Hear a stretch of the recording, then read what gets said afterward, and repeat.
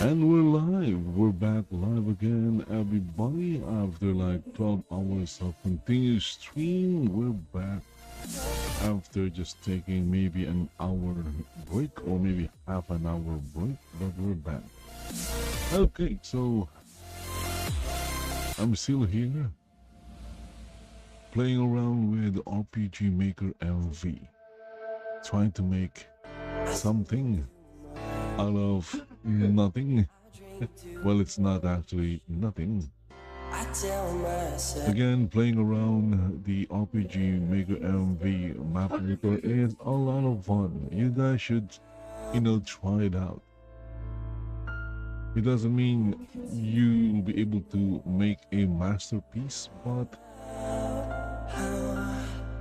you will definitely enjoy making something from RPG Maker's map editor.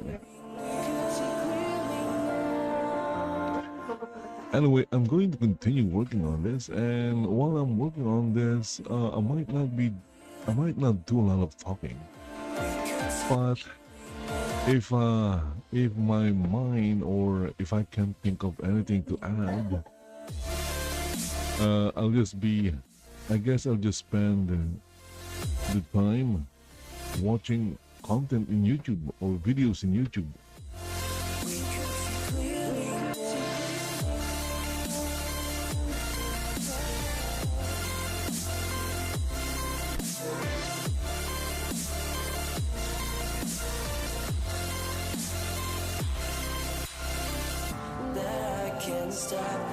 We could see clearly now. We could see clearly now. We could see clearly now. Okay, so anyway, well, maybe a few hours ago or many hours ago, I did some update. So the update I did with the game I'm trying to make is you can only do one quest at a time. Because I think it's easier to track because there's no such thing as a quest journal in RPG Maker. Of course, you can add one by using a plugin, to add a quest journal. But I'm using the default package of RPG Maker MV and the accompanying free DLCs. So if you buy the software now in Steam, it comes with, I guess you can say, a lot of free DLCs. I don't have any plugins that I don't downloaded outside of Steam. The plugins that I'm using are part of the package when I bought RPG Maker MV in Steam. Again, working on the map editor is fun, it's relaxing, it's cool, and it has the same vibe, at least for me. It has the same vibe as in working with the map editor or the house editor in The Sims 4, but only in 2D. That's the difference. It's in 2D and it uses pixel art graphics. And I guess it's a lot more simpler than when building a house in The Sims 4, I think. In any case, both systems or editors are quite easy to use. Although in RPG Maker MV, you use the map editor to make role-playing games.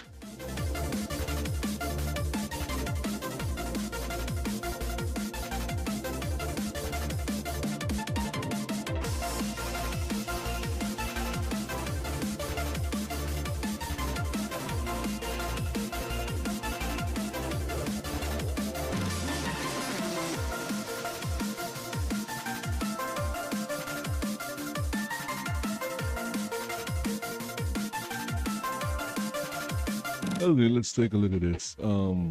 Let's see here.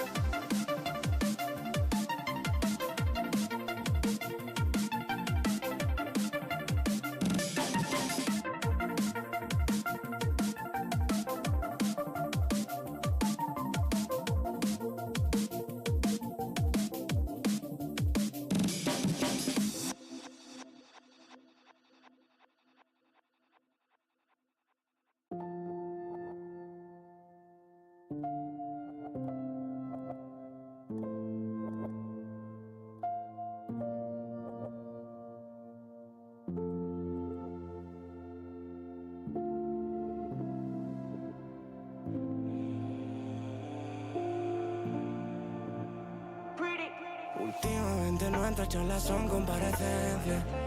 Un pasito más para la indulgencia. Un abogado por si acaso y si el juez está de paso termina dictaminando la sentencia. Salimos presuntos de inocencia. Pasito para atrás por si nos arrepentimos. Si nadie es culpable pues culpamos al destino con el...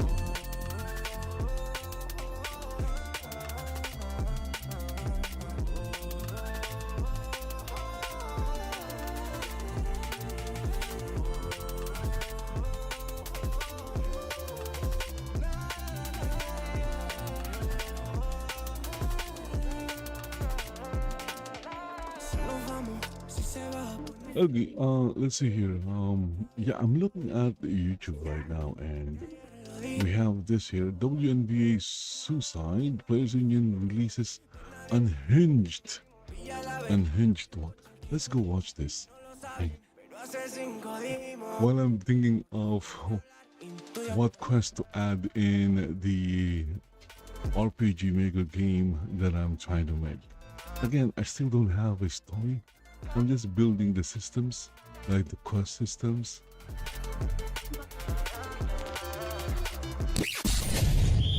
You're tuning into Black and White Sports on YouTube. The no-holds-barred truth on sports. The main event starts. All right, Black and White Sports supporters. Well, the WNBA CBA deadline between the Players Union and the owners passed. So why am I interested in this? Because I do like basketball. I do play basketball. Well, I haven't played basketball for a while now. The owners, but I grew up watching basketball. I grew up watching the NBA. But yet, that could not keep... And this is quite interesting. What's happening what's happening with the WNBA is quite interesting. What's on the table now? So here we have a league that doesn't make money for almost 30 years, and the players are asking for more money from a league that doesn't make money. Right? It's so insane and funny. It's interesting. Revenue share like that, and you've never turned a profit. Which is, let's be honest, that's the big one. That's the huge one. And somehow, some way, if you'd ever told me, well, Rhodes, if you had to pick a side, which side would you pick? If you ever told me that, or if I had to give credit to owners of the NBA or the WNBA, I'd be like, you're out of your mind. But I've gotten to the point I'm firmly team owner at this point. Because the players continue to look terrible. There were statements released last night. The WNBA, PA, the Players Union, they're crashing out. They're crashing out, and they look less and less professional by the moment. Fans are recognizing this. There are things that I just... They cannot keep this from getting personal. And it's making them look worse and worse as this thing's going on. So this was released. This was their release a statement with this tiny ass writing on it. I don't think. No. that doesn't do anything for increasing image size like that.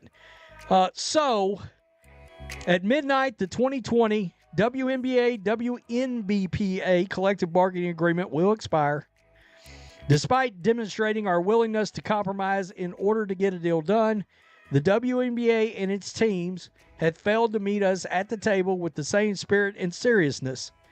Instead, they have remained committed to undervaluing player contributions, dismissing player concerns, and running out the clock. Today's display of an inflatable rat, a universal symbol of labor protest outside of the NBA store, calls attention to how the league and its teams have handled these negotiations. By delaying and clinging to the status quo, they are jeopardizing the livelihoods of players, the trust and investment of fans, all in the name of preserving regressive provisions that no longer belong in women's basketball. See, this is the problem. This is less about business for these people than it is a social statement at this point, which has always been the downfall of this league. It's always why the ratings have been trash and people didn't show up, because people are like, I just want sports. I don't want political narratives. None of that. I don't care about your social revolutions.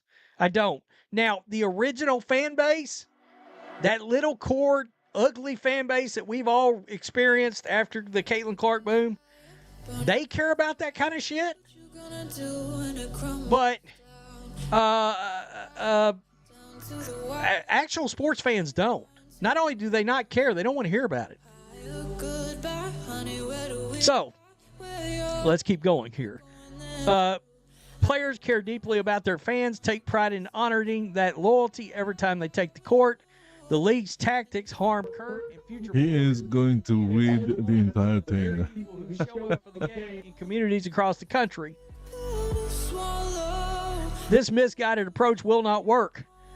In the face of the league and team's actions, players remain undeterred, unafraid, and unwavering in their commitment to doing what is necessary to secure a transformational new CBA. This agreement must include a salary system tied to a meaningful share of the revenue that would not exist without player labor, mandate professional working conditions, and require protections that honor players who built the league and set the next generation up for success. Make no mistake, pay equity is non-optional, and progress is long overdue. We urge the league and its teams to meet this moment. The players have already. I wonder how many pages this is. I got to think there. This is. Look at the WNBA statement. I mean, short, sweet, to the point. It's not going to have all that extra fluff, all that unneeded fluff in it. Quote, the current collective bargaining agreement has expired. Negotiations with the Women's National Basketball Players Association remain ongoing. As the league experiences a pivotal time of unprecedented popularity and growth, we recognize the importance of building upon that momentum. Our priority is a deal that significantly increases players' salaries, enhances the overall. Everyone knows. Everyone who are into sports, bravo, or maybe just basketball or the NBA. none of the extra flood, no social. Everyone knows the WNBA hasn't made any money in almost 30 years. They are literally running at a loss. The only reason why they exist is because they're being subsidized by the NBA. The NBA is literally giving them money to exist. It's amazing that WNBA players made themselves feel even more insufferable than prior. That's amazing to me. That's even possible. A lot of people. Insane statement from the PA. There we go. Right there. Second comment. Insufferable Players Union. Their statements are as nasty and uncouth as their attitude. It's wild. Yeah, I'm team owners. Have been for a while, even more now. That player union statement's a bit over the top. This guy, I ain't reading all that. I'm happy for you, though, or I'm sorry that happened. I mean, wow. The most iconic part of all this is the union will be the number one reason why the league finally dies. What started as good intent for equal pay has turned into pettiness using the same intent. It's not about money anymore. It's about wanting power, and they can never have. That's a good point. Again, I'm wondering if This is wild, and it's sad. if an NBA team can get, you No know, one cares. Caitlin Clark in their roster. 26th season. Maybe some team out there Basketball to can manual put Caitlin Clark in their roster, because Sorry, that will I that didn't know will it was this. bring in, you know, the female audience. And cancel the whole effing league. You bees make well enough money. I'm pretty sure there is no rule in the NBA that a female can play in the league. I gotta tell you, people are, yeah. So, let me take these off. Anyway, you know, just when you thought the players couldn't lose more people, congratulations, you've done it. You're losing more people in your fight. They got the wrong people involved in these negotiations. You know who should be leading them? Caitlin Clark. Because you can tell she understands the balance that's got to happen. And I will go back to my original statement I made when the news started breaking that they were going to pursue more money and break off from the CBA. I said, you're doing this 2 years too soon. All right. You need to wait till the new media rights deal actually starts. You need to wait till that media rights money starts getting into owners' pockets. And then they can sit back and look at where the league is and how much profit they're finally making. Because they should make some profit now. But they haven't experienced that profit yet. After propping up your league for 29 years or whatever it is. And because they don't know what that's going to look like, all they can do is work off projections. Because they don't know what that's going to look like, they're not willing to give you the farm. And I don't blame them.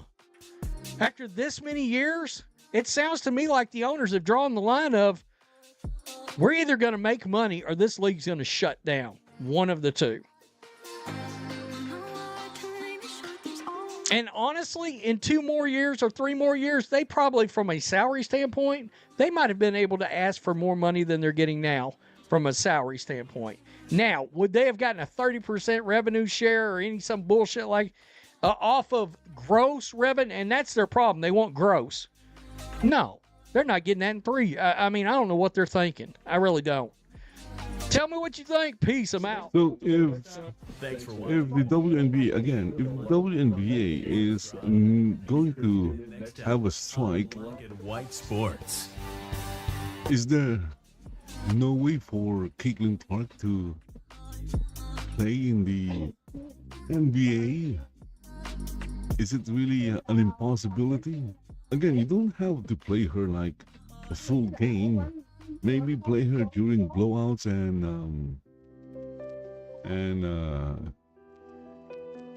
what else? When you are in the lead or when you're winning. I'm pretty sure that will bring in a lot of female audience to the NBA.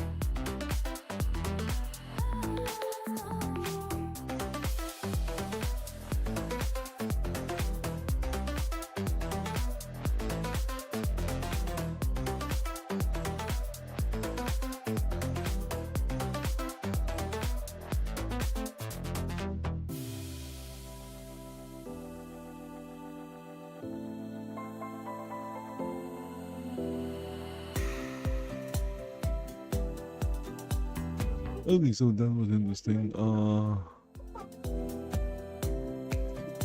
This other thing regarding SpaceX is interesting as well, so going to check this out. Avoiding disaster, SpaceX added this failsafe to the Starship catch. Let's see what it looks like. This is also very interesting. This week, my friends, we're finally seeing some long-awaited Starship hardware going into place to get ready for version 3 testing, but also curious alterations here and there, which has a lot of us talking. From above, we have a big evolving situation on the International Space Station that requires a serious early return for Crew 11, and some more surprising news for NASA's budget and upcoming missions, which I think took most of us by surprise. Yes, it's another big one. Okay, Neil, we can see you coming down the ladder now. Hey. I'm more interested in the SpaceX one. Waiting a long time to witness. Yes, the end of the ship quick disconnect arm on the version 3 launch tower has arrived. During the last RGV flyover, we could see that they had installed all 3 linkages here at the Sanchez area, suggesting that they were very close to finishing it off, as these would be used to attach it to the arm on the tower. It left here around midnight on Tuesday. Now, this extension piece made its way up Highway 4 and was soon turning into the launch site and rolling up alongside. I wonder how they are testing it. Are they testing it before they install it? Or they install it first and then they test it? And before long, it was up in the air. With the help of crew in the lifts working to fully secure it with the rest of the arm, the initial installation was ripping along smoothly. We've talked about this part from a distance. Installing this thing takes like hours. Hours and hours. It may look fast because the videos Hook up to the are sped up, stacked and but they take hours. The main arm section had already been installed at Pad 2 back at the end of November, and since then this has had most of the supporting structure for the various supply lines that run through the arm hooked up to the tower. As a quick side note, this same section, after sitting there at Florida for many months, has finally been moved to the Starship Tower at Pad 39A on Thursday evening, so we're going to be seeing all this installation here too. Back to Texas though, now that the end has been getting installed, we finally get to see the full part in all its glory. This is so much more refined than the arm on Pad 1. Anyway, it was soon looking like everything had gone beautifully to plan. You can see the crane slings starting to give slack there, which was a good sign that they had this in place. At this point, it wasn't fully secured yet, as the crane remained in place overnight. It doesn't stop there with the new additions to the tower this week though. The tower arms got a bumper upgrade. You may recall me last week mentioning that the additional steel supports here were installed at the very ends of the arms. Well, that was for a good reason, and this week we saw them lifting and installing 2 brand new bumper sections here on NSF's live camera. Sean was soon off to pick up some incredibly detailed close-up shots here, and they look to be 3 panels in length. These were welded right to the arm, meaning that their position will remain static. They also lack any type of landing rail. We think that they've done this so that if the arm contacts a vehicle during... Look at that thing. That thing is amazing. The arm wouldn't impact it first. This is very clear in this shot of Pad 1's arms, as this edge case was less of a concern due to them already being a lot longer than they needed to be. That is not CGI, by the way. This bumper area. That is real life. Interestingly, the arms at the new pad began moving under their own power for the first time this week since having the much larger actuators installed. Over a period of 2 hours or so, they very slowly moved within their full range of motion back and forth before returning to their resting position. Another new addition is that the tri-vent has returned and now lives on through Tower 2. We could barely see them lift and install this piece here on Saturday, but again, Sean had the angles of all this close-up action too. This vent seems very similar to the one that we have seen doing its thing during the chill-down process before ship propellant load on Pad 1 with previous launches, but this has 3 openings on the end instead of 1. So yes, with the final piece of the puzzle for the tower being installed and the orbital launch mount getting closer to completion, it is looking amazing. From here, we were able to spot multiple clamp arm doors staged beside the mount on Monday, and SpaceX has been lifting them in throughout the week. Taking a quick peek over here at the pump farm, after months of this spot being empty, the last methane pump motor has finally been installed. After all this time, that completes both sides of the pump farm. Pending a successful test campaign on Booster 19, we will hopefully see some real grand equipment and propellant loading tests soon. Over at the old Pad 1, the push to get the old pile cap removed is moving faster than I thought, with concrete and rebar piles already visible. These sit below the pile cap, meaning that they are much further along than we had anticipated. In fact, you can already tell that they are now deep enough to be below the water table because it's beginning to pool in the centre of the excavation site. Presumably, we'll see some pumps coming in soon to keep it drained. Now, if you look at the base of the tower, you can see the clean edge of its own pile cap, which SpaceX will eventually tie into the new launch mount. Over to what remains of the obsolete Deluge farm, this week we watched the crane rollover and then began removing 2 of the last 4 smaller water storage tanks. We had a nice view of that thanks to Avid Space. Who is Avid Space though? Well, you may have missed it in the week perhaps, but Lab Padre is all being rebranded to Avid Space, so keep that in mind whenever you see the brand on YouTube, X or anywhere else. Those tanks both left the site here shortly after, while being small enough it seems to not require a road closure. They were later spotted arriving at the McGregor test facility for potential reuse in some future project.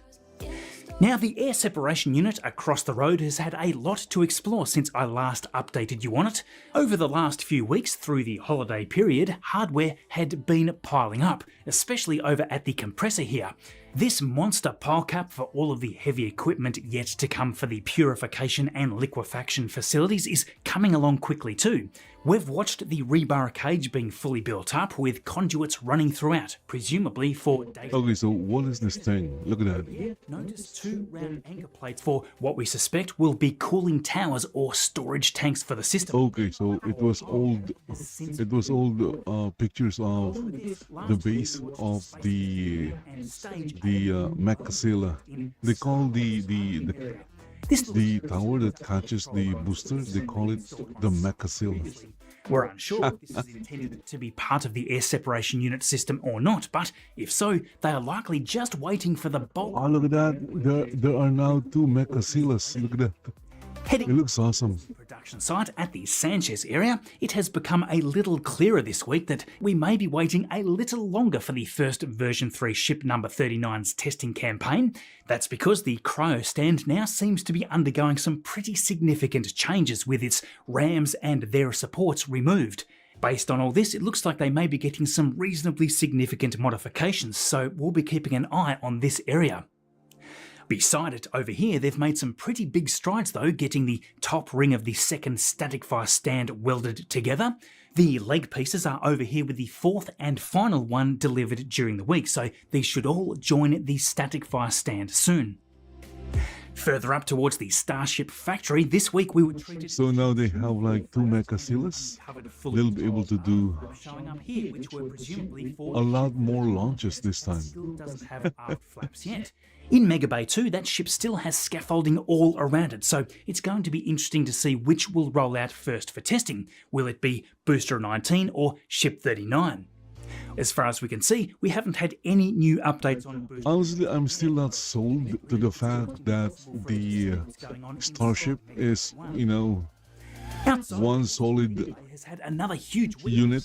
Stacking beams. The center aisle of level 3 is coming together nicely. It kind of feels like being installed. The bay it feels very scary. Again, if you are riding a rocket, you are literally riding an active or live bomb. That is a live bomb that the astronauts are riding on or riding in. Areas to store roll-down doors, similar to what we see here on the Mega Bays. From above, thanks to RGV aerial photography, we have this great shot of the beams they are installing to support the tower cranes as they grow higher. These triangular pieces join to the same horizontal sections as the Gigabay levels.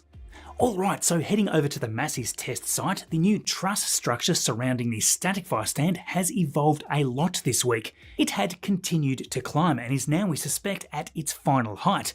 The black walkway section that I talked about last week, Sean had some close-up shots here. Okay, we have a raid from Lozano 12. Thank you for the raid, Lozano. I think that's in Trovo. It was created by these genius aerospace machinists who took their know-how from... Okay, what do we have here? Ooh, look at that. We have an ad. They sent me one of their AL13 razors way back in 20... And it's not Gillette, because Gillette is dead.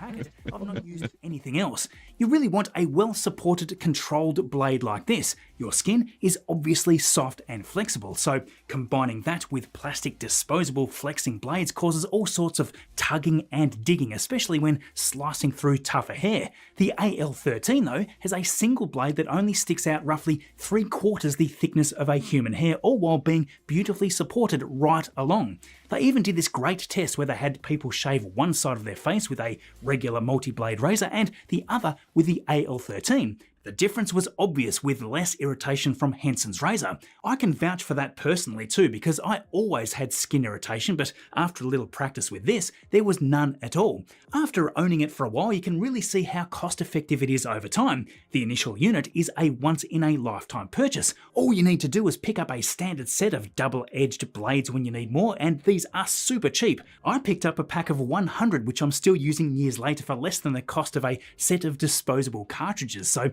the cost over time is practically nothing. In fact, they are offering 100 blades completely. So basically, it's your traditional. It's your traditional that 100 blade pack to razor blade. Once you enter in the code Marcus in the checkout process, those blades will pop up free. Thank you, Henson Shaving. Okay, so getting back to the Massey site, this new truss structure evolved quickly this week. The black walkway here wasn't staying on the ground any longer. I think there is going to be another Starship launch coming up soon. We'll be able to clearly see what is being done with this new rig. I think it's happening on the 12th. I could be wrong, but it's very, very soon. The top could be and then after that, they are going to attempt to reach orbit. It's not that they can't reach orbit now.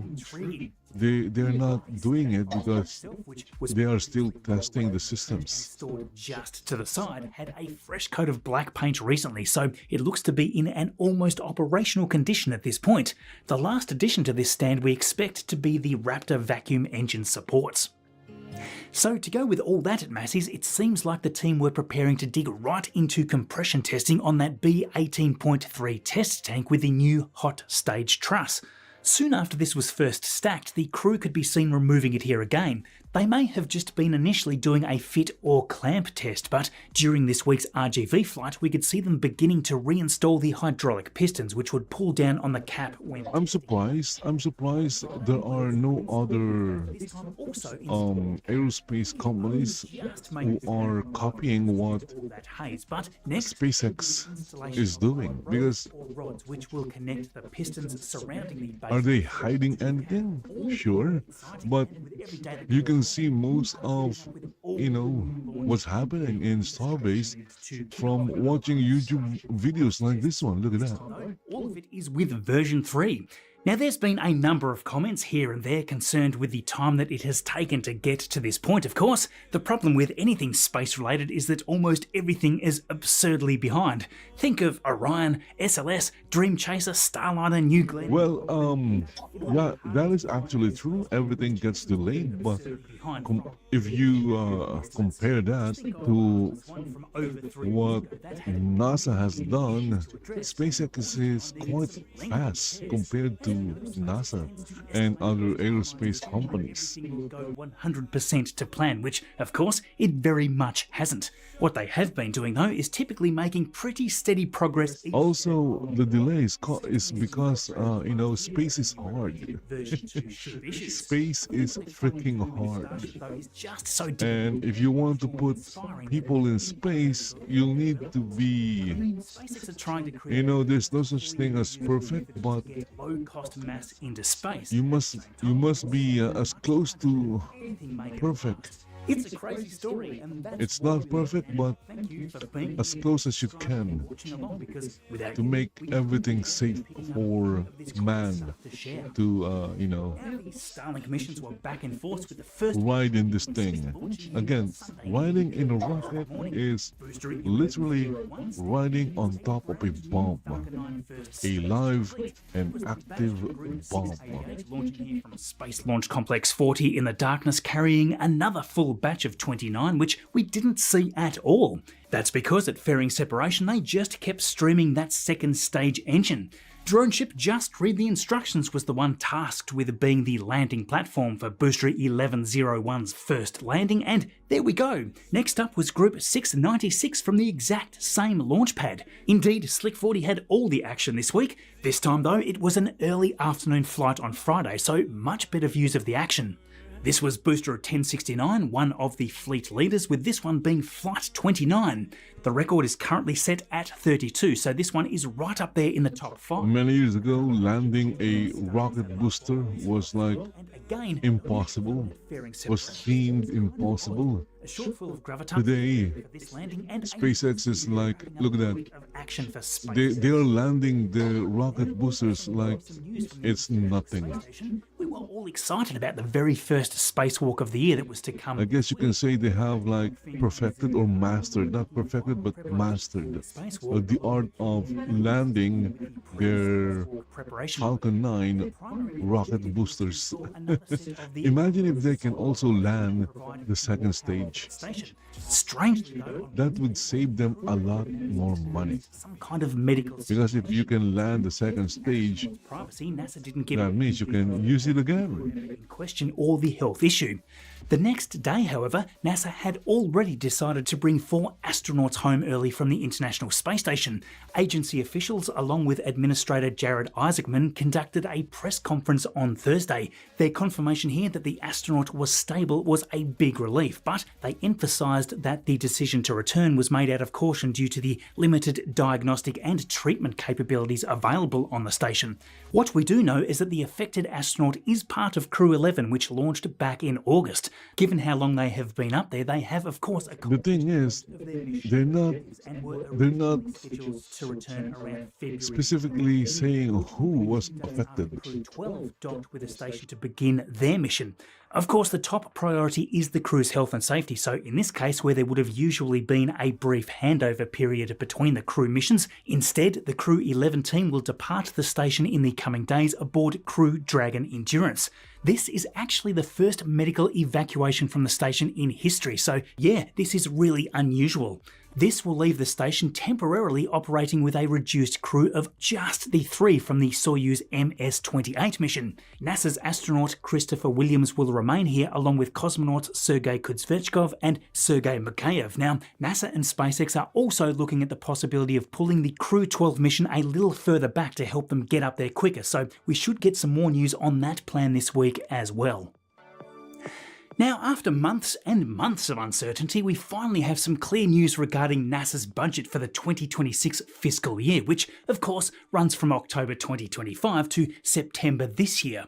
The Senate has decided to refuse the huge cuts proposed by the administration, so now it seems NASA will have an almost identical budget to what they had the previous fiscal year, $24.4 billion for this year compared to the $24.9 billion for 2025. Just a tiny cut of roughly 1% to NASA's science budget specifically, it seems, which I think is terrific news. Far better than the $18.8 billion total budget proposed. That was to wipe out about half of NASA's science budget. The US is like losing what, billions or maybe even trillions of dollars from Panic about it, but scams just unfounded panic. Remember, purported by proposal there corrupt significant cuts government officials, and voluntary buyout and other they can't give NASA the money they need. rebuild what has And that is the reason. lost in That is the reason why they can't give NASA the money they need, because certainty. Just think about how tough it would be for all the money is to continue along being lost by, while having lost a whole again, scams. that are no longer with them. Anyway, this budget will include funding for all existing science missions and most of the planned ones, with $7.25 billion allocated for NASA science. Unsurprisingly perhaps, what didn't get funded was the Mars sample return mission, which had been plagued with uncertainty anyway. That seems fair enough considering the estimated costs of that project were unrealistic. Added to that, it is most likely the mission to be vastly superseded in the long run. Interestingly though, the budget here provides $110 million for something called Mars Future Missions. This could be used to study cheaper alternatives for returning Perseverance's samples from Mars. So yes, with a big push now to try to beat China to the moon with humans once more, it is nice to see a budget that hasn't been massively reduced. We of course have a very big year for moon missions. The Artemis 2 mission is right around the corner now, with NASA planning to send astronauts around the moon for the first time since the Apollo missions. It seems that if the current suggested schedule holds, we could be looking at that happening in just a few weeks. February 6 is the current target, which is just under a month away now. NASA astronauts Reid Wiseman, Victor Glover and Christina Cook are preparing along with Canadian Space Agency astronaut Jeremy Hansen for this epic mission. They will travel thousands of miles beyond the moon, record a bunch of data while experiencing the radiation of deep space, and obviously test out all of the life support, communications and navigational systems on a real human flight. NASA is on track to roll out the second ever fully constructed SLS to the launch pad late this coming week, so keep an eye out for all of that action coming. Along with that, hopefully before this quarter ends, we will see the Blue Moon Mark 1 Pathfinder heading up to actually land on the moon itself. That is not a crewed mission obviously, but it is by quite a margin the largest lunar lander ever built that is going to make this attempt. That's going to launch on the third New Glenn currently being finalised. Firefly Aerospace is getting ready for the second lunar lander with Blue Ghost Mission 2. Following that epic successful display last year with the first mission, this is going to be an exciting ride. This mission is different however, because this time they are aiming for the moon's far side, which is an extremely challenging destination because to communicate with it, they will need a relay. That's why they have two vehicles for this mission, the lander itself and their Elytra Dark Orbital Vehicle, which will act as that communications relay. Blue Ghost Mission 2 will deliver international payloads including UAE's Rashid Rover 2, it'll deploy ESA's Lunar Pathfinder Orbiter and test out some other neat inclusions on board. That will again launch on Falcon 9 this year if all goes to plan. Astrobotic is also preparing its Griffin 1 mission for mid-2026, which will launch on something even larger. Yes, a Falcon Heavy. This is aiming for another troublesome location at the lunar South Pole. It will carry Astrolab's large Flip rover, Astrobotic's Cube rover and other commercial payloads. Let's also not forget Intuitive Machines are aiming to have their third IM-3 mission on the way later in the second half of 2026. After the two previous landers have tipped over after touching down near the South Pole region, this time they are aiming for the enigmatic Rayner Gamma region with its Nova C lander, which won't have any of those pesky lighting issues. This is much closer to a more traditional equatorial spot, so I think they'll nail that one. Remember as well that China's Chang'e 7 mission is also expected to land on the lunar surface this year as well, so this is going to be a big year for the moon. So that wraps up the week nicely. I hope you enjoyed this video. If you did and are not yet subscribed, do follow along. We cover all the big stuff every Saturday and love sharing it all with you. Are you excited about the moon mission action coming this year? Let me know which mission has you most interested. If you want to continue with more space goodness, check out this video here next. Thanks for watching all this way through as always, and I will see you all in the next video. From the past, wanting to be sure. Chaos in my mind, constant deja vu. But every time it comes back to you. So there's a lot of things happening in aerospace, but I was like mostly interested in the new Mechazilla and the upgrade that they did to it. There are now two Mechazillas.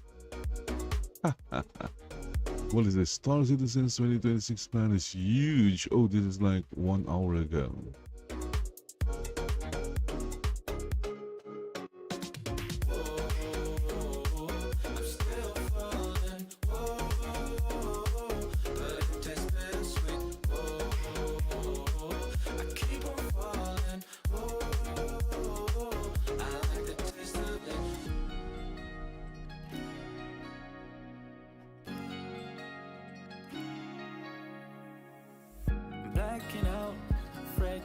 fading day by day.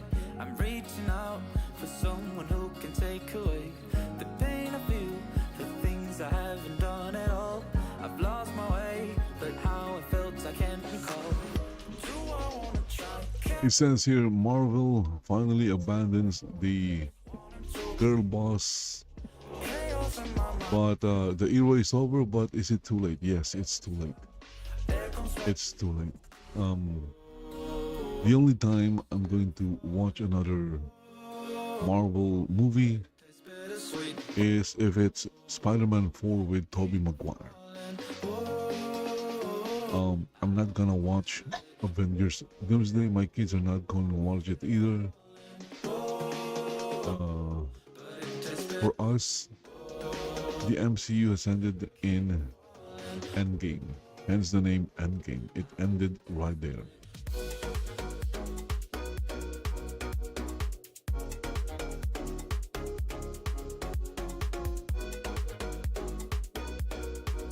I'm not saying I'm not going. What I meant by not going to watch is that we're not going to watch it on theaters. We're not going to spend money to see it like what we did with the MCU before it ended. We went and see Iron Man. We went to see every movie in the MCU until Endgame. After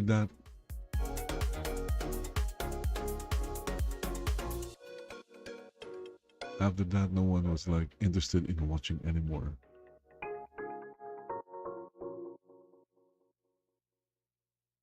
Or at least watching it in theaters, because you don't have to spend money to watch any movies these days. Seriously, you don't need or you don't have to spend money to watch any movies these days.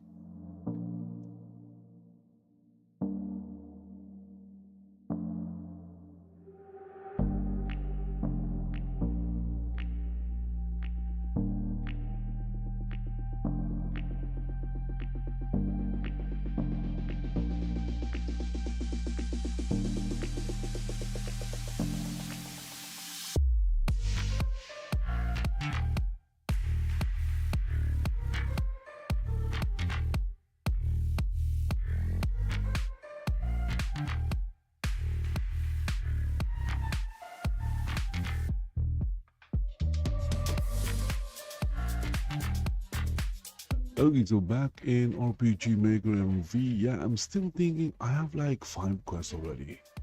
I have the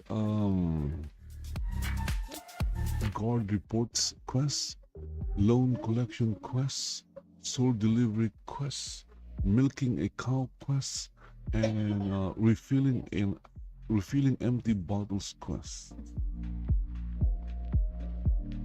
And I'm still thinking what other quests that I can add. Basically, milking cow and refilling empty bottles are like similar quests. Loan collection and guard reports, those 2 quests are entirely similar as well in their structure. Sword delivery, yeah, it's a simple, you get the sword, you deliver the sword and go back to complete the quest. So most of the quests that I'm doing are quite simple quests. They're not multi-stages, because it's gonna, if I try doing a multi-stage quest, I'm the only one who's going to suffer is me. Tracking the flow of the quest is gonna be super hard, and if I make a mistake in one stage, oh my goodness, finding what went wrong is gonna be very, very, very difficult.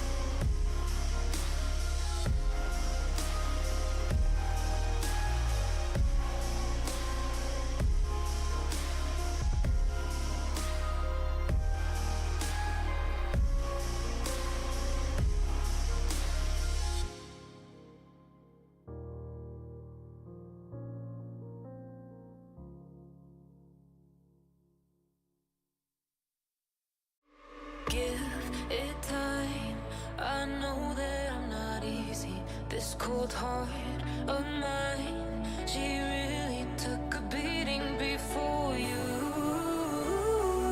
You stuck through blizzards, winter nights with you.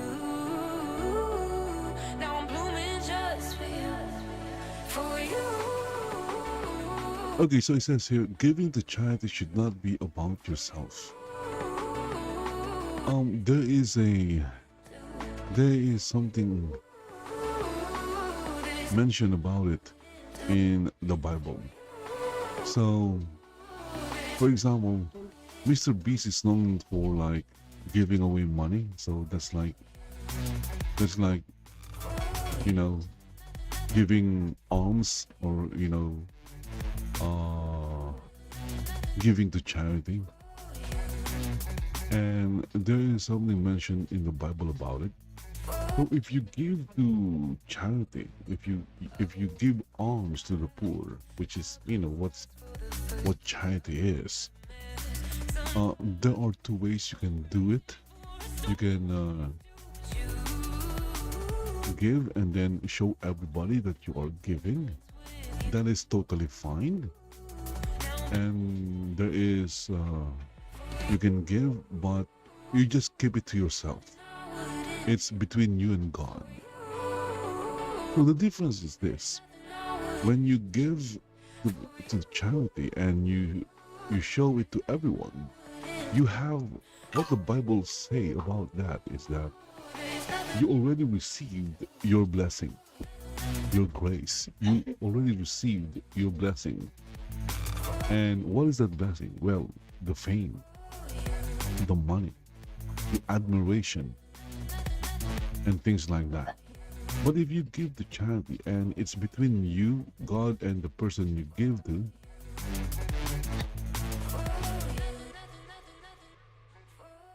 your blessing is waiting in heaven, something like that. So you won't get your reward now. Your reward, you will receive your reward once you're in heaven. That is what I believe is what the Bible says about, charity. So what Mr. Beast is doing is perfectly fine. He's giving away, he's giving to charity, he's giving aid to people, and he's showing it to everyone, and he is at that time also receiving his reward, and that is the fame, the fortune. So he's getting his reward here on earth while he is alive. Okay, but those who are giving charity or helping other people anonymously, they are building the rewards will come in the afterlife. That is where they're building their wealth. They're not building their wealth here. They're not building their fame here. They're not building their reputation here on earth, but they're building it in heaven.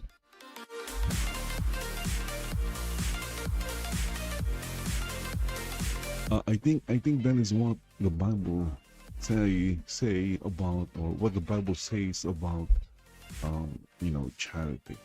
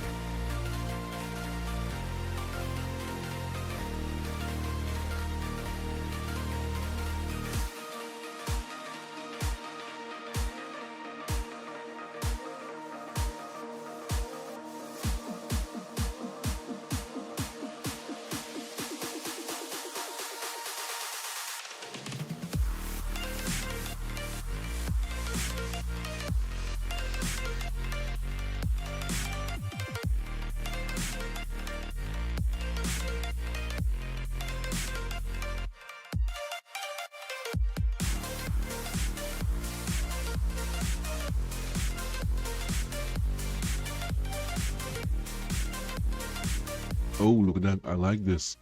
La choke. Let's go watch this one.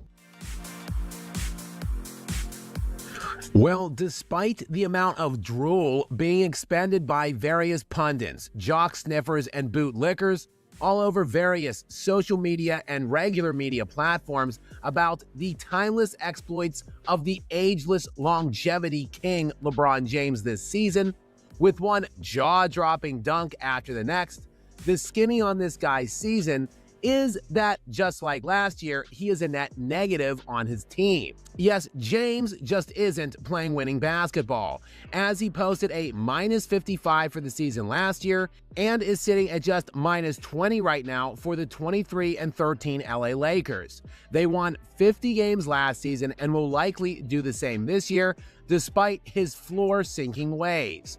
But last night, he was having the best game of this season against the Milwaukee Bucks, with Luka Doncic stinking it up all over the court, scoring just 24 points on 8 of 25 shooting in 36 minutes, while generating a minus 14. Braun went for 26 points, 10 assists, and 9 rebounds, while posting a plus 8 and single-handedly bringing them back in the fourth quarter, scoring 13 points in the 10 minutes that he played.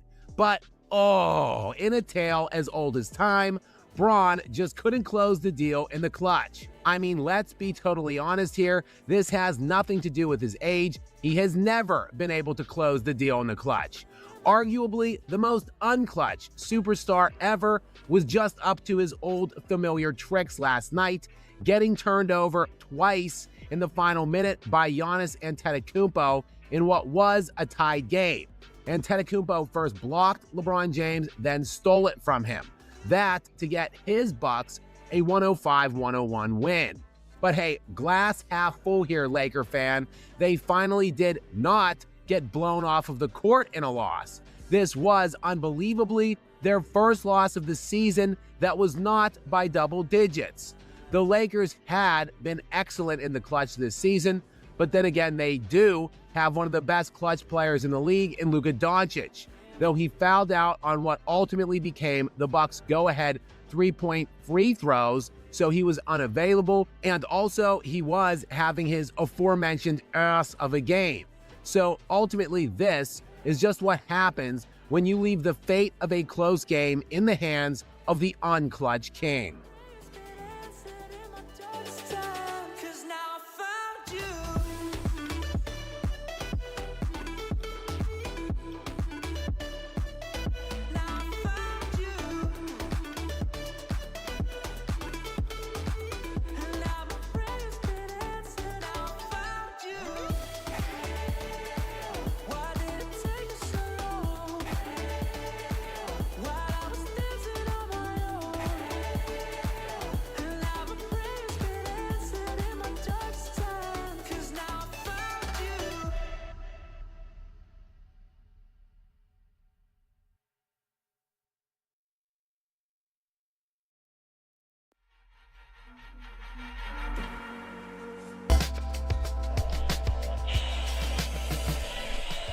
Welcome back to Chow Time Pods. There's nothing new about the choke choking. Care about the W. There's a reason why it's called the choke.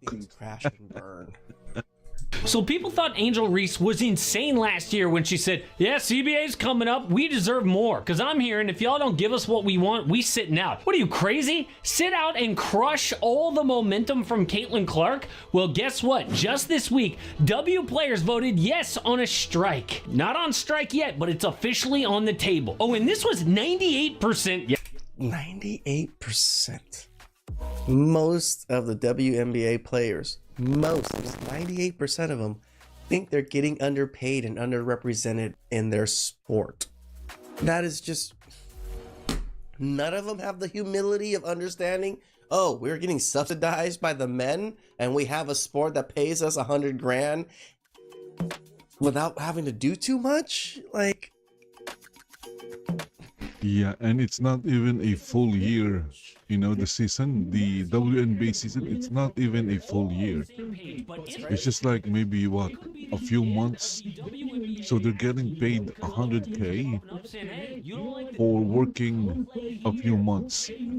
Unrivaled What other leagues? Project B, these leagues have already signed dozens of the top WNBA players to say, forget the old league, we tried and it failed. But how did this happen? Right when things are going good, it could die? Well, I'll tell you why it happened. Money. It's always money. Caitlin Clark Always. comes into the W, single-handedly lifts the league. For example, the average W game not involving Caitlin got 394,000 viewers, but the average Caitlin Clark game, 1.4 million. That is over a 200% increase for one player, but it affected the whole league. Like, we all know interest in the W as a whole is up. We experienced it. Look at the average finals ratings, around 600K before Caitlin Clark, but her rookie year, 1.6 million viewers, and she wasn't even involved. And right then, a new media rights deal was a perfect timing. They would get to cash in on this Caitlin Clark popularity. So the W signed a $2.2 billion deal to show their game starting in 2026. They also expanded to add 6 teams, each paying up to $250 million to get in. So Damn, 6 new teams? why not share the wealth? Players all mad wearing pay us what you owe us shirts at All-Star, but the owners say no. We floated this league for decades before Caitlin Clark, and now you want to share the money? How about sharing all the debt all those years before? Oh no, you didn't. Right, these people literally took Yeah, losses for yeah, they should do that. You know, they should maybe more share the debt straight losses.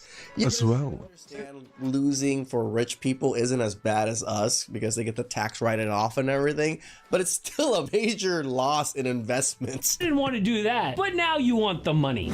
In fact, the NBA has kept the W afloat, costing about $10 million per year.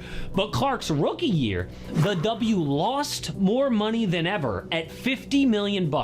Damn, on her rookie year? That's when they made so much money though. How is that possible? Because players wanted more, like private flights to games. So despite making more money than ever, they spent more money too. Nah. The NBA, the WNBA players know nothing about running a business or what a business is. Getting private jets and private flights. Like, it's not even professional WNBA players are not immune to this. I must show off my private jetness. But at the same time, I can't understand where players are coming from. First off, private planes? Yeah, you can't have Caitlin Clark on American Airlines with me. Well, me, yes, but some of you guys I'm not too sure about. It would be like in the NBA. I think most of us are probably gonna leave her alone. Just saying. A random fan being like, hey, Luca, can I get the aisle seat? Sorry, I have to pee a lot. It doesn't work. And the salary? Last year, the WNBA Supermax was $250K, average salary $120K, and the minimum just $66,000. But Again, I understand it is a very high-end sport, but say minimum of 66K. And remember, they lost money. Median income for most people in their 30s. Remember, it's only like $42,000. They lost money. They're paying salaries, Quite well to play a so sport. even though they're not making money. Isn't so demanding for them because they're not paying at the same levels as the real NBA players are. But if they go on strike, those numbers go to 0. So they start negotiations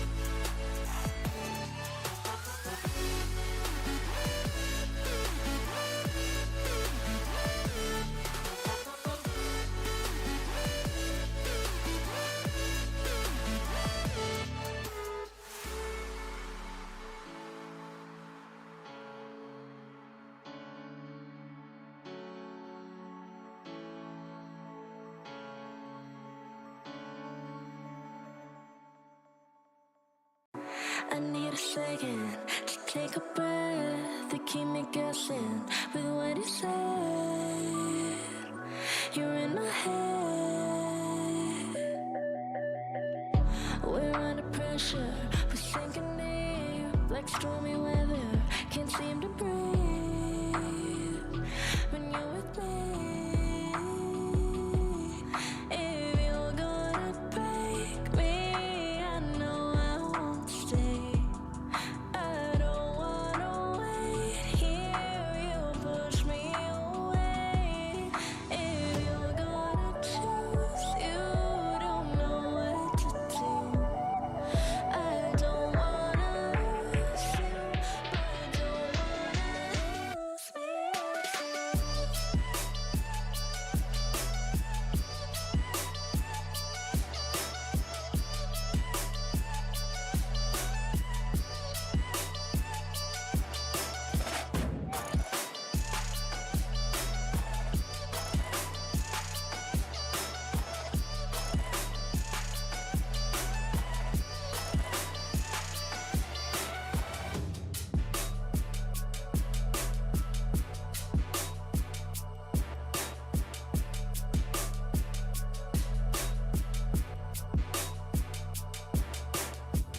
So complicated, don't mess it up. Feeling frustrated, it ain't enough to fix a love. If you're gonna break me, I know I won't stay. I don't wanna wait here, you push me away. If you're gonna Last July, the league sent a proposal to the players, and we don't know what it said, but we do know the reaction. One player said, yeah, we got a proposal from the league, which was honestly a slap in the face. Then MVP runner-up Nafisa Collier threw a grenade into negotiations. She claimed that the W commissioner said something. Oh, we have like a raid. Thank you for the raid. Oh, the name disappeared. Did not see it. Still, thank you for the raid. I was too slow in switching windows. Contract they signed. It's just like how a lot of players sign to the NFL or the NBA. They might not be superstars. Again, if anyone knows, is there Contract. a rule against signing or getting Caitlin Clark to play in the NBA? Negotiate contracts immediately. She's quite popular, and she will definitely bring in a lot of female audience or viewers to the NBA. $1 million off the court. That's a lot. As far as I know, there is no rule preventing a Caitlin Clark from playing in the NBA. What? I mean, it is one thing to negotiate with someone that you disagree with, but to negotiate with someone you hate is 100 times more difficult. But now, some people say this cannot be fixed because what the players really want here is revenue share, which is exactly what NBA players have. See, those players split all basketball-related income with the owners 50-50, which means if the league does better financially, the players do better financially. And the W players see this awesome trajectory of their league. And Okay, so the owner should agree with the revenue split, which means if the league didn't make money, they should also shoulder the loss, you know, so they would play and lose money. It's unfair that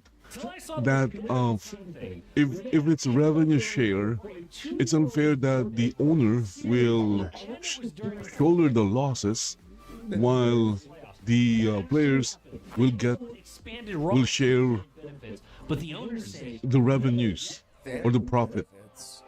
S will give you more money, but not rev share like the NBA. In fact, they offered increases from a max of $250K to $1.3 million. That's a lot. That's 5 times, almost 6 times more than what they were getting before. Average salary from $120K to $500. That's also a lot. That's literally almost 5 times, 4 times more. $30K and minimum from $66K to a quarter. This is ridiculous numbers. I think I mean, as anybody that was making this much money to the next year to make this much money, I'd be pretty happy.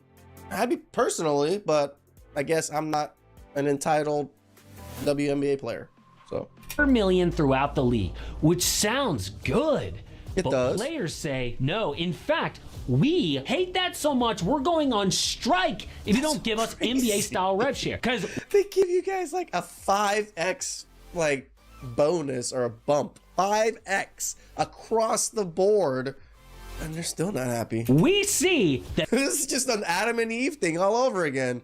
It's just not enough. This league's gonna keep growing while you're trying to stick us down here at this fixed money. And we don't care that you lost money on the WNBA all those years.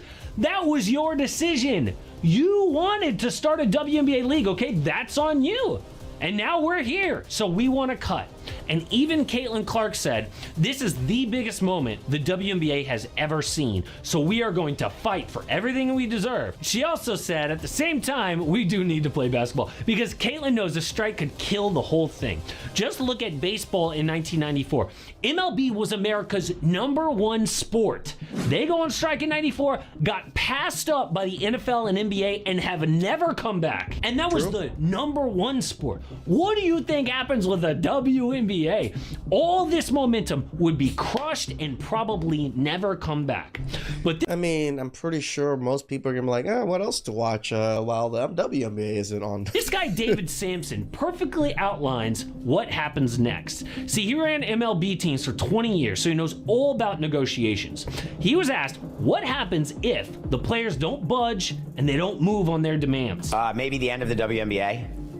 The players will move. The biggest thing they did wrong, they said this is their moment. And so they've put a lot of pressure on themselves. They put themselves in a corner where they feel like they have to get it or it's like a major loss. And so if you had... Well, I mean, that's women.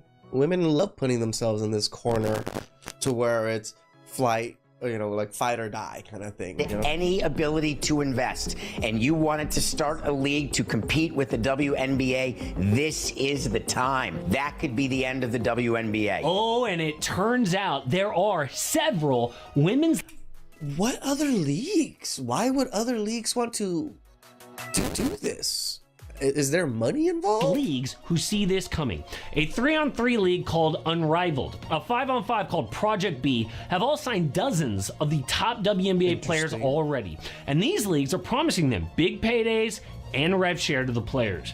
But that would obviously... Yeah, but promising maybes is nothing compared to guarantees. Be a huge step back because those leagues don't have the momentum or the popularity of the WNBA, and it would split up all the players. Like, can you imagine if the NBA fell apart? This is kind of what's happening with golf and stuff right now in a lot of major sports because of like the Middle East is just, you know, recruiting so many professional players into their league. Or yeah, we'd all still watch the players, but if all the players were split among 2 leagues, it would suck. So as crazy as it sounded, we may actually see these players go on strike, and the W might take a hit it cannot come back from. I am not much of an NBA guy. I'm not much of a sports guy overall, but I just thought this was an interesting story just because we cover the WNBA all the time, just entitlement of women, and it's not enough. Like when you see the numbers that they're getting, that the owners proposing for them, those are 5x the numbers of what they were getting. Yes, it's 5x,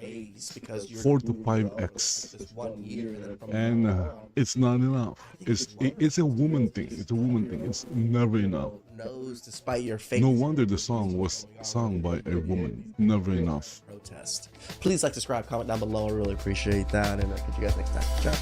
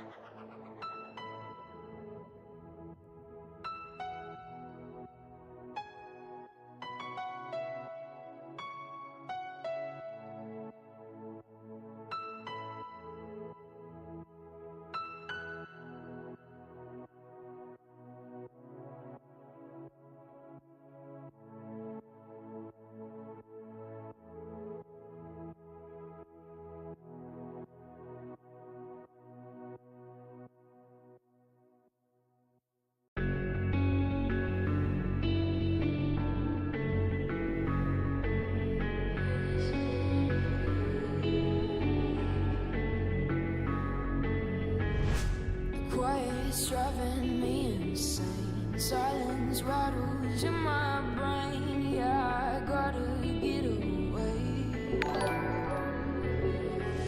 Oh, look at that. We have another. Still a brain rot 123. Thank you for the rating.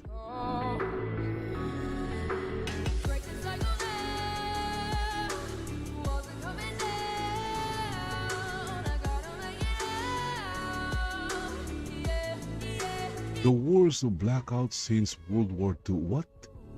Why? Okay, so this is from Romanian TV. So we have V. Let's go listen to what V has to say about the worst blackout since World War II. The environmentalist attack on Berlin. Oh, okay, them again. Oh my goodness.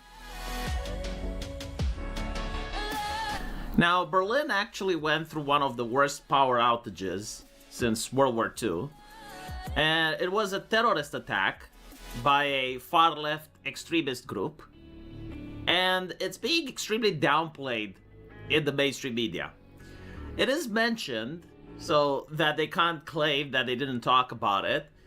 But I was If like that happened, what would have happened if right if I was there would have done and we had no power for days, some pro AFD or some anti what I would do, I'll find all these activists and I'll cut their power as well. what happens when So you they won't have they will also have no power. and they would have planned this attack. Now I want you to Why would innocent people cover suffer the hysteria from political parties across the from globe. their insanity? Crackdowns. Everyone would demand social media be held responsible if these people use social media to communicate. But instead, what we're having here, because it was a left group and because they were environmentalists, it's kind of like, yeah, the authorities will sort it out. Don't worry about it. And I want to point out that the PR The weird thing is, from this are is they pretty well done. when And you can only find it on X, which is probably why they want to ban the platform anyway. do they get arrested Apparently, the government, for doing crap like this? in the middle of the winter, Do they get arrested? minus 10 degrees And Celsius, if they were arrested, are struggling, they first evacuate. are they charged with something? What And if they were charged with something, are they tried and sent to jail or prison? Now, from a moral perspective, right? Like, if Germany is just an economic zone, it's not a nation. Ethnicity doesn't matter. None of these things matter. Then I guess yes, like saving the refugee center, which is the reason why the German government maintains power, because they can push for hate speech laws, they can push for censorship and all of that, right? Like it's the refugees that are the essential pillar that push for safetyism in society, then it makes sense, right? And also through the eyes of the international media, like can you imagine if a refugee center would have frozen? I mean, that's horrible. But, a German lady in her house that died from the cold, I mean, that's something that happens in every country. Like sometimes old people get sick and sometimes they die. This is the mentality, right, that is being pushed. Now, what's also interesting is many people haven't heard about this left-wing group. And it's no surprise, despite the fact that they also had similar attacks in the past, and I understand they even went after Elon Musk's company, after Tesla. Like, you guys remember, right? Like, when Elon Musk took Twitter, the whole spurg out with people burning down Tesla factories and shit. But again, like, the fact that they're leftists, give them more security, if you will. Like, sure, the government will crack down on individuals, but it will never have, like, grandiose campaigns. It's like, okay, this ideology is toxic. Like, this ideology creates terrorism. We need to make sure that social media keeps people safe, that this ideology isn't spread. Which is literally what they do for far-right ideologies, right? Like, nothing that a far-left ideology does will get it to be on the same level, or even, like, on a near level, as the far-right. For some reason. Even if, like, when this ideology gets people to shut down the power to 50,000 citizens. And they probably have caused massive economic damage that the press doesn't talk about. They cause people to get sick. Again, like it's minus 10 degrees. The water is below freezing temperature. Like it's horrible. And this is in a country that, again, due to environmentalist logic, they embrace environmentalism. Like they encourage people to have their houses built around electricity, right? To not have like gas power stove, to not burn wood in the chimney, like any other type of way to heat your house other than the electric grid is not acceptable. So this is a nation that already embraced environmentalism. They shut down their nuclear power. And now it's also the environmentalists that get the same people that welcome them to suffer. Like, make it make sense, right? And the government will not take this to the same level where, yeah, like, this is an ideology. So what V is saying here is that Germany is self-sabotaging itself. Encouraging people to do Nice. and also, At least they're is that the reason sabotaging themselves and not other people.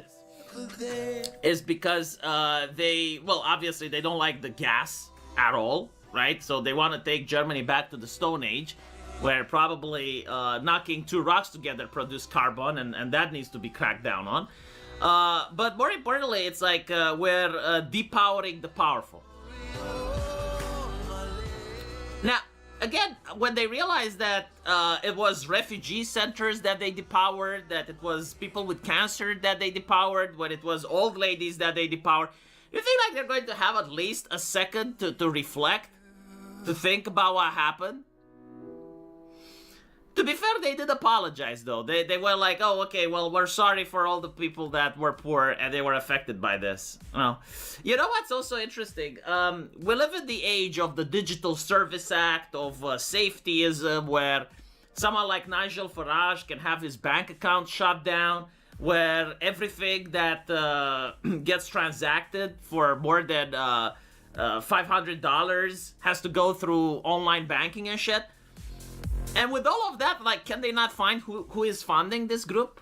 Like I have a doubt that people behave in this manner simply by sitting on a Discord and talking with each other. Like it's almost impossible that some money isn't coming from somewhere in order to get people to do this. Why isn't the mainstream media asking this? Like, why isn't the news asking, like, okay, who's funding them? Where is the money coming from? Very interesting, right? To be fair, of course, like, nothing will happen. The environmentalists will have like a prestigious place in German culture. And so I, not being cursed with living in Germany, have to wonder, like, is there going to be an end to this, or is the train keep accelerating? You see, like, there are people who believe in accelerationist theory. Like, if you keep getting things to go bad and bad, like, eventually things will get better. But history shows that's not always the case. Like, if you want to accelerate to pass through the wall, oftentimes the wall wins. In other words, like, accelerationism can mean that, well, you're accelerating to a destination and you will stay there. Like, no, people don't rise up. People don't complain. They genuinely just adapt to the new place that they are. And so I'm curious, like, how far will Germany go if it keeps embracing the environmentalist policy? So, like, okay, you have people suffering through the winter, businesses losing money, people getting sick, they destroy their own nuclear power, they don't want to be energy independent. And so, like, if this keeps going, like, where will they be 20 years from now? And by the way, like, they constantly need a system of censorship and cracking down in order to fight against anyone else that wants to change things. So again, the question is very legitimate. Like, how will Germany look 20 years from now? How will Germany look 40 years from now? Assuming that they don't take far leftism seriously, assuming that they keep cracking down on anyone that has different opinions or ideas, assuming that they keep trying to tighten the knot on the internet. Honestly, They can express themselves.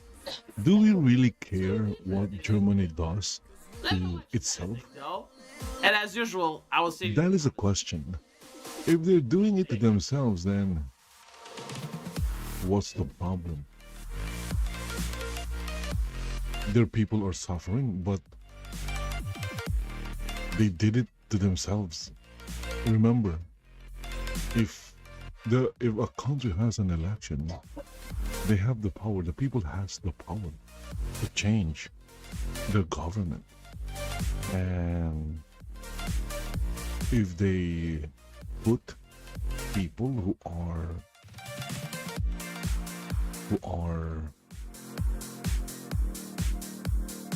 destroying them, then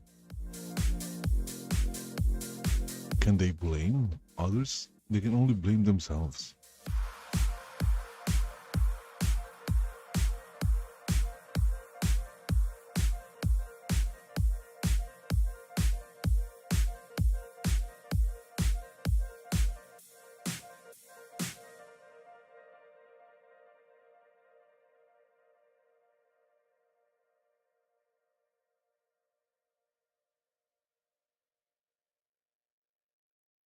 Whoa, look at that. It says here 3 expats died silently. Things must change, Philippines. I wonder what happened. Let's go check this out.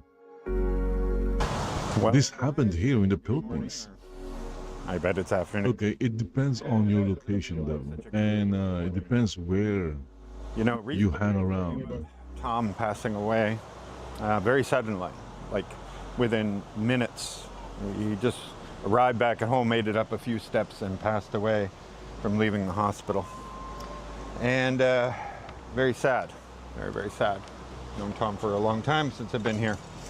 And then yesterday. Oh, okay, okay. So it wasn't something done by, you know, it wasn't because of criminality or anything. Rojas Palawan, which is another Rojas, but not a city. And it was where a friend of ours, James, who was a regular at the Beaver, really great guy, we all got along with him very well, where he had moved after a separation with his wife. So, yeah, beach is very dirty today. Holy crap, look at all that garbage. Depends where the currents are coming from, I guess. Anyway, so Richard... Look at how dirty the beach is. And that is in Palawan. Oh my goodness. His time with James. Anyway, and he notified me. You can see the plastic bags. 3 hours of him telling me.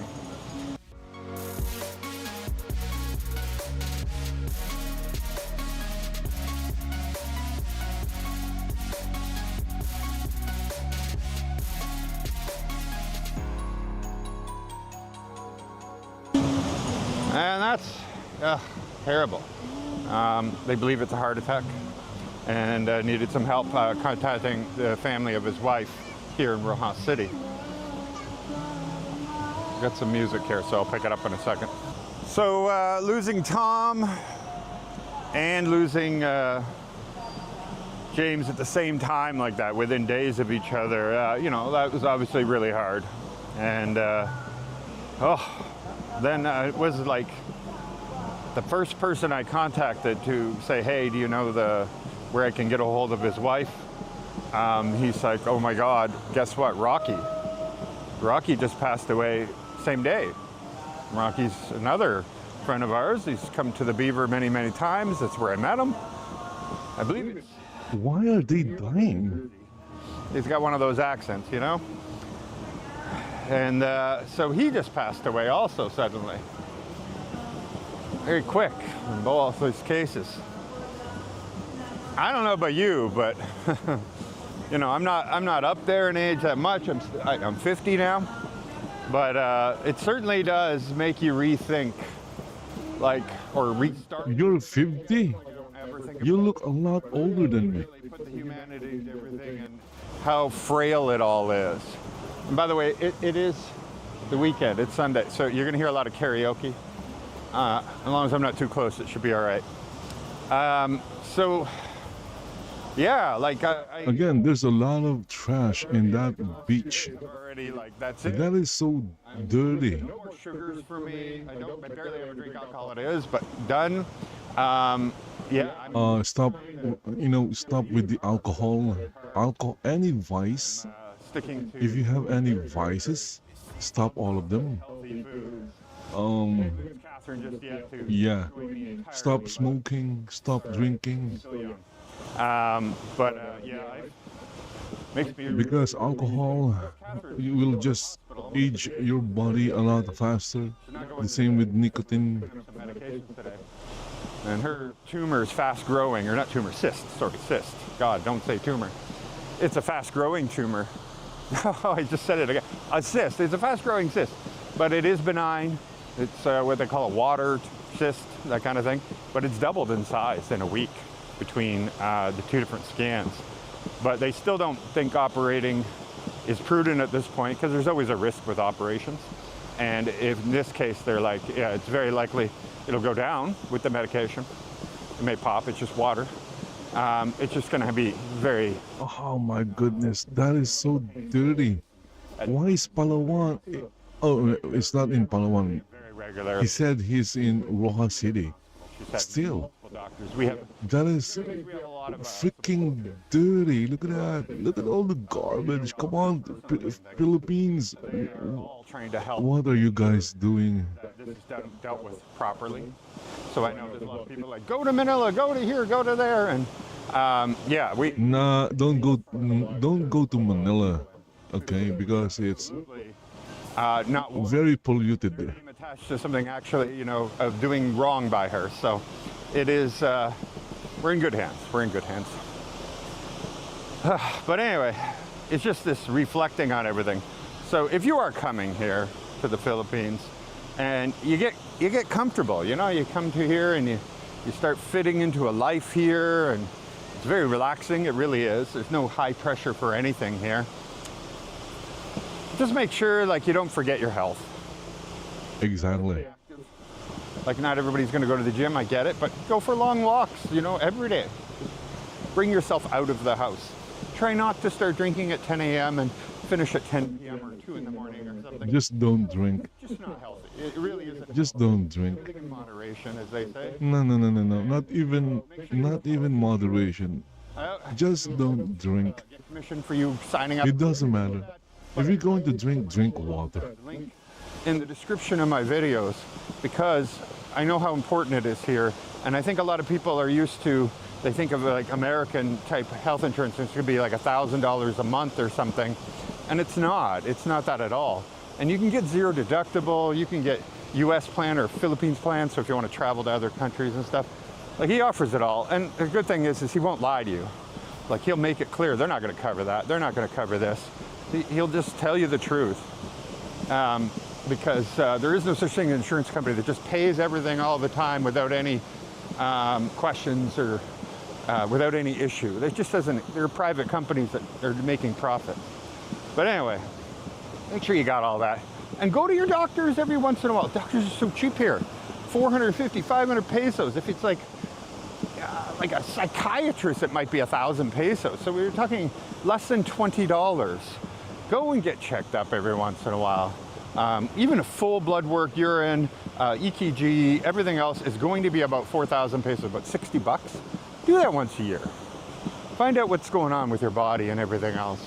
And then, you know, make changes in your life before you have problems. Yeah. Anyway, it made me really rethink, like, how am I taking care of myself and everything, and what I should do differently going forward to make sure that I don't end up. Again, when I saw the title, 3 expats die suddenly, I thought it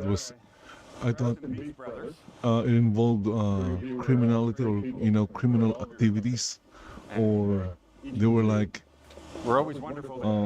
Assaulted or something, but it wasn't that. It was I just hate to see it happen. I know. More of a medical scenario. Yeah, just got to take care of yourself and do what you can to make it a little further down. I have never seen this much garbage on the beach at any day. I don't know where the tide's coming from, but like, this is just... Yeah, that's a lot of that is a lot of trash. A lot of people out on the beach here. Look at that. But, like, there's just so much garbage. This isn't a normal thing. This is okay, so it's not normal. So I guess I don't know, storm somewhere? They got washed. Or a flood and ashore. Everything to the ocean and ended up here. But that is not normal at all. And I know a lot of you are like, I wish the city would clean it up and have regular people cleaning and everything. I know. And we do have organized ones. We do. It's a couple times a year. It just doesn't make a dent because the next tide comes in and it's all new garbage again. It's very frustrating. But places like Boracay, every morning at 5 o'clock in the morning, they clean the beach, so you never see anything. It's the same ocean, same island. But yeah, they clean it up immediately. You never see it. Hopefully one day we can get to that point here too. That'd be nice. Because, well, tourism will just never take off if you leave it looking like this. But again, I've never seen it like this bad before. Never. Unusual, very unusual. I wonder if the seaweed drags most of it in. Not sure. I just want to break into this really quick. The charity I deal with, we do a lot of cleft palate surgeries for children and everything. And you'll notice the videos have dropped off for those. And that is because, yes, we got some donations from people like you guys who came in and donated, and it helped top things up. But a large percentage of the funding for that was coming from the United States, from Smile Train.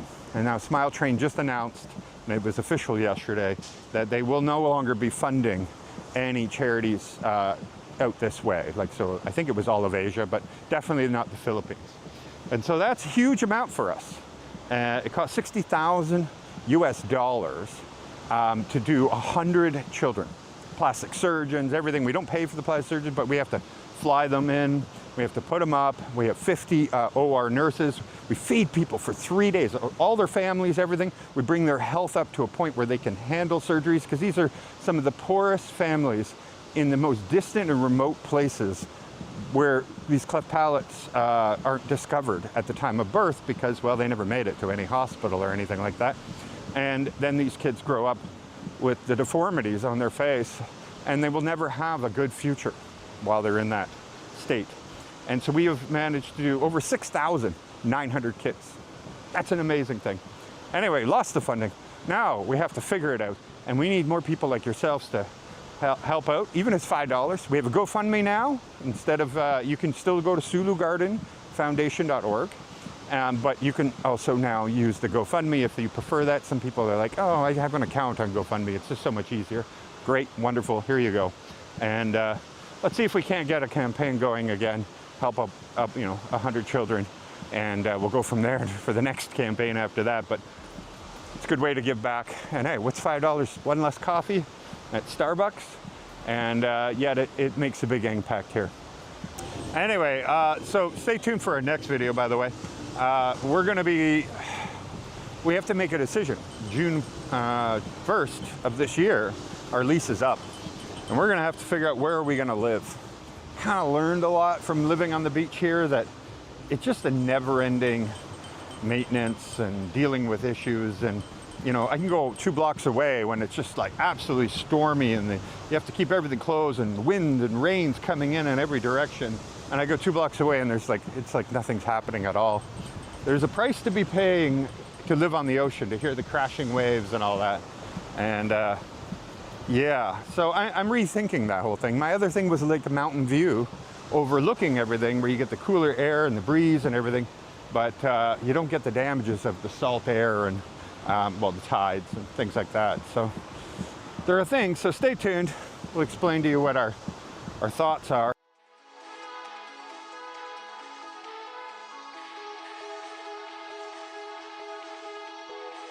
Okay, let's take a look at this. Unrival's ratings collapse.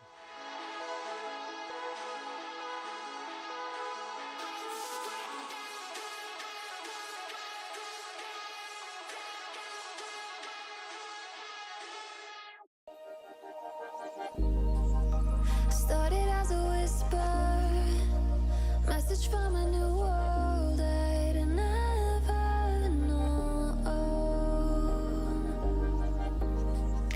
Something about it felt like it'd been waiting my whole life. Is this home? I can hear each sound calling my name, and I feel angels around when I start to sing inside.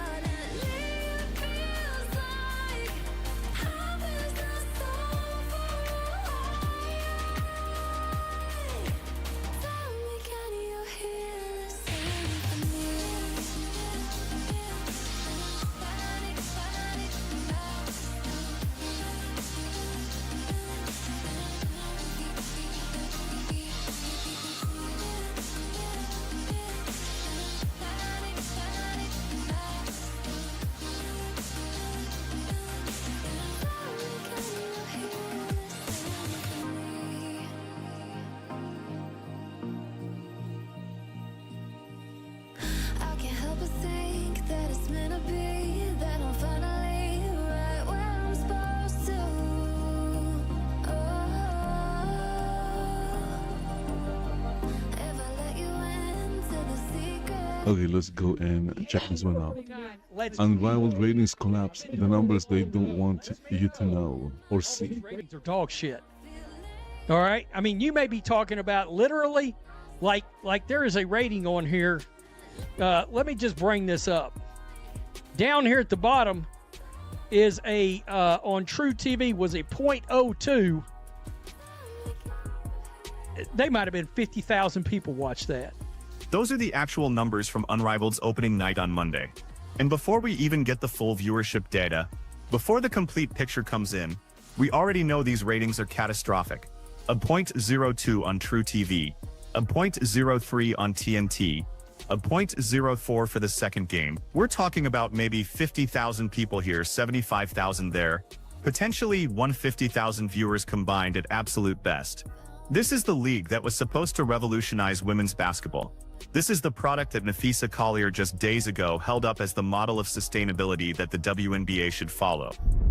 From Nafisa Collier the other day talking about how stable the Unrivaled is, and the WNBA should really take note of that. Quote, being on this side with Unrivaled, I know what it takes to run a sustainable business, so I think if you can't find a model that makes that happen, we need to put people in place who can. That's Nafisa Collier, on January 16th, 3 days before opening night, telling the world that Unrivaled knows what it takes to run a sustainable business, that the WNBA needs to put people in place who can figure out the financial model. The confidence in that statement, the certainty, and then Monday night happened. Then reality showed up with a 0.02 rating and maybe 50,000 viewers watching on True TV. You gotta be joking. This is why she was getting destroyed the other day, because everybody knew. Everybody was anticipating. Number one, there was no social media buzz. There was no buzz for this coming back at all. Number two, where's your stars at in this league? I mean, look, I understand the league itself is trying to ramrod Paige Beckers down everybody's throats right now. Oh my God, she's brave, stunning, and courageously playing basketball. Zero fire around her. She's not bringing she ain't bringing a motor scooting viewer to nobody. She got absolutely destroyed for those comments. Torn apart across social media, and people weren't reacting to the ratings yet. Because we didn't have them. They were reacting to the audacity of the claim itself. Everyone could see what was coming. There was no social media buzz, no anticipation building. The league's biggest star, Caitlin Clark, wasn't playing. They're trying to push Paige Buchers as the face of the league, calling her brave and stunning for simply playing basketball. But she's not bringing viewers.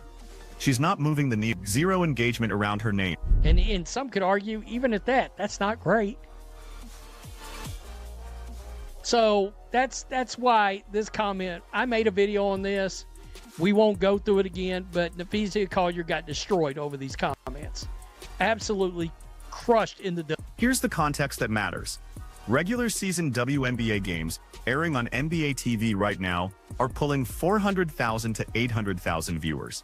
Games featuring actual star power, established players, teams people care about. And even those numbers, in the broader sports landscape, aren't considered impressive. Unrivaled just came in at a fraction of that. 1/5 of the viewership, maybe 1/6, for their opening night. Their biggest possible moment. But there was a post put up about why in the world, and it had ratings for the NHL comparing to the WNBA, and somebody said, see, the WNBA should be getting paid as much or more than NHL players. And it was showing average salary for one, average salary for the other. The average NHL salary is like $3.8 million. And as I'm looking at this post, I'm like, okay, but what is the media rights deal? And by the way, whoever it was that put this up, it was some women's rights, BS, blah, blah, blah. I don't know. Women's sports. I think some women's athletes actually run the account. Let's talk about what these numbers actually mean, because this gets to the heart of how sports leagues make money. The 18 to 49 demographic, that's what advertisers pay for.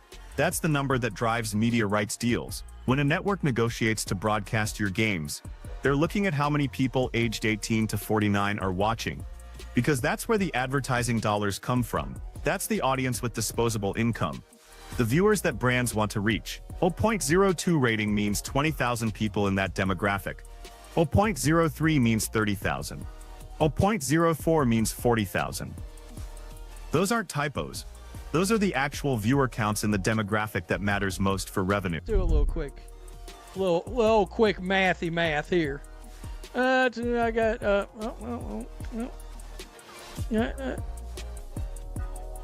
okay, let's just, that comes to a $696 million a year revenue difference. That's why it's not close. I keep telling everybody, merch is great, attendance is great, gate revenue is great, but television rights money drives every major sport collective bargaining agreement in existence. And this is where Nafisa Collier's sustainability comment becomes almost laughable. There's a post that went viral recently, comparing WNBA player salaries to NHL player salaries. Someone tried to argue that WNBA players should be making what NHL players make, because the ratings are comparable. They showed average NHL viewership in the United States, and said, look, see, the numbers are similar. Average NHL salary is $3.8 million. Average WNBA salary is around $120. The post implied this was unfair, that women were being underpaid for equivalent viewership. But here's what that post conveniently left out. The NHL just signed a 12-year, $11 billion media rights deal with Rogers in Canada. That deal starts in 2026 and extends their partnership to over 2 decades. $11 billion divided by 12 years equals $917 million per year in media rights revenue. The WNBA just signed their new deal. 10 years for $2.2 billion. That's $220 million per year. Actually closer to $260 million when you factor in some existing deals with networks like ION that carry over. TV media rights. How much is somebody willing to pay you to consume over the television? Or over streaming now, too. Whatever. And that's why the WNBA, because keep in mind, they're going from 60 million to 220 million. It's actually more like 260 because some of the previous media rights deals for something like ION are still there and kind of drag over. It's a little complicated, but nonetheless, you get my point. It's a $900 million. It's a let's just call it $675 million difference. So let's do the math that the person who made that post didn't want to do. 917 million minus 220 million equals $97 million per year in revenue difference. That's why NHL players make $3.8 million on average, and WNBA players don't.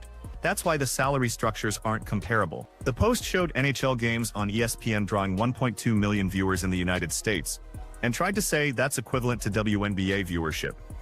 What they didn't mention is that same NHL game drew 3 to 4 million viewers in Canada. It's actually a 5 million viewer game when you count both countries.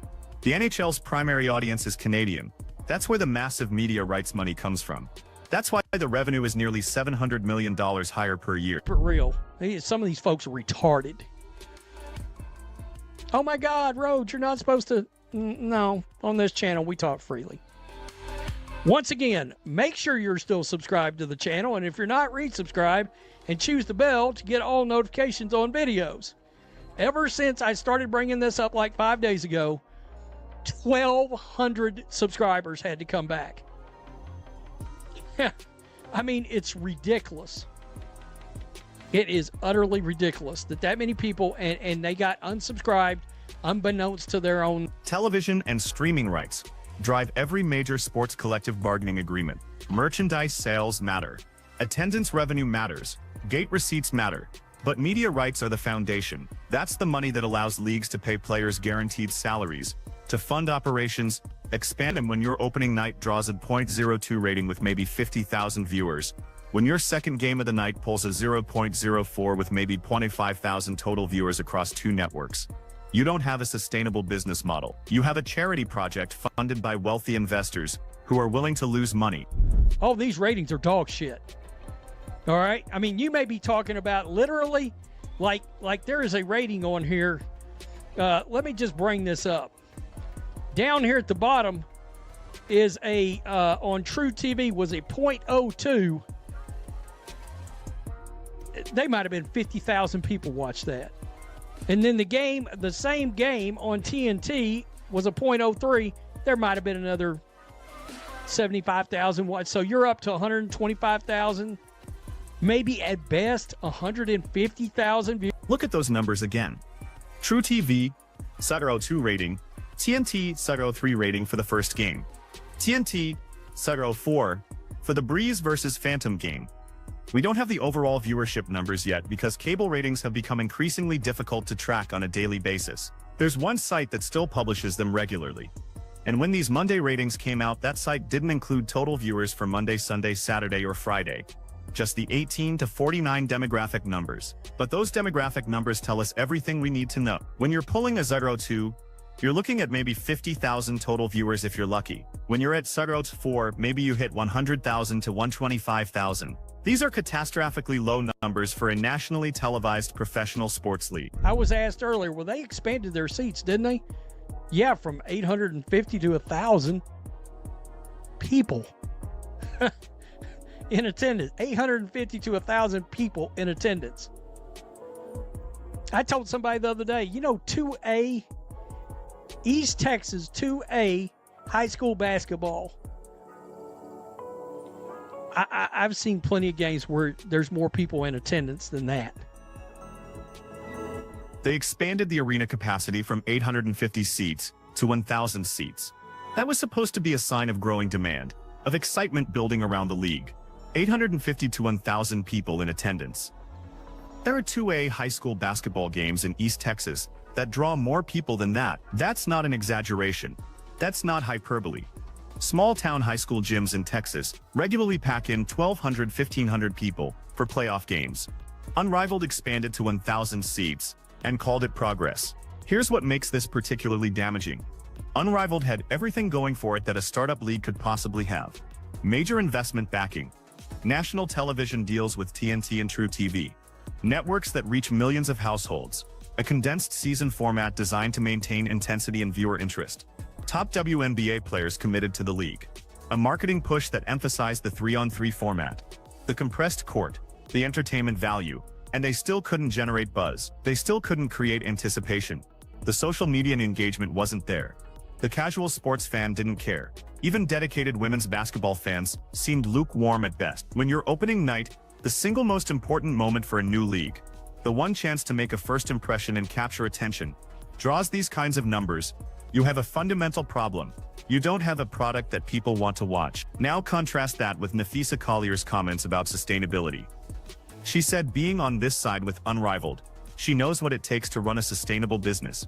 She said if the WNBA can't find a model that makes that happen, they need to put people in place who can. The implication was clear. Unrivaled has figured out something the WNBA hasn't. Unrivaled has cracked the code on financial sustainability in women's basketball. But sustainability requires revenue. It requires viewers. It requires advertisers willing to pay premium rates because you're delivering an audience they want to reach. A .02 rating doesn't deliver that.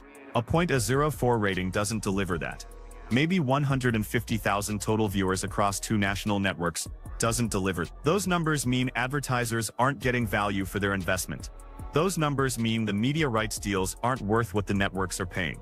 Those numbers mean the league is burning through investor money with no clear path to profitability. The WNBA, for all its struggles, for all the criticism it receives about pace of play and entertainment value in marketing decisions, just signed a $2.2 billion media rights deal. That's $220 million per year in guaranteed revenue. Before a single ticket is sold, before a single piece of merchandise moves, before any secondary revenue streams kick in. That's the foundation of sustainability. That's what allows you to pay players, to fund operations, to plan for the future. Unrivaled doesn't have that. Unrivaled has wealthy investors willing to lose money in the short term, hoping that somehow, eventually the product catches on and becomes profitable. But opening night... So basically they are speculating, I think. I think that's the word for it. Speculating. You will own nothing. Nintendo makes you rent your childhood.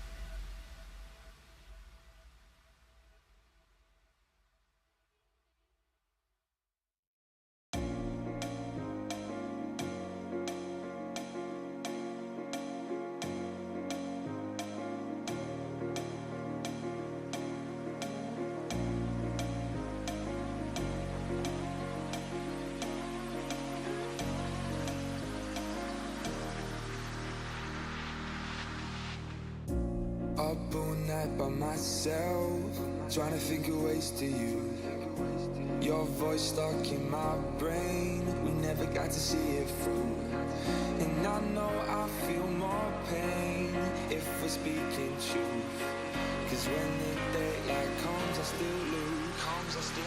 So will I feel it again? I just don't know. And I'm hoping I'll find a way to let go. So if you love me, how could you leave me so low? So will I feel it again? I just don't know. I just don't know.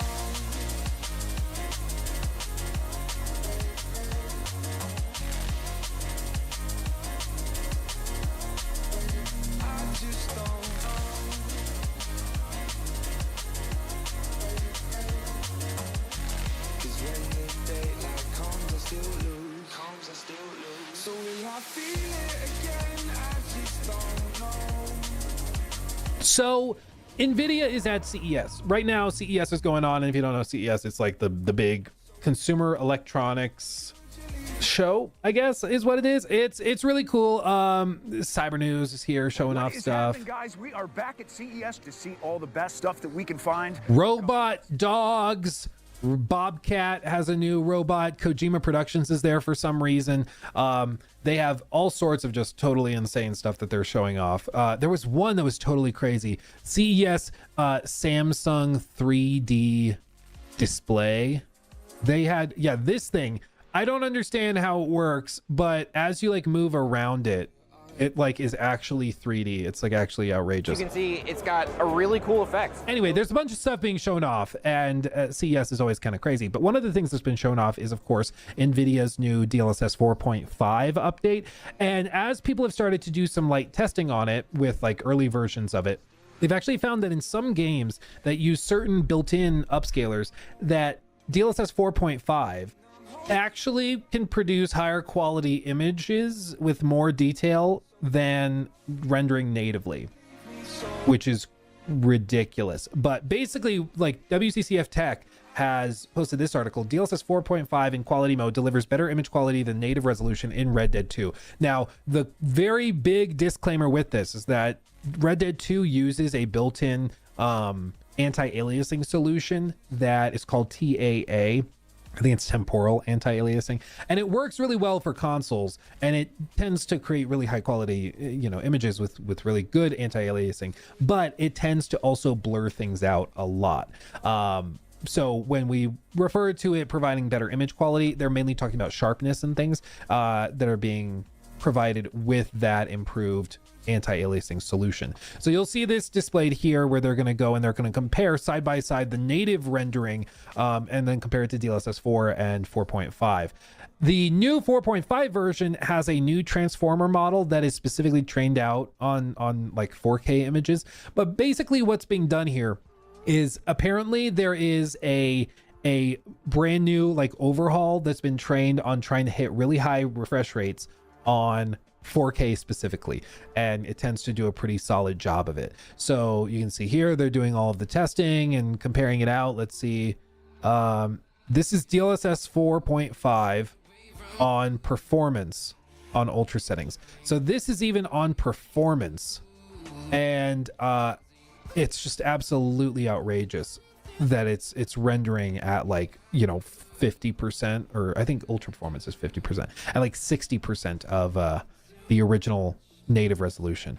But this is what I think the actual future is for NVIDIA. This is their end goal, is to basically take all of this, and they're going to build out DLSS into something that doesn't just upscale, but their goal is for it to actually provide like image enhancement.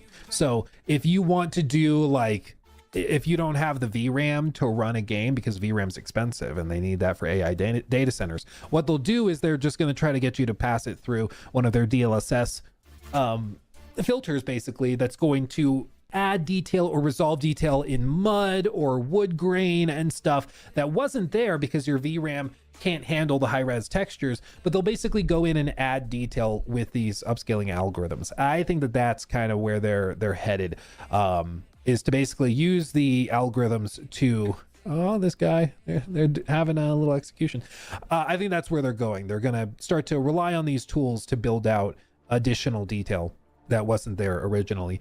You can see they're also testing it in Cyberpunk 2077, which has always been a showcase game for DLSS, and it also seems to be greatly improved. The big thing with DLSS 4.5 though, this is very important. Apparently with 40 series and 50 series, the impact on performance is like the actual amount of compute that's needed is like 2 to 5% of your GPU's power is being spent on the DLSS algorithm.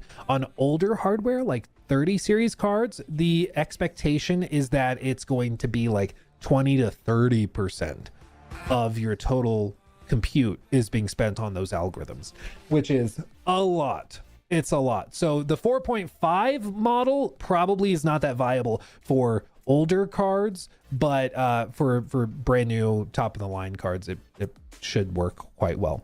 But that's just where we're going. Like I feel like a boomer with a lot of this stuff, because I'm like, I remember back in my day when the crazy stuff we would do is checkerboard our games to 4K, but now it just seems like this is the new strategy. They're gonna be able to rely and push like ray tracing and path tracing much more frequently, because they have better upscaling algorithms, so they can render at lower resolutions and then algorithmically upscale it. And if they can continue to improve the latency issues, then eventually it shouldn't be that big of an issue. It's just right now latency is a big problem. It's fine in like so from what I got from this is that frame generation, or you know, at least as of a year or two ago, it uses GPU process. I thought it wasn't, it just doesn't work well. I think on but it's fine, but if you're it does. expecting more instantaneous response, it's really obvious when it's using these frame generation tools and upscalers. So hopefully they can continue to improve that, because right now it's not great, but everything else is greatly improved. Like the ghosting has been totally overhauled. Look at this.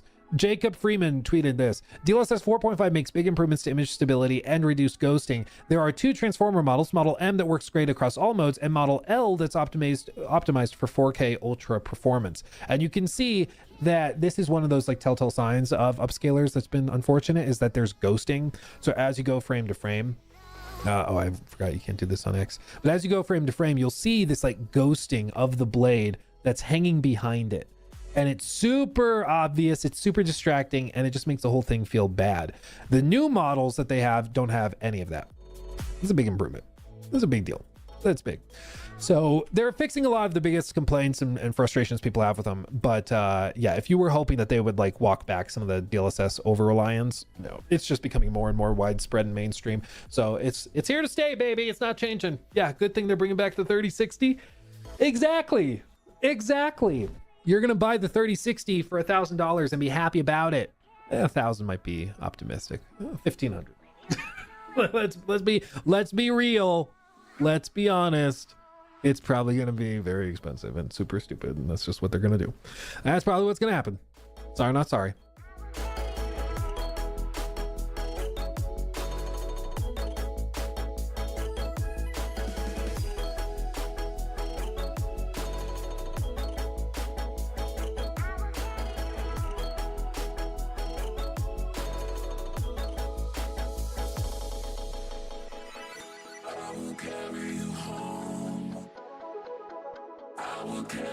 Okay, I ain't getting made. 6.5 years later, Blade ain't getting made. Okay, let's go listen to what Hale versus Babyface thinks about this news regarding this thing with Marvel.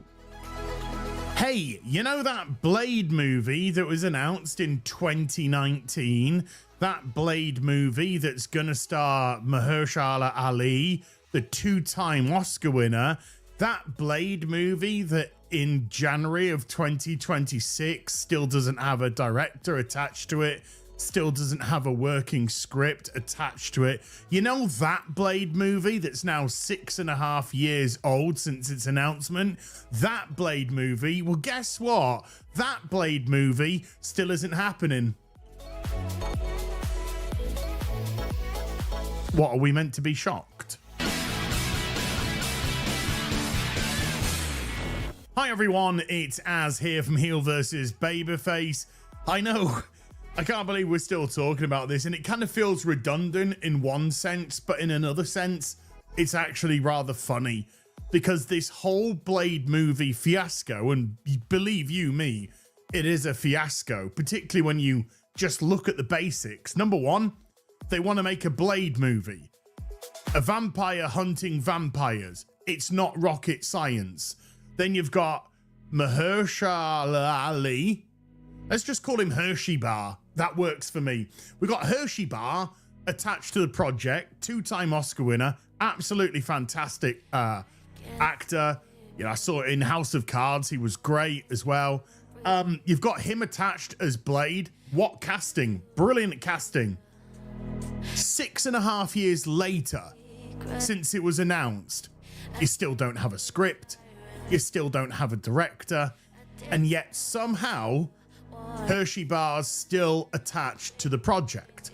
Now, if I was him, I would have dipped years ago, but maybe, because it is technically in pre-production, maybe he's just getting paid for all the time that it's in this pre-production period. So to him, it just might be some passive income, which is coming in on the reg, you know? But it's so bizarre because the film itself has, I think, currently had 3 rejected scripts, 3 directors that were attached and have left. And the reason why it hasn't been made, and this isn't silliness and this isn't hyperbole or being facetious, but the reason why this film hasn't been made is that Marvel don't know how to ram their current day politics, their identity politics, and more importantly, the MCU into this film. Because iterations of the script had 3 women in the movie, including Blade's daughter, who was meant to be taking over from Blade. Oh, that old trope again. And there were meant to be 3 women to Blade, because if you've got 1 male, you got to surround them by females in an effort to justify that the lead character, who won't be the lead character because all the females will girl boss and dominate all the proceedings, would be there to balance the books. They looked at different things like setting it in the past.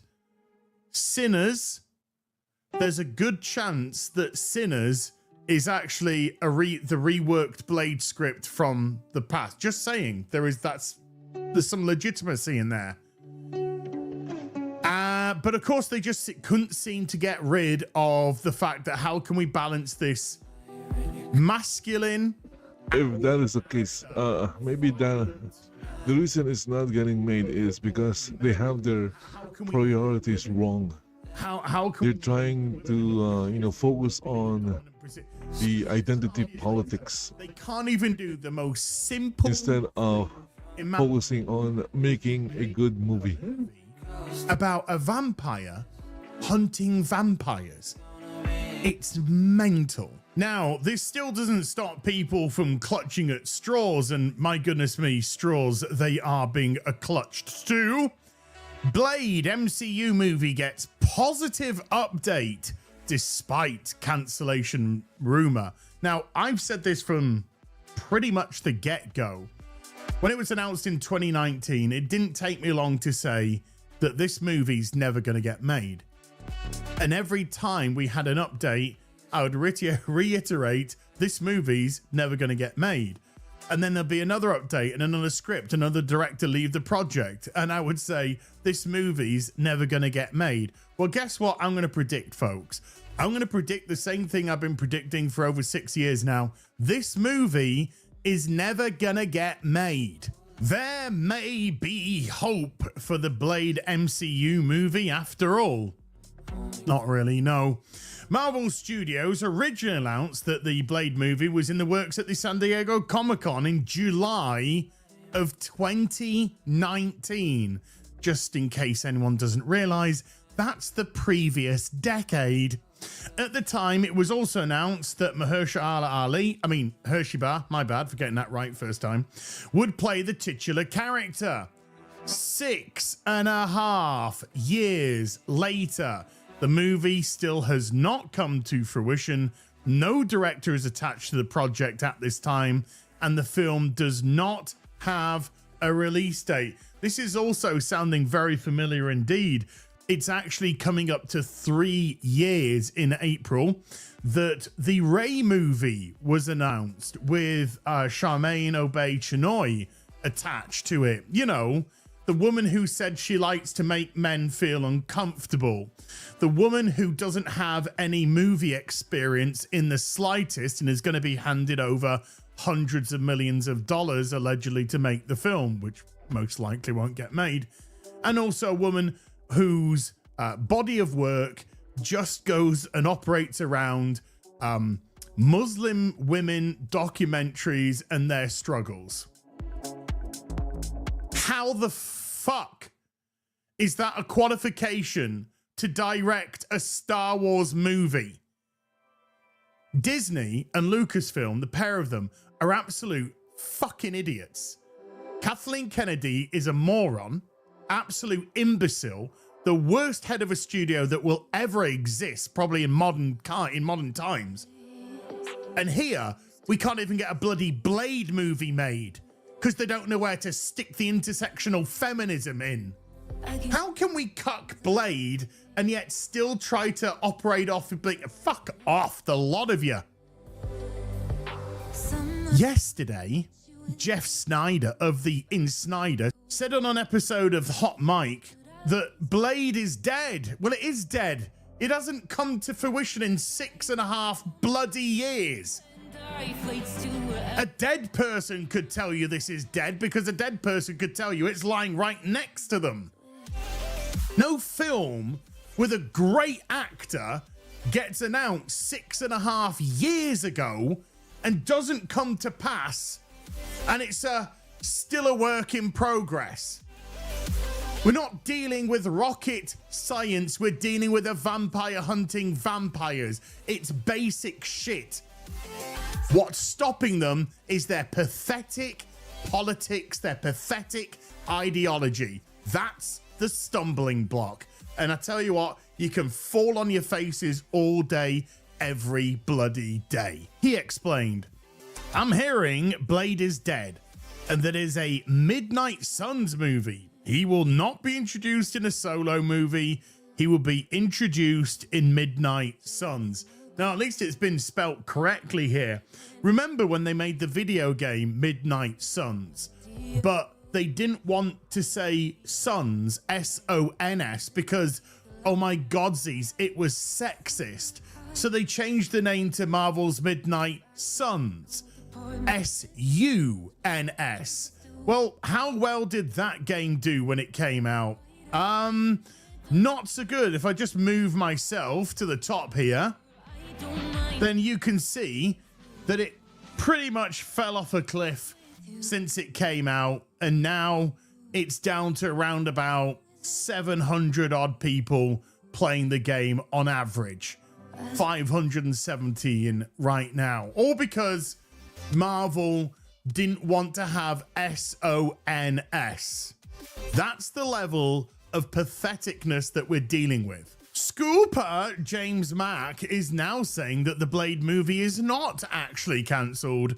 Mack wrote on TwitTwat, the In Snyder is acting crazy. Blade was definitely not cancelled. No, it's just been sat there with its thumb up its arse for 6.5 years.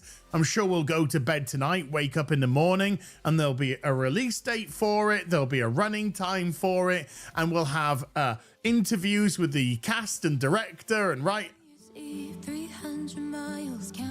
The movie's dead. It's been dead for years. It's never getting made.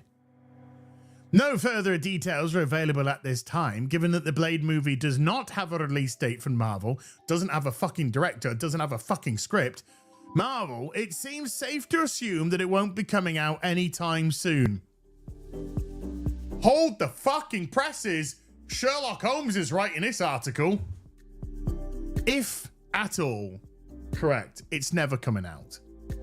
Having said that, There's been no formal announcement about a Midnight Suns movie as of yet either.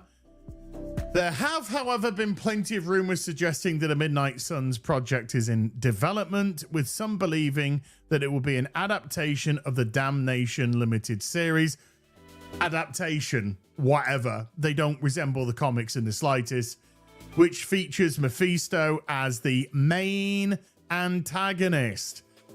So we're going to get Sacha Baron Cohen back in as he's flicking Ironheart's soul. So far, Ali's only MCU credit is a voice cameo in the post-credit scene of Eternals, which is correct. 6.5 years, and he's just said a line or two of dialogue at the end of Eternals in a post-credit scene. You don't even see him. You just hear him. How'd you fumble that so badly? Oh, yeah, of course. You become Disney Marvel, or you become Disney Star Wars. There's a name which seems to precede Disney. Disney. The death of movies right now. Hey, guess what, folks? You know that Blade movie? Well, it still ain't getting made. I'll see you in the next video. You take care. Goodbye, Belubo.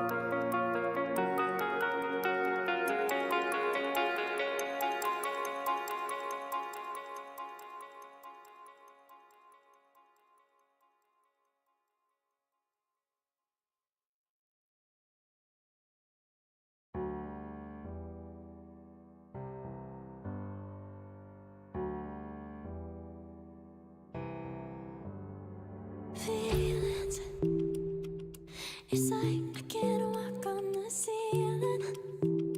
Oh yeah, got me dreaming, dreaming in colors I never dreamed. Oh yeah, I let you in deeper than I let anyone else before. Fell in love with my broken pieces, took 'em all and made 'em yours. Didn't know what my heartbeat needed, skipping out, no I can't keep score. When I lose my breath, boy, you got me breathing. Oh, every little thing you do, every time you hold me, take me higher, higher. Every little thing you do, every time you hold me, take me higher, higher. Oh.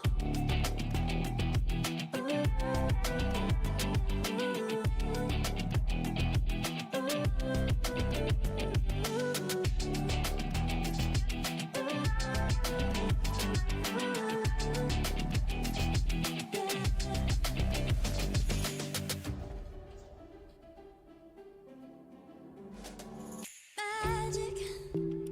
No, I'm never letting go. Now that I have it with you. When you kiss me, it's like the stars fall out the sky onto my heart to cover up what I don't wanna show. I let you in deeper than I let anyone else before. Fell in love with my broken pieces, took 'em all and made 'em yours. Didn't know what my heartbeat needed, skipping out, no I can't keep score. When I lose my breath, boy, you got me breathing. Oh, every little thing you do, every time you hold me, take me higher, higher. Every little thing you do, every time you hold me, take me higher, higher. Oh, you take me higher, you take me higher, baby, you take me higher, you take me higher, baby, you take me higher, you take me higher, baby, you take me higher, yeah, you take me higher, baby.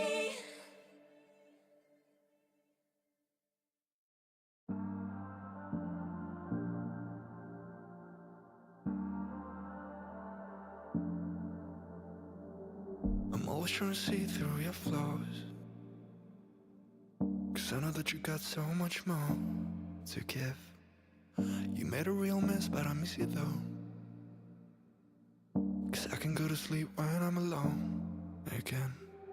Say you wanna fix our problems, how long should I be waiting? Feels like I've had too much of drama, but I'm not ready to give in.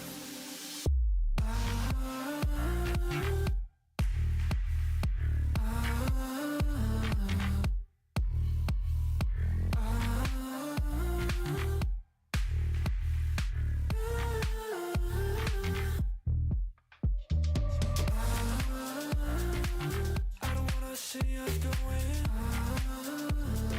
on and off again. Baby, all I really want is only on from now. Every time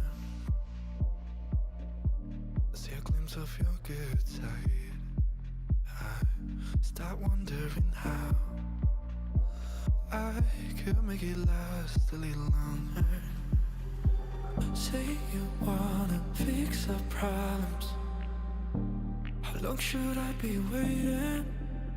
Feels like I've had too much of drama, but I'm not ready to give in.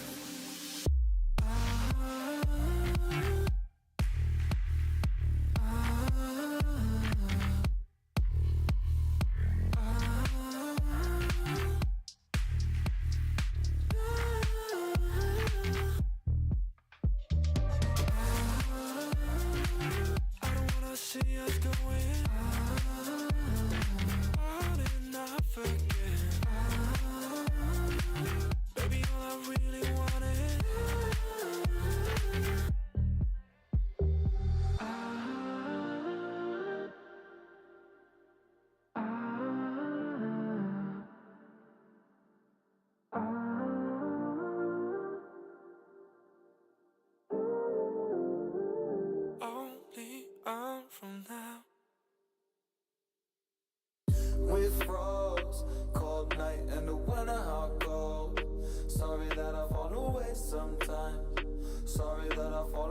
sometimes.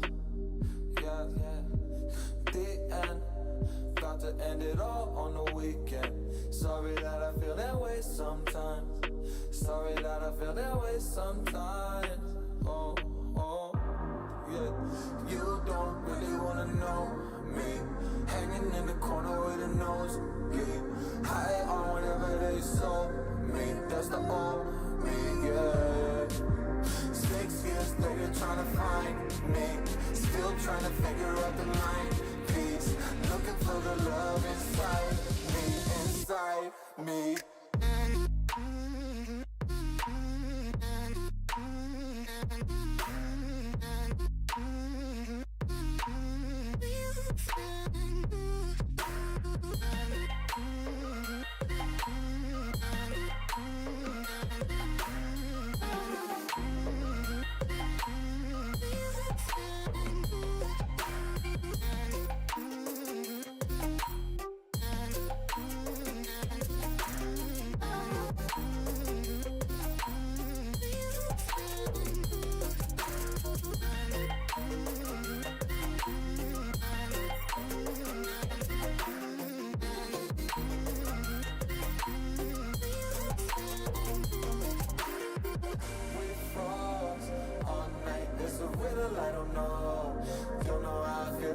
Sometimes, don't know why I feel that way sometimes.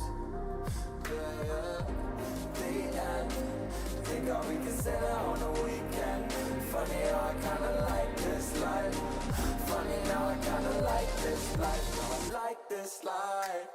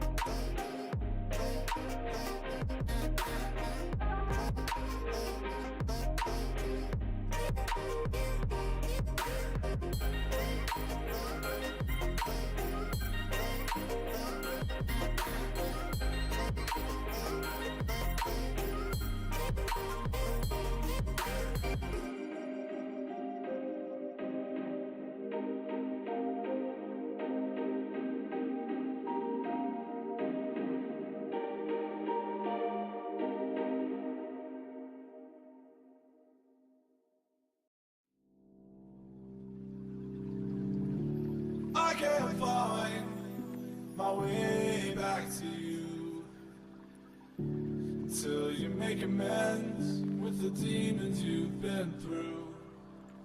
And I can't regret leaving you alone until you find your way back home.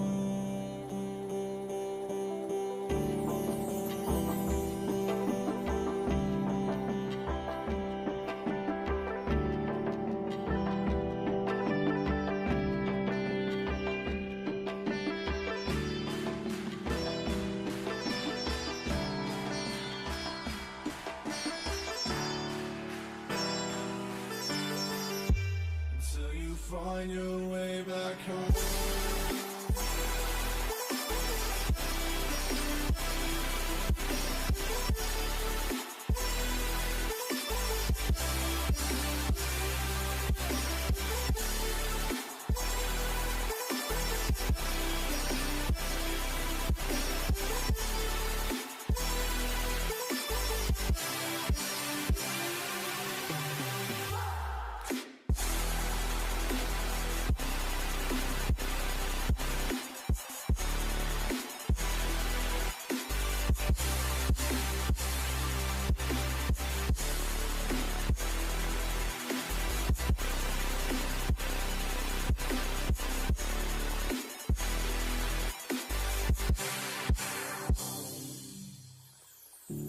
Don't let me drown.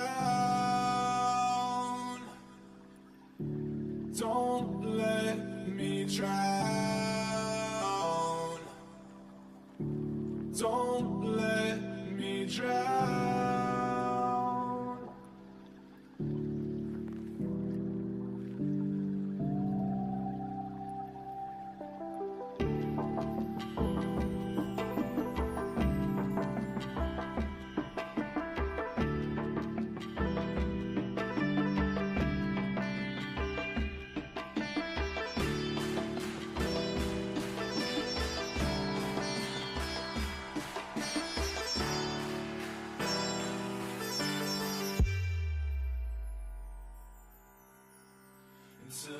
find your way back home.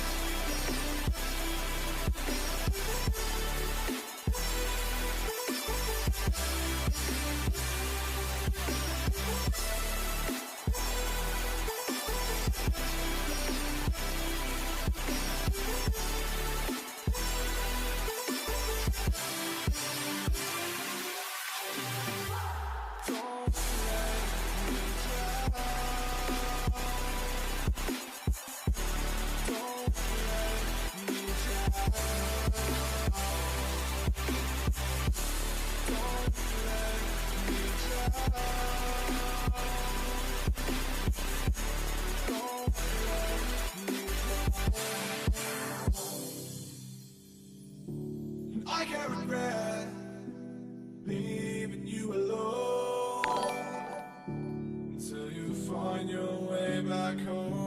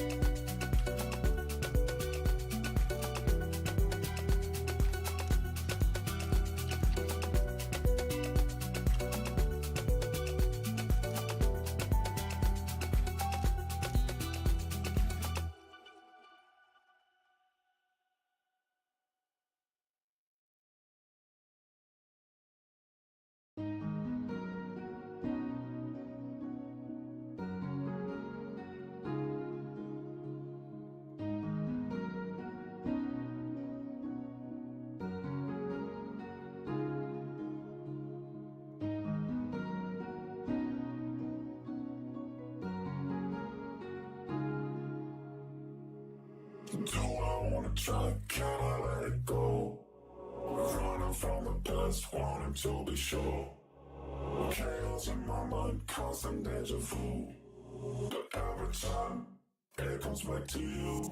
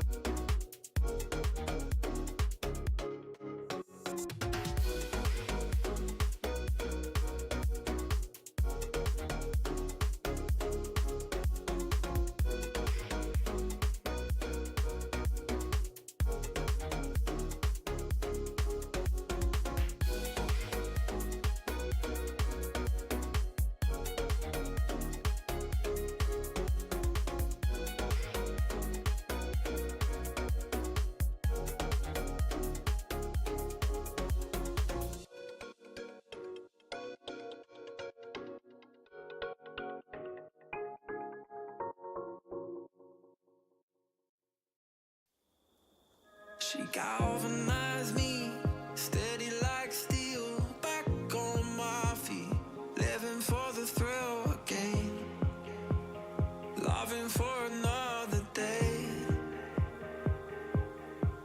She satisfied me, gave me what I want, just what we need, never too far away, loving for another day. But she asked for something more. She asked for, yeah, she asked for something beautiful. She asked for, yeah, she asked for, she asked for something beautiful. She mystifies me, tell me what I did wrong, I plead. Never did I think we would be loving for another day. But she asked for something more. She asked for, yeah, she asked for something beautiful.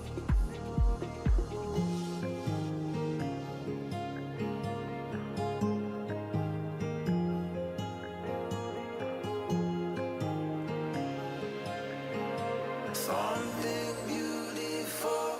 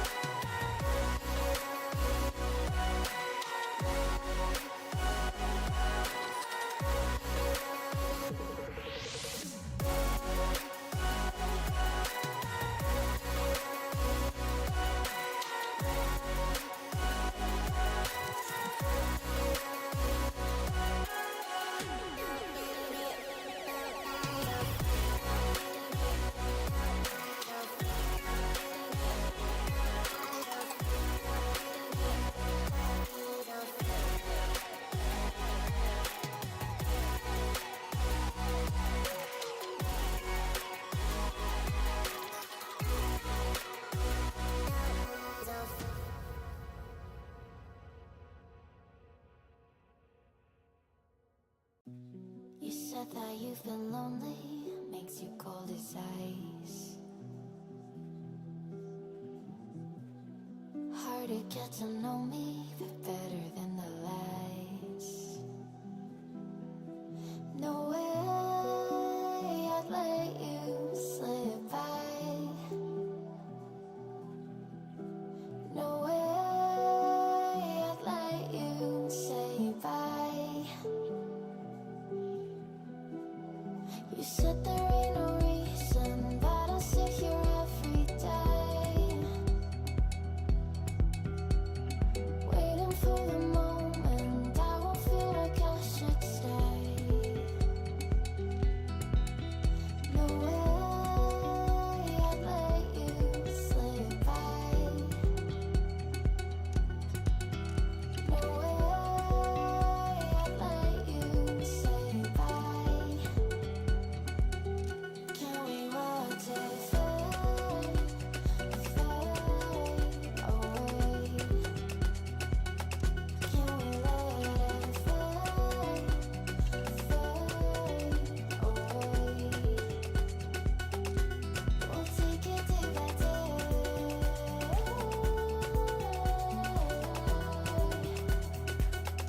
Can we watch it fade, fade away?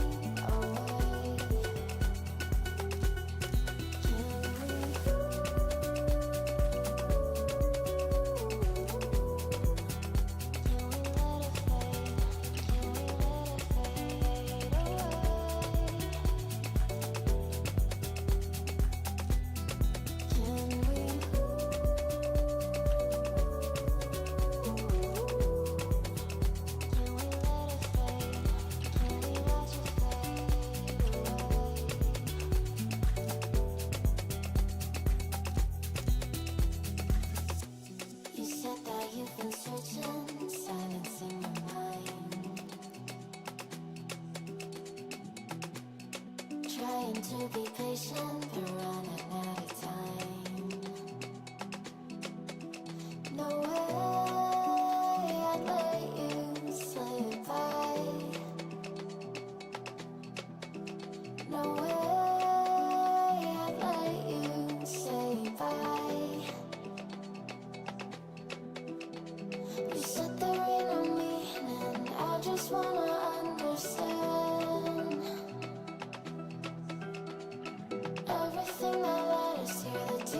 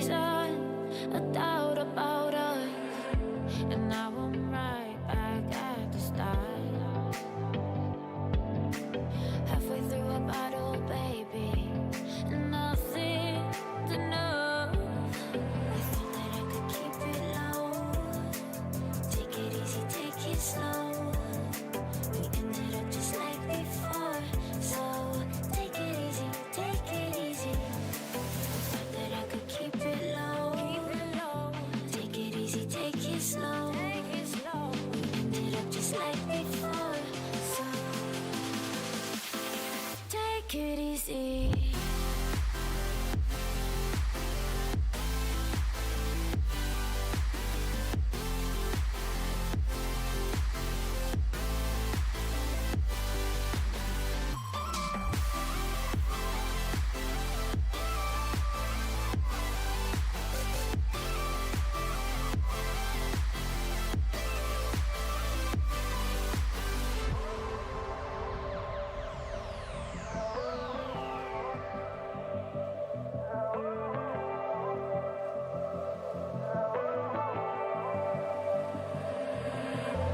And you know how to forget all the wrongs and every reason why we've changed. And there's a storm inside my head. It's getting me in trouble, baby, and I can't break away. I thought that I could keep it low. Take it easy, take it slow. We ended up just like before, so take it easy, take it easy. I thought that I could keep it low. Take it easy, take it slow. We ended up just like before, so take it easy.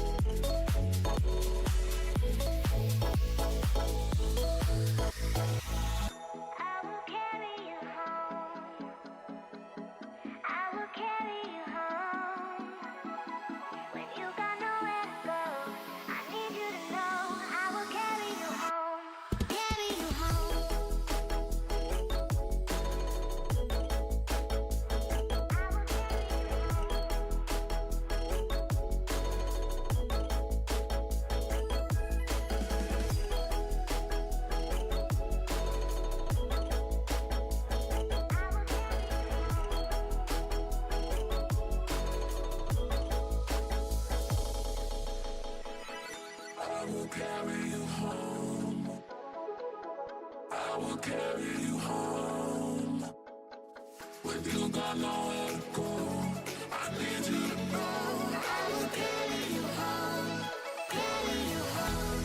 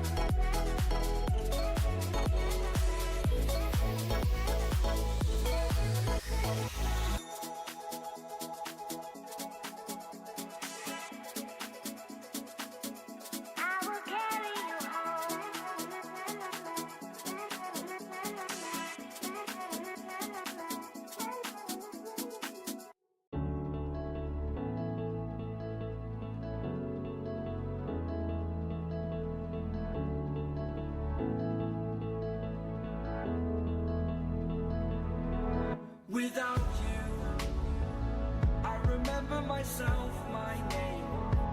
Forgot about all you tried to change.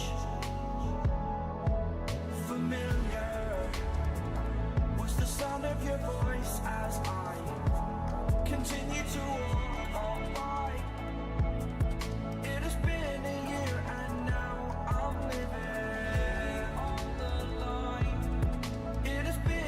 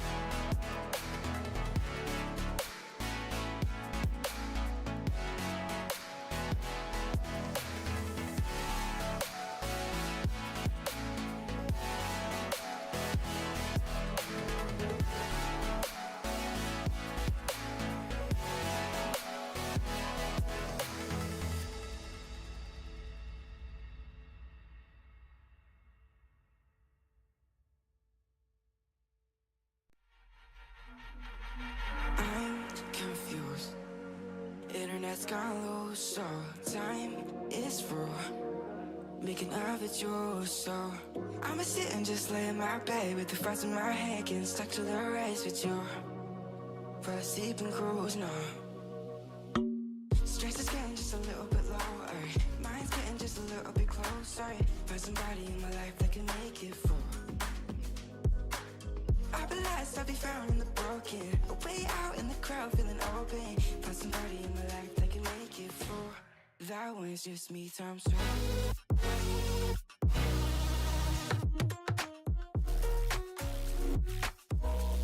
That one's just me times two.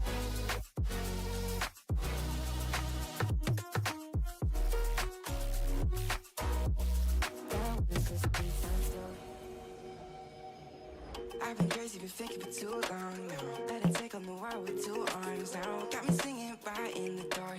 No feelings I couldn't store it. Ooh, and I swear I proved all the ways I'm here. Got my drink and trying to care.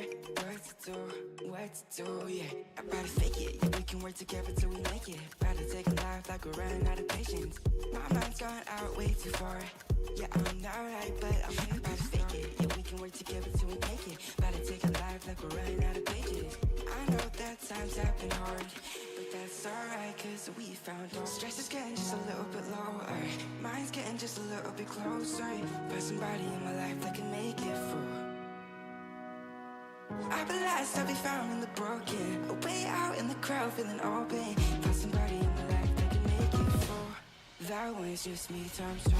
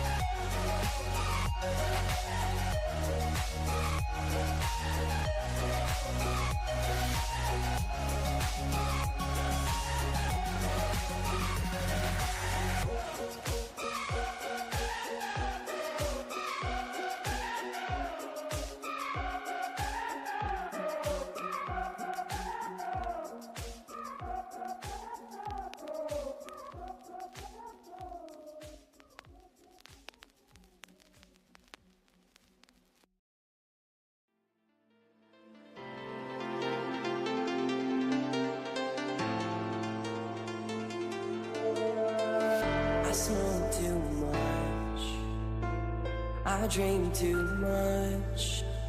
I tell myself that I can't stop. We could see clearly now. We could see clearly now. That I can't stop. We could see clearly now.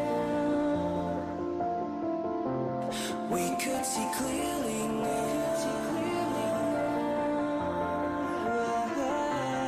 We could see clearly now. Clearly now. Clearly now. We could see clearly now. We could see clearly now.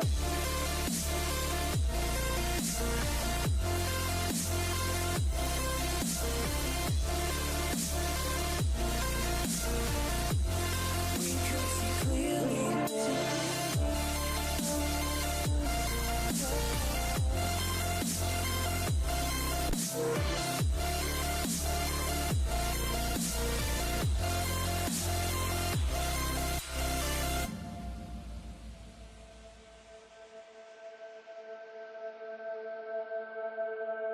I smoke too much. I drink too much. I tell myself that I can't stop. We could see clearly now. We could see clearly now.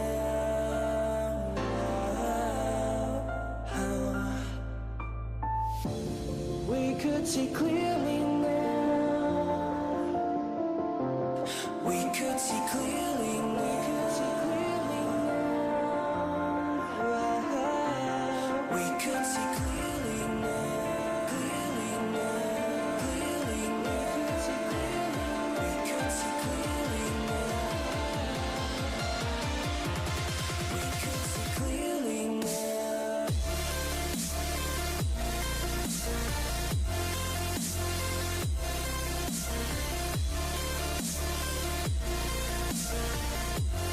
We could see clearly now.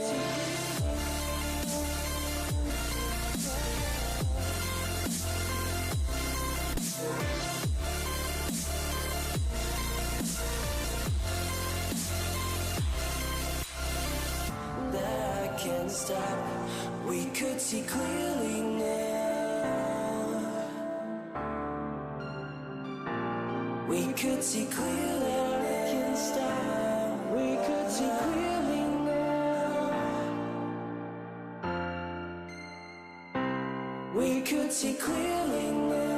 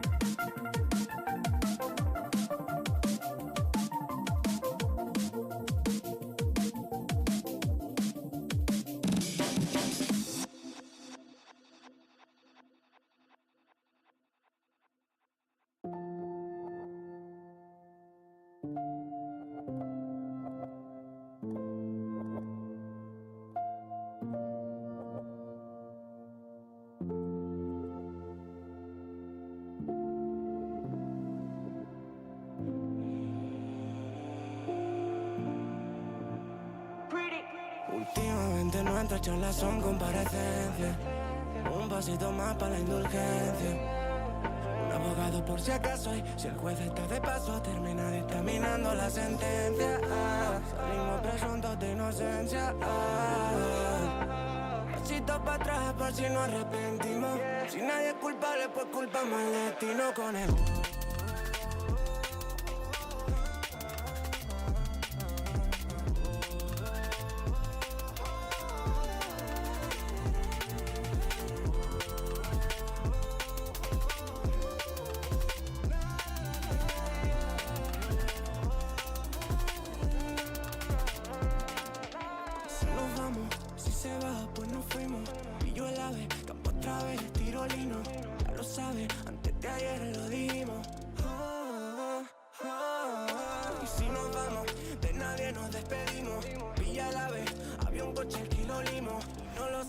Pero hace 5 dimos. Nena, por tu forma de hablar, intuyo que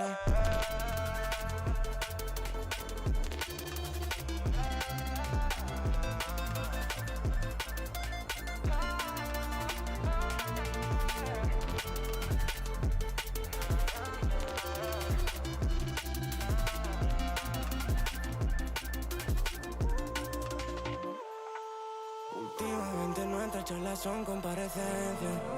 Un pasito más para la indulgencia. Un abogado por si acaso, y si el juez está de paso, termina dictaminando la sentencia. Salimos presuntos de inocencia.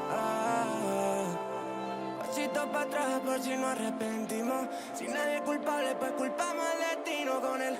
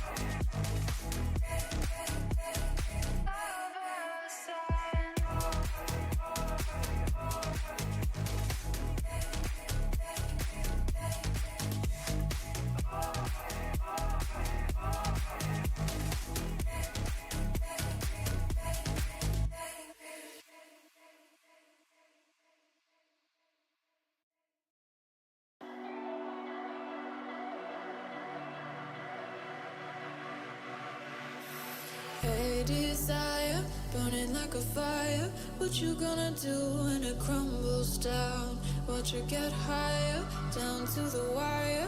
Will you let it burn till we almost drown? Higher, goodbye, honey, where do we lie? Where you're headed, am I going there too? I don't wanna ask why, wanna give this a try with you. And if you wanna go, I'll follow. I won't let you go alone, 'cause it's a big pill to swallow, but you won't do it on your own. And if you wanna go, I'll follow. I won't let you go alone. I don't care what happens now, where we go, how far and how. If you wanna go, I'll follow.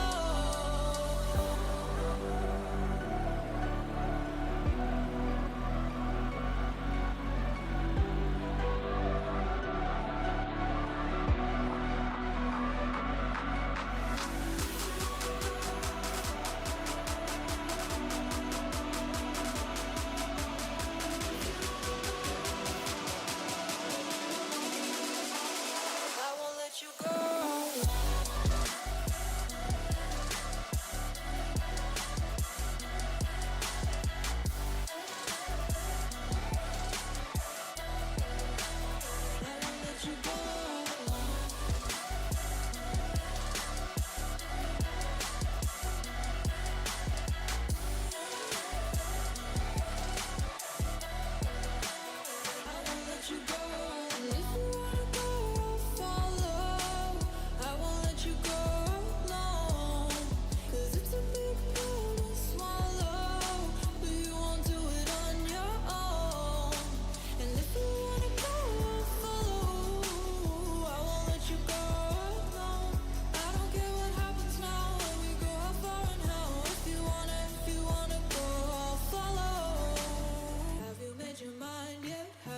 Your heart set, I don't wanna jump half-hearted. Gotta get your feet wet, gotta give what you get. I don't wanna finish where we started. Like the river flowing, tell me where we're going. Take me to a place that's brand new.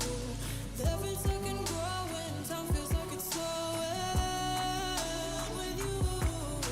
And if you wanna go, I'll follow. I won't let you go.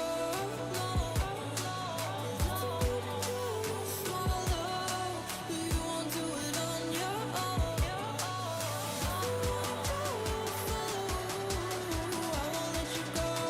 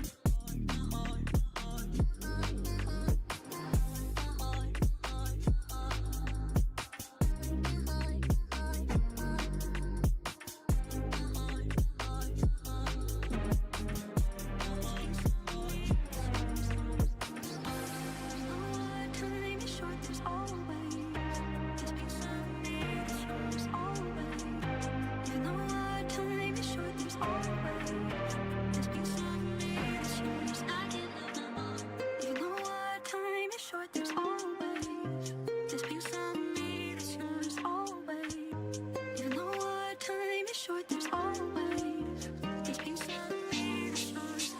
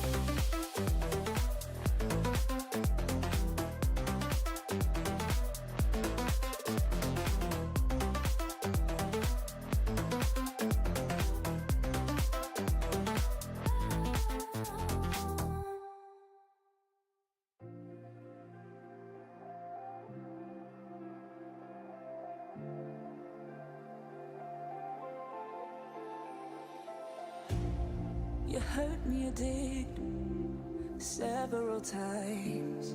It hurts to admit that we're no different. I find it hard to commit, but you don't even try. Still I'm better with than without you. Oh,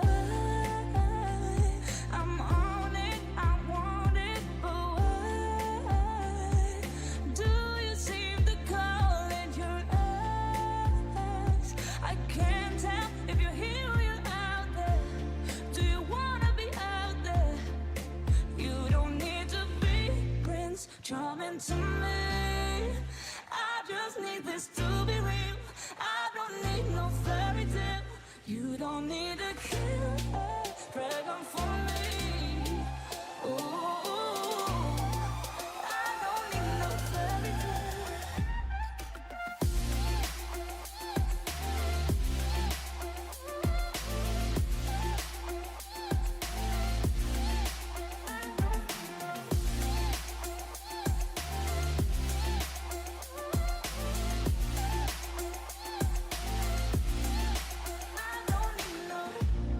We run and go still every time. Whatever it is, I keep on trying. 'Cause it ain't hard to forgive when you know what it's like. That's why I'm better with than without you. Oh, I'm on it, I want it, but why do you seem to call it your eyes? I can't tell if you're here or you're out there. Do you wanna be out there? You don't need to be Prince Charming to me. I just need this to be real. I don't need no fairy tale. You don't need a kill, pregnant for me. Ooh, I don't need no fairy tale.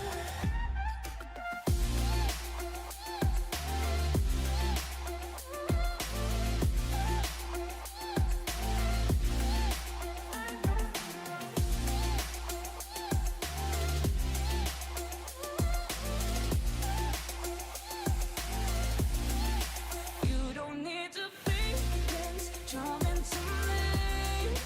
I just need this to be real. I don't need no fairy tale. You don't need a kill, pregnant for me. Ooh, I don't need no fairy tale. I don't need no.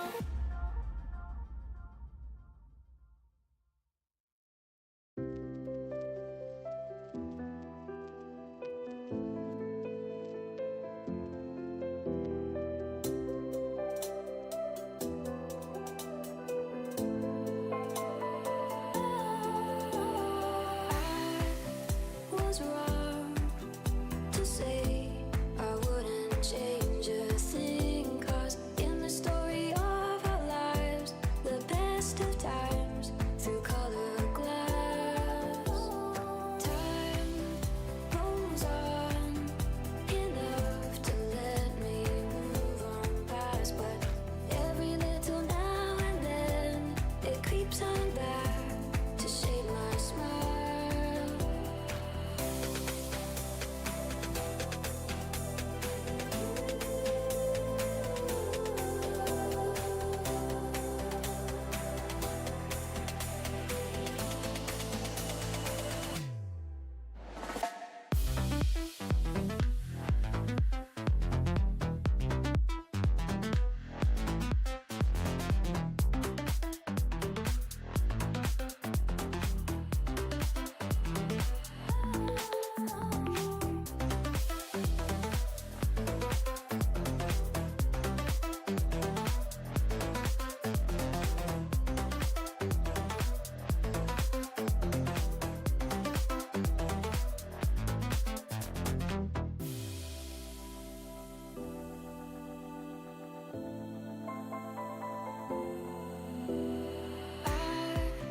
Was wrong to say I wouldn't change a thing. 'Cause in the story of our lives, the best of times through colored glass, time rolls on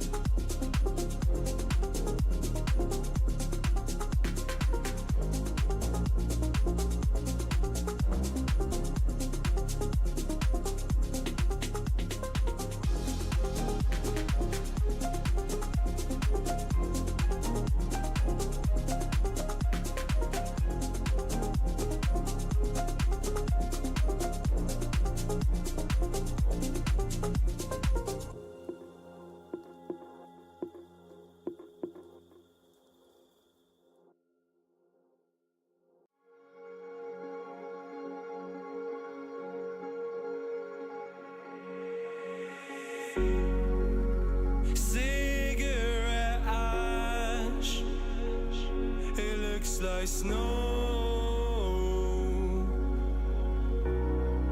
When it falls in the wind, you know. And you say you wanna dance. You're wary, you know, you'll end up in the wrong hands. And you're having fun. Why don't you show your friends? And you're having fun. What if it never ends? I'm lacking sincerity, but you don't care at all. Miss booze, lit cigarettes, trying to take me home.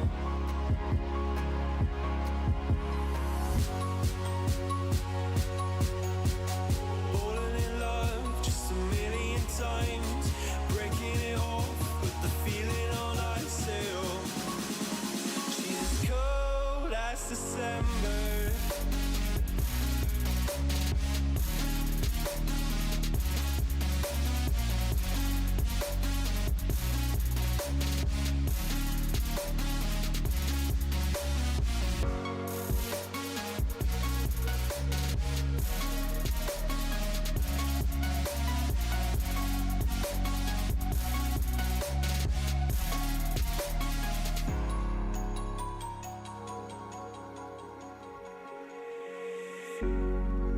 I swear I've seen you before, holding your shoes in your hands, running out that door. And you are nothing, but you say you wanna dance.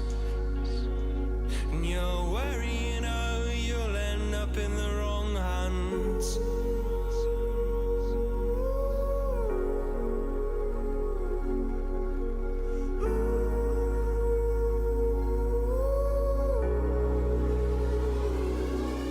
I'm lacking sincerity, but you don't care at all. Miss booze, lit cigarettes, trying to take me home.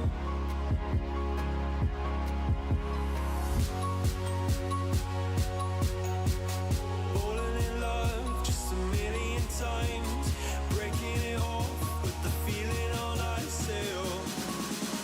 She's as cold as December.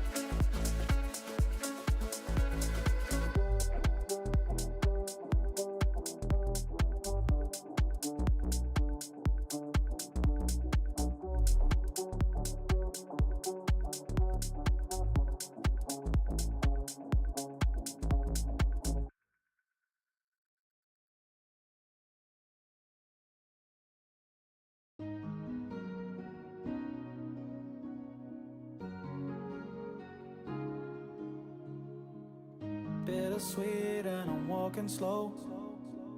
Sensitive, feel the afterglow. Looking for things that I can't control. Fear from my past, cause it always shows. Do I wanna try? Can I let it go? Running from the past, wanting to be sure. Chaos in my mind, constant deja vu. But every time, it comes back to you. Whoa, I'm still falling. Whoa, but it tastes bittersweet. Whoa, I keep on falling. Whoa, I like the taste of it.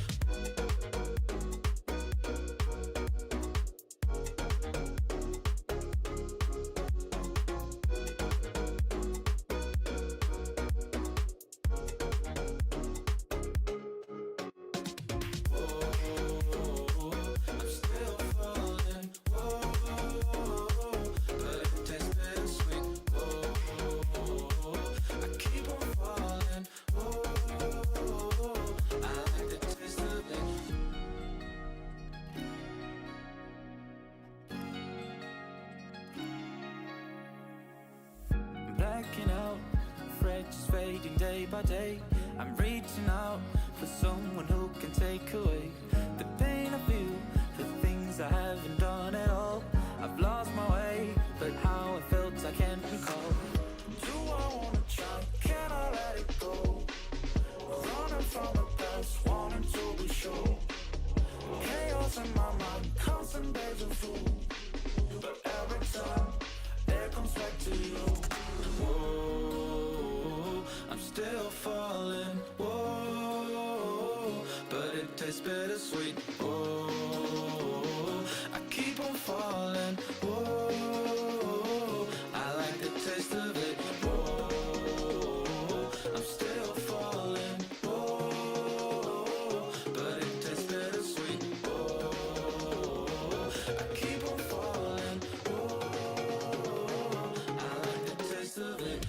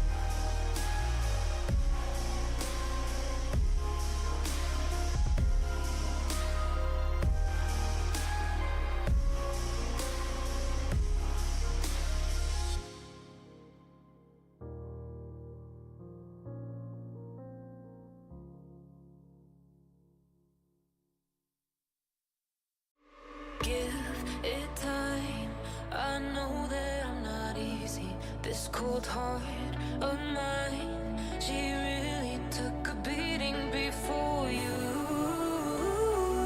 You stuck through blizzards, winter nights with you. Now I'm blooming just for you. For you. There's nothing I wouldn't do. For you. There's nothing I wouldn't do. For you. There's nothing I wouldn't do. For you. There's nothing I wouldn't do. For you. For you. For you. For you.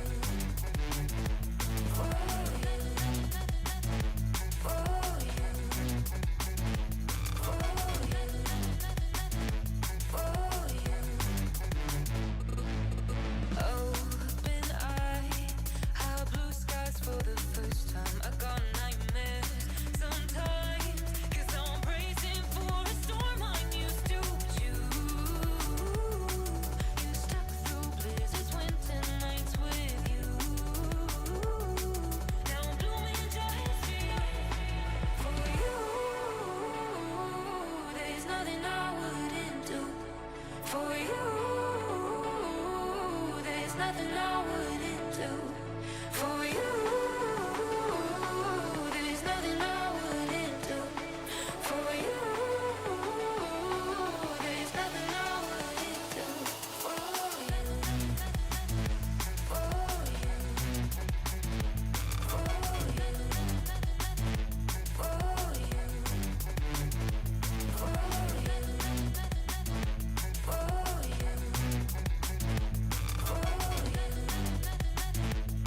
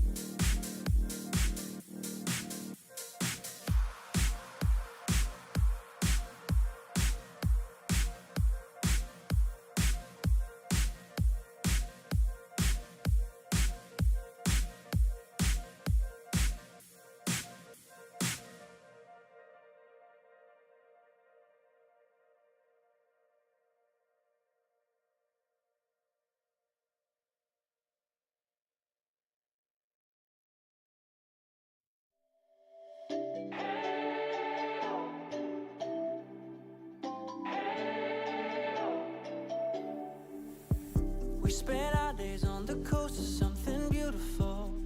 We got pulled into the tide of something real. But somehow I lost you on the way. I assumed you left me behind. Lifeless days and sleepless nights, so tired of it. I can't get you off my mind, can't forget it. Now I know what I've got to do is find my way back to you. Hey, why did it take us so long? Hey, while I was dancing on my own. Hey, and now my prayers been answered in my darkest time. 'Cause now I found you.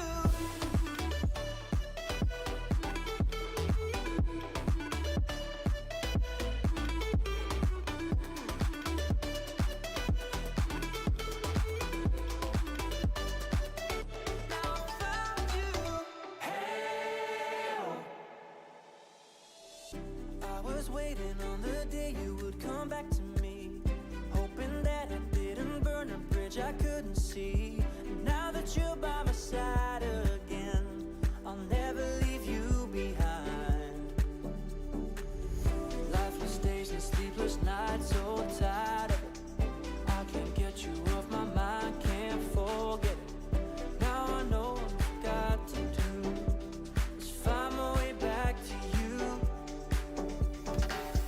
Hey, why did it take us so long? Hey, while I was dancing on my own. Hey, and now my prayers been answered in my darkest time. 'Cause now I found you.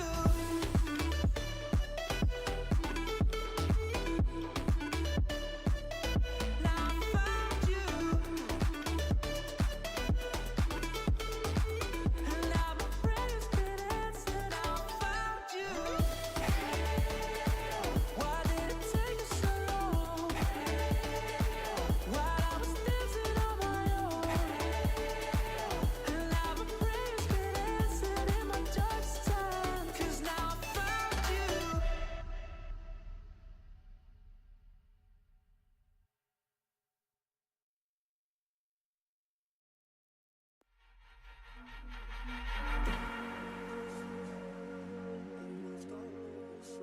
Time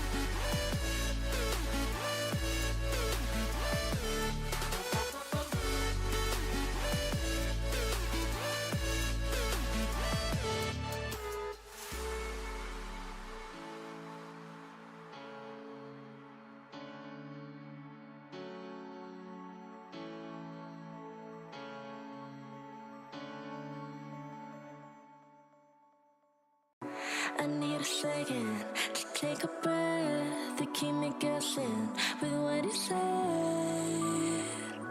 You're in my head. We're under pressure, we're sinking deep like stormy weather. Can't seem to breathe when you're with me. If you're gonna break me, I know I won't stay. I don't wanna wait here, you push me away. If you're gonna choose, you don't know what to do. I don't wanna lose you, but I don't wanna lose me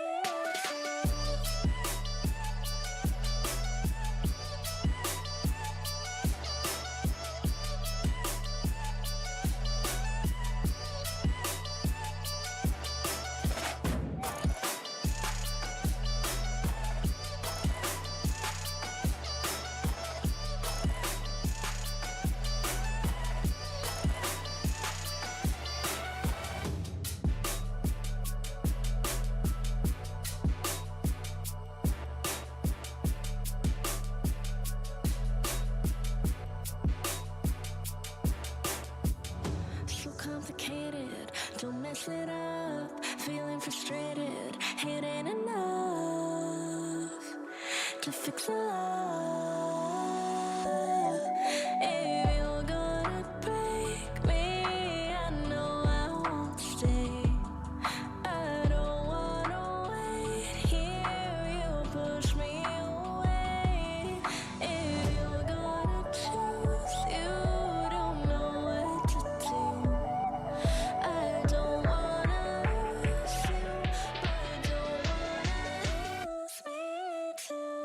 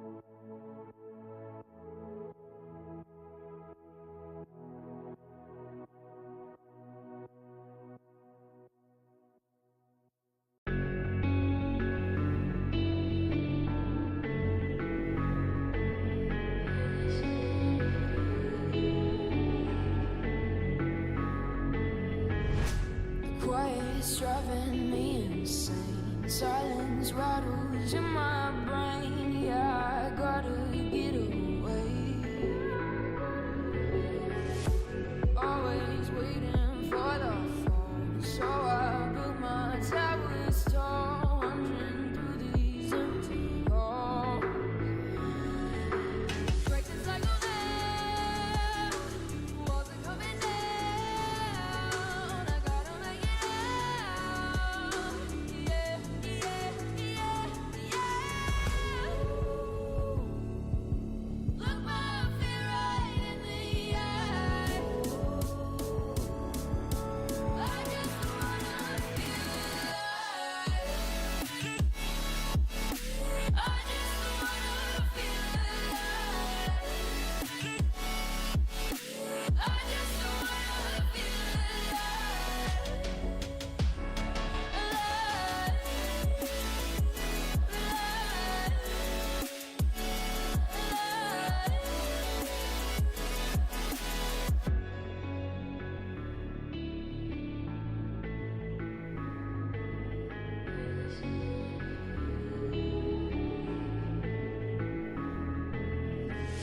I gotta save me from myself. This emptiness, it hurts like hell. My good intentions let me down. I keep getting in my way. My stubborn pride will dig my grave. Leaving behind with every step I take. Yeah, cycle down, walls are coming down. I gotta make it out. Yeah, yeah, yeah, yeah. Look my fear right in the eye. I just wanna feel alive. I just wanna feel alive. I just wanna feel alive.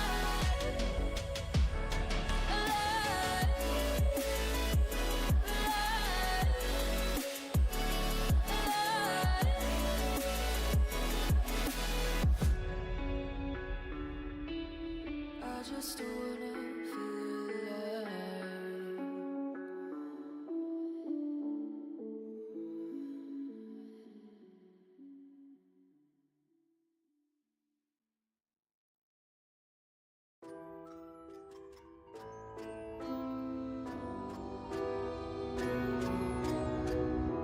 I need a scarecrow after what you did.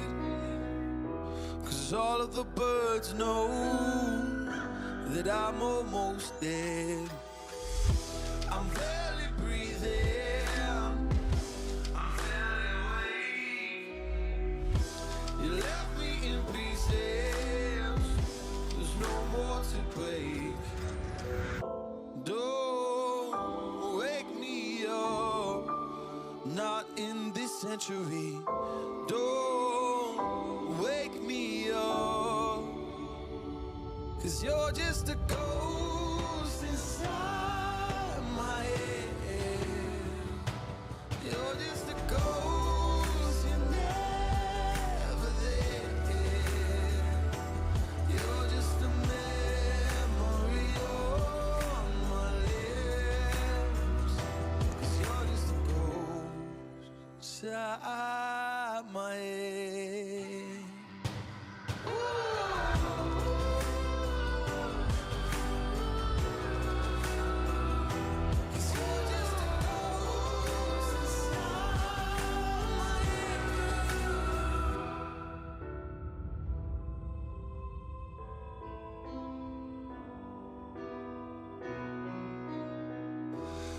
I need an angel after what you did.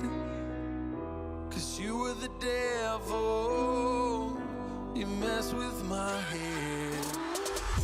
You lied to my mother. You lied to my friends. You said that you'd be there, that this never ends. Don't wake me up. century. Don't wake me up, 'cause you're just a ghost inside my head. You're just a ghost, you're never there. You're just a memory on my lips. 'Cause you're just a ghost inside my head. You're just a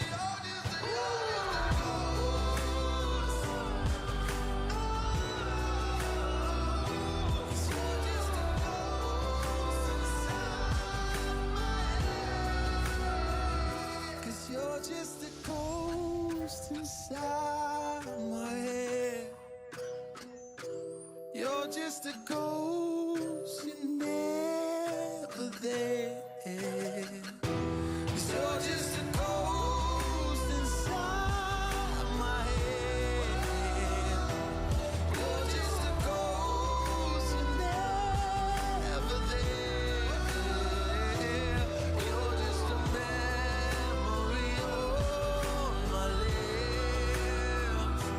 You're just a ghost inside my head. Oh, you're just a ghost inside my head.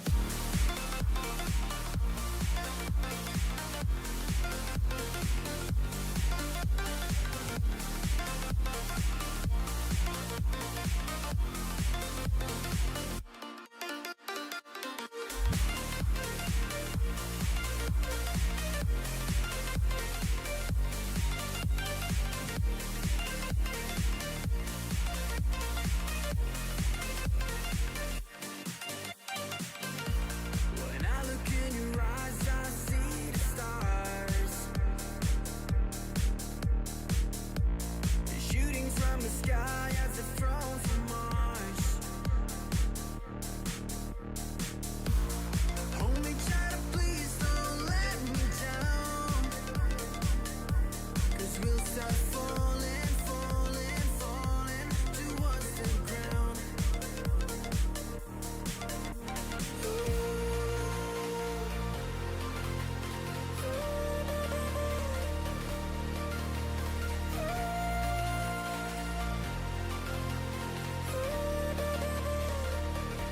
'Cause we'll start falling, falling, falling. 'Cause we'll start falling, falling, falling. 'Cause we'll start falling.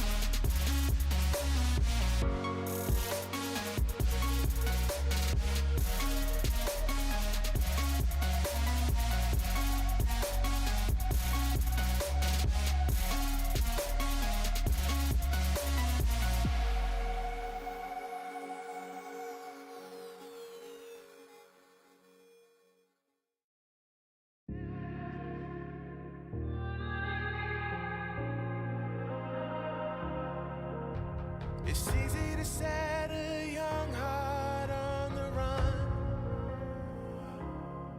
to see it crashing out the sky, falling one by one. Walking alone on the coldest night. There's nothing I could ever say to change your mind. I gotta live without your love. We've said goodbye. There's nothing I could ever say to change your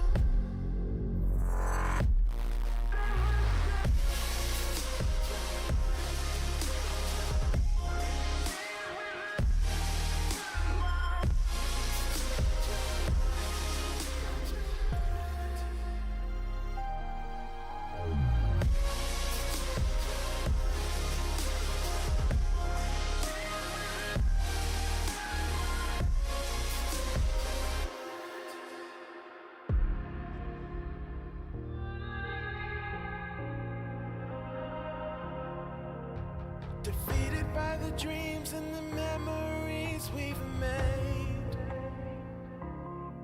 to see it crashing out the skies like a tidal wave down on me.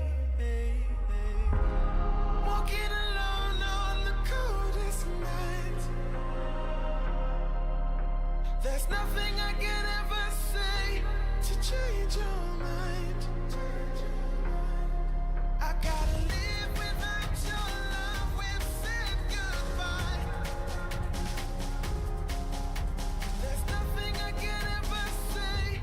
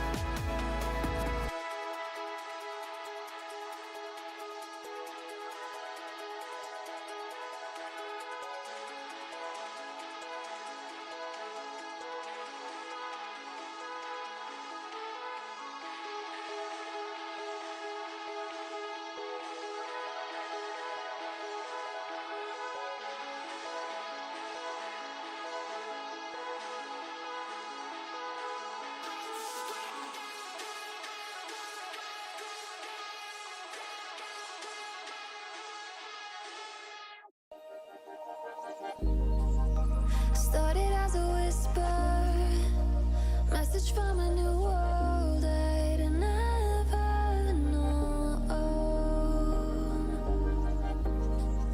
Something about it felt like it'd been waiting my whole life. Is this home? I can hear each sound calling my name, and I feel angels around when I start to sing. And suddenly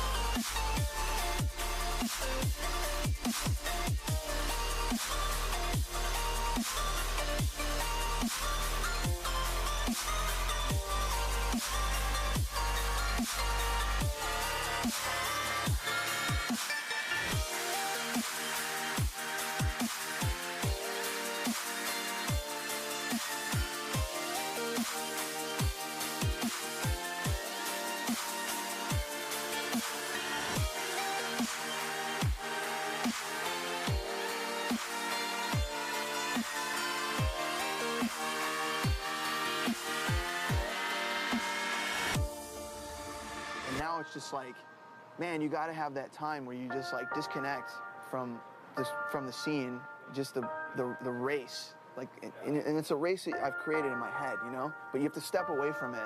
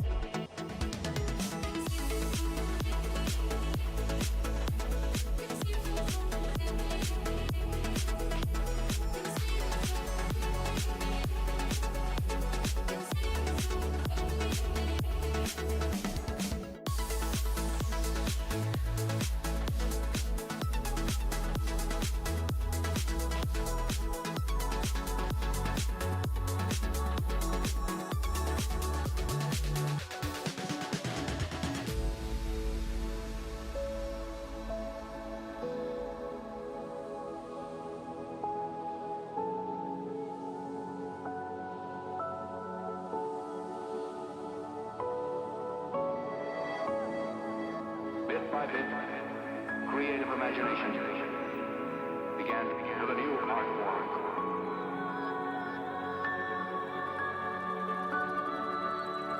Makes me feel I belong to something.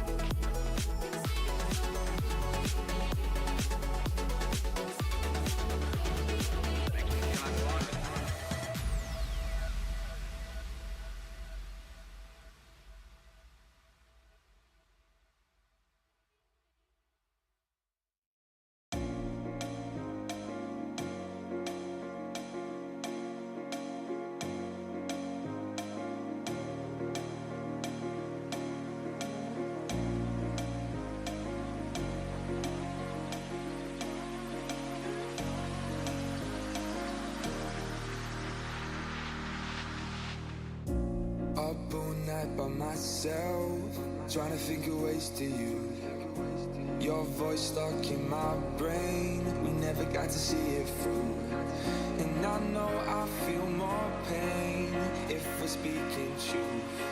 Cause when the daylight comes, I still lose. So will I feel it again? I just don't know.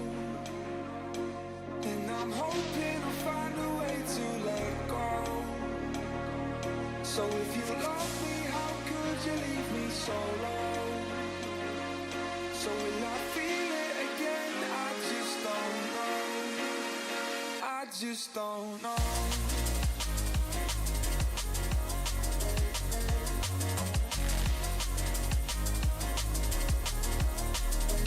I just don't know.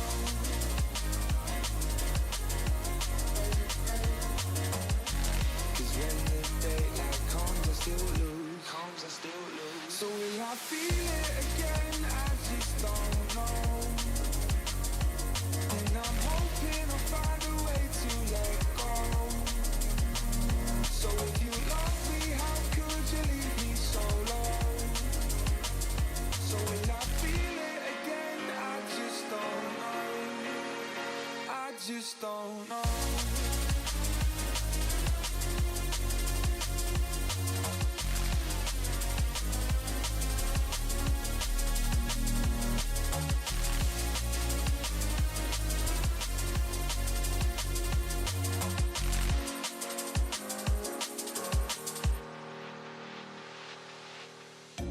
Looking back at our time, hoping that we did it right. And give me any reason to call you up late at night. And we know it's for the best, I won't put up a fight. Cause when the daylight comes, I still lose. So will I feel it again? I just don't know. And I'm hoping I'll find a way to let go. So if you love me, how could you leave me so low? So will I feel it again? I just don't know. I just don't know.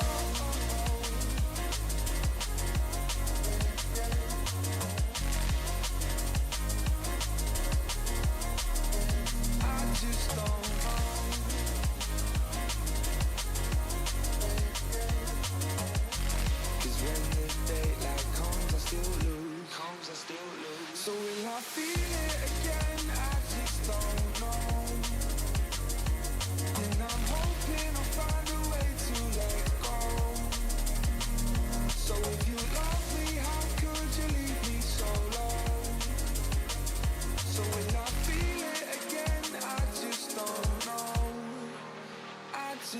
don't know.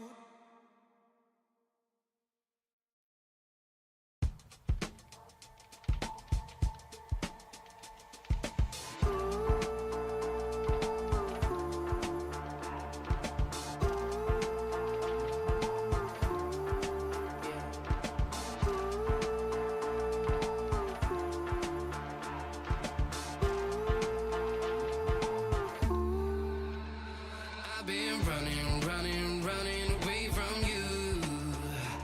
I've been trying, trying, trying to keep my cool. I see what your colors shining, shining through. Yeah, I do. Well, that I do.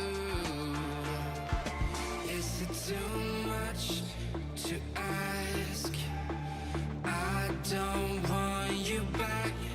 I don't want you back. Is it too much to ask?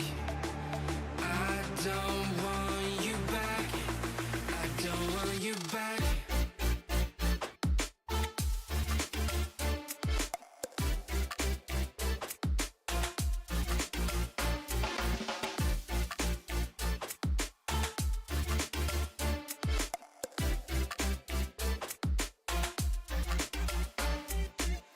No matter distance I cover, you always there to smother. Please let me find another. Feels like you're my silhouette. I'm not easy to forget. Pretend that we never met.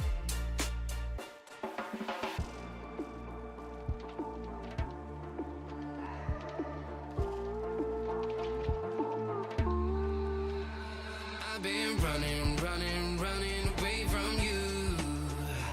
I've been trying, trying, trying to keep my cool. I see what your colors shining, shining through. Yeah, I do. Well, that I do.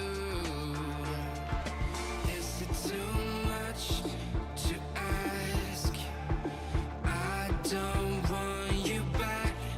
I don't want you back. Is it too much to ask? I don't want you back. I don't want you back.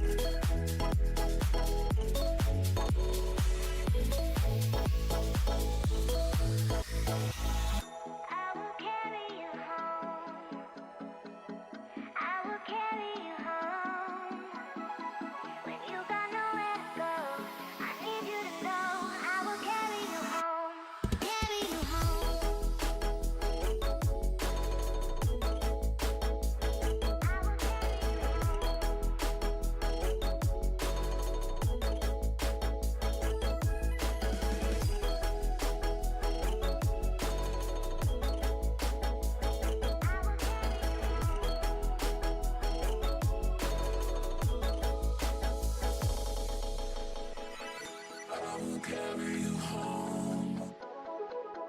I will carry you home. When you got nowhere to go, I need you to know I will carry you home. Carry you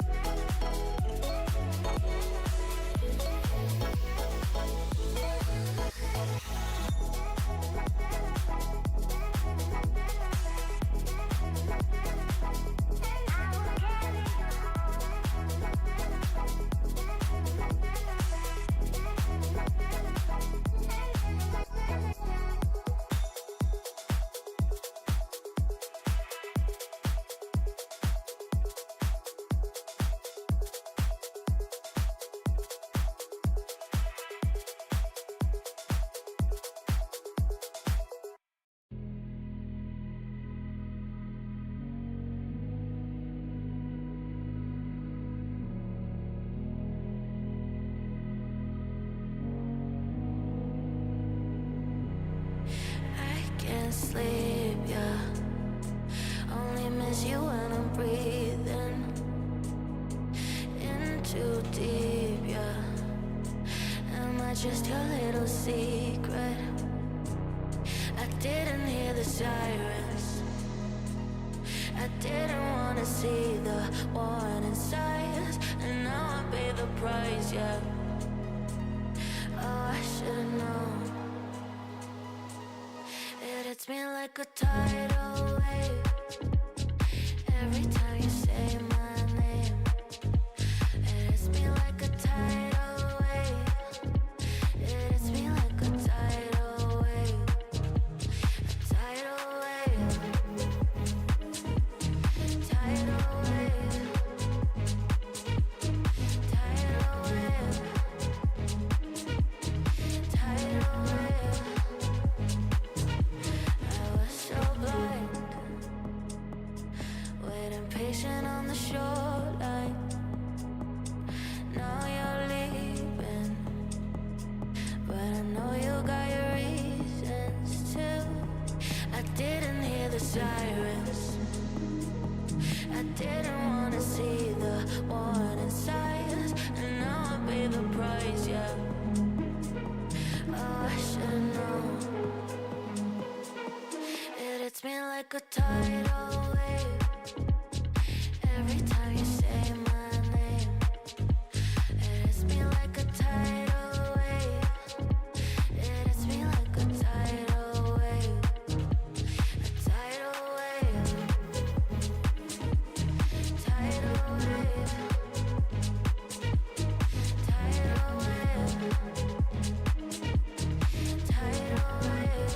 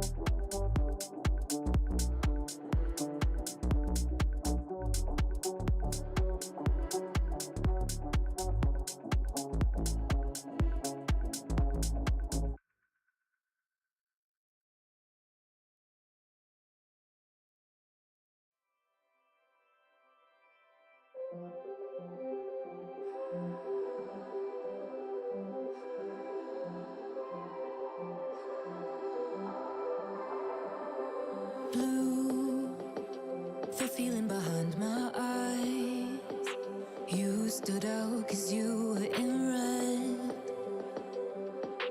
Then, against my intentions, I let you turn me violet instead.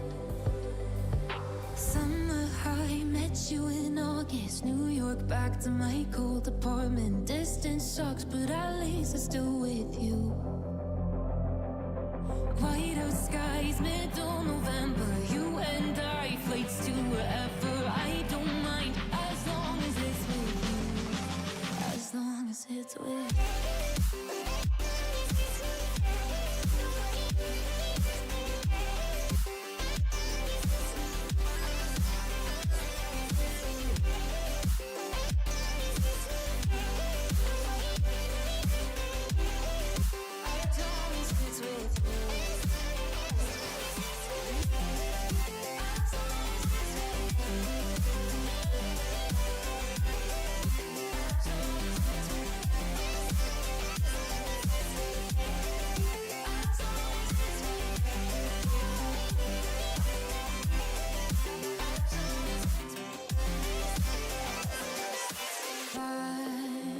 At the festival that we met at, where you were just a face in a crowd.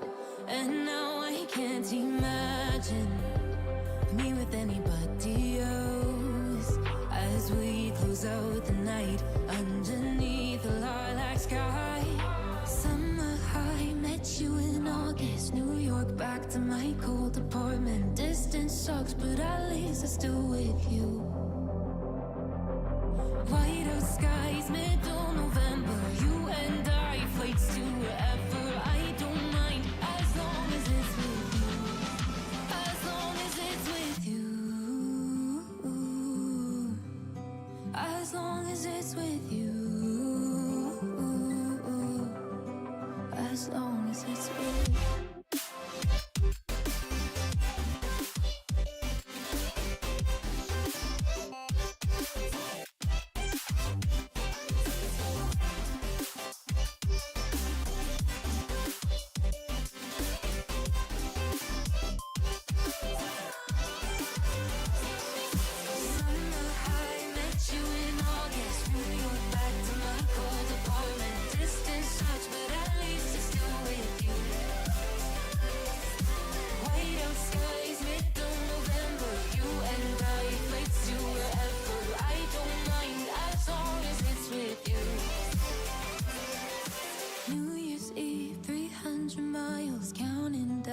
Next year will be close. I will wait as long as it's for you.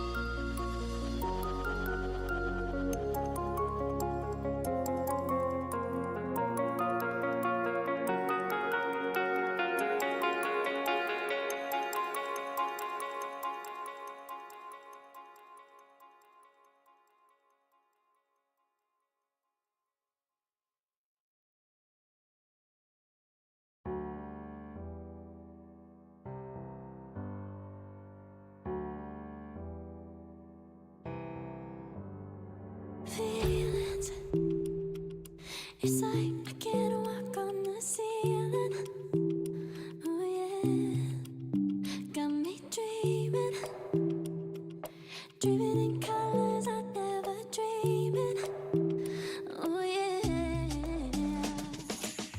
I let you in deeper than I let anyone else before. Fell in love with my broken pieces, took 'em all and made 'em yours. Didn't know what my heartbeat needed, skipping out, no I can't keep score. When I lose my breath, boy, you got me breathing. Oh, every little thing you do, every time you hold me, take me higher, higher. Every little thing you do, every time you hold me, take me higher, higher. Oh.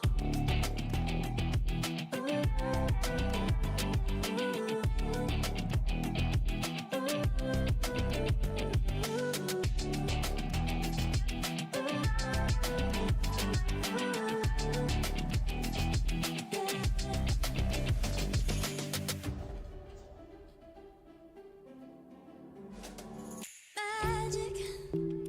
No, I'm never letting go. Now that I have it with you. When you kiss me, it's like the stars fall out the sky onto my heart to cover up what I don't wanna show.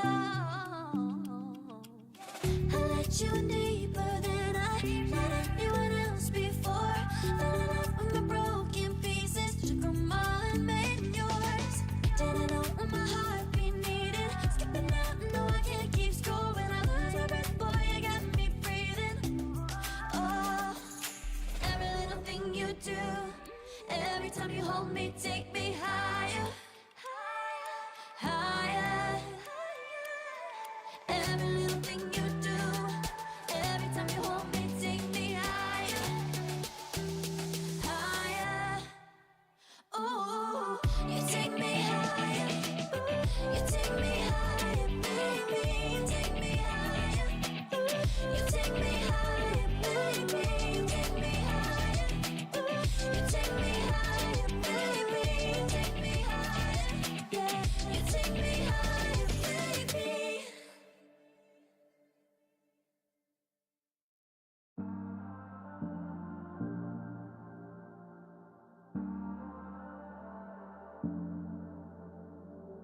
I'm always trying to see through your flaws, 'cause I know that you got so much more to give. You made a real mess, but I miss you though, 'cause I can go to sleep when I'm alone again. Say you wanna fix our problems, how long should I be waiting? Feels like I've had too much of drama, but I'm not ready to give in.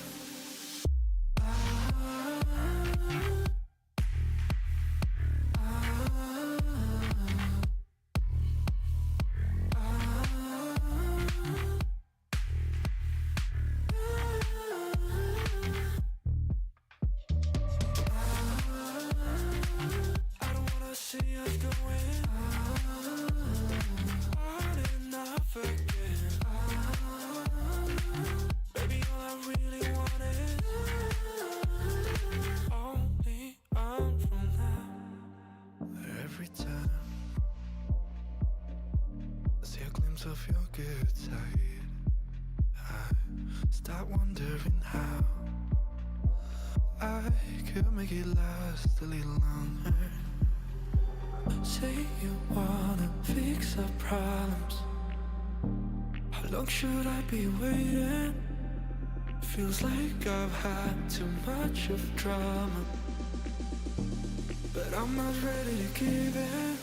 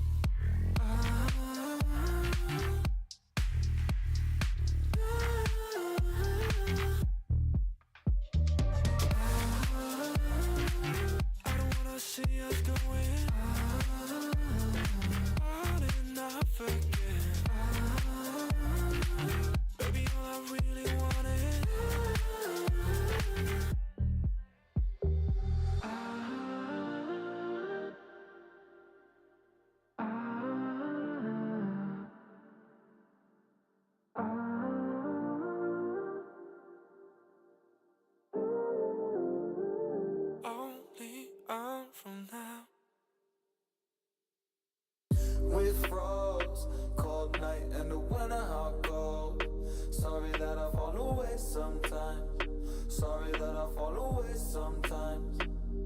Yeah, the end. Got to end it all on the weekend. Sorry that I feel that way sometimes. Sorry that I feel that way sometimes. Oh, yeah. You don't really wanna know me. Hanging in the corner with a nose deep. High on whatever they sold me. That's the old me, yeah. 6 years later trying to find me. Still trying to figure out the mind piece. Looking for the love inside me.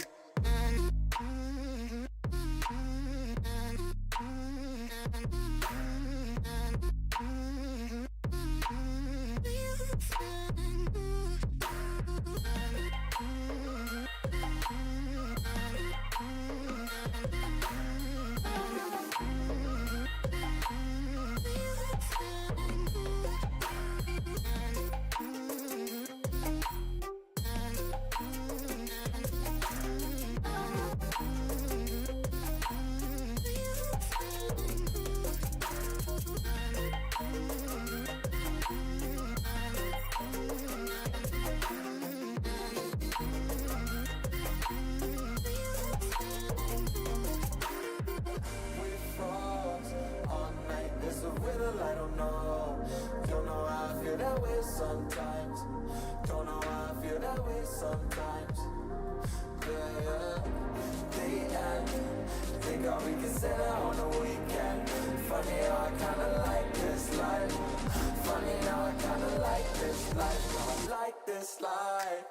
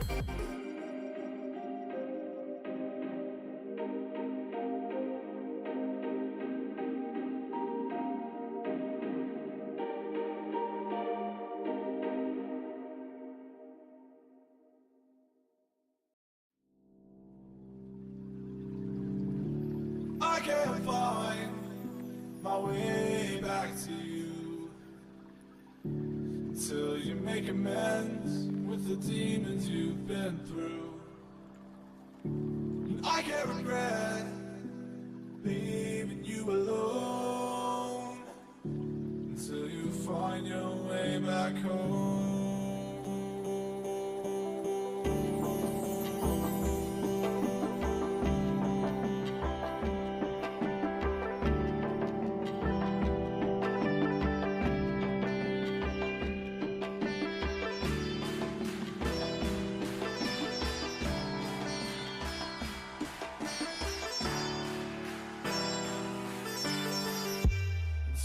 Find your way back home.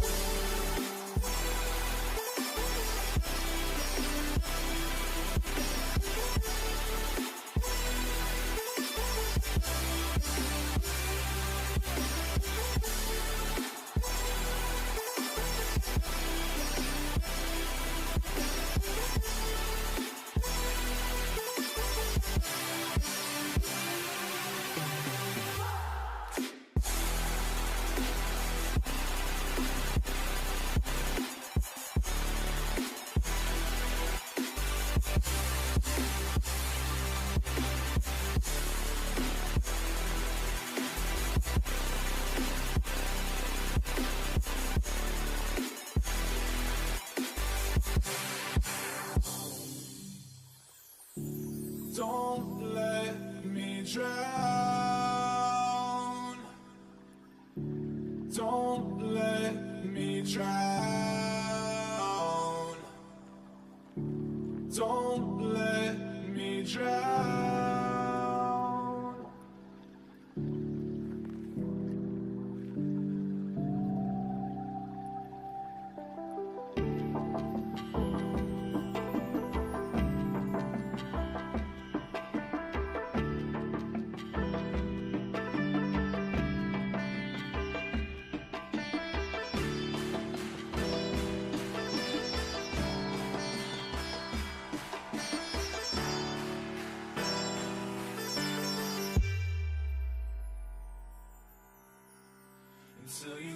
find your way back home.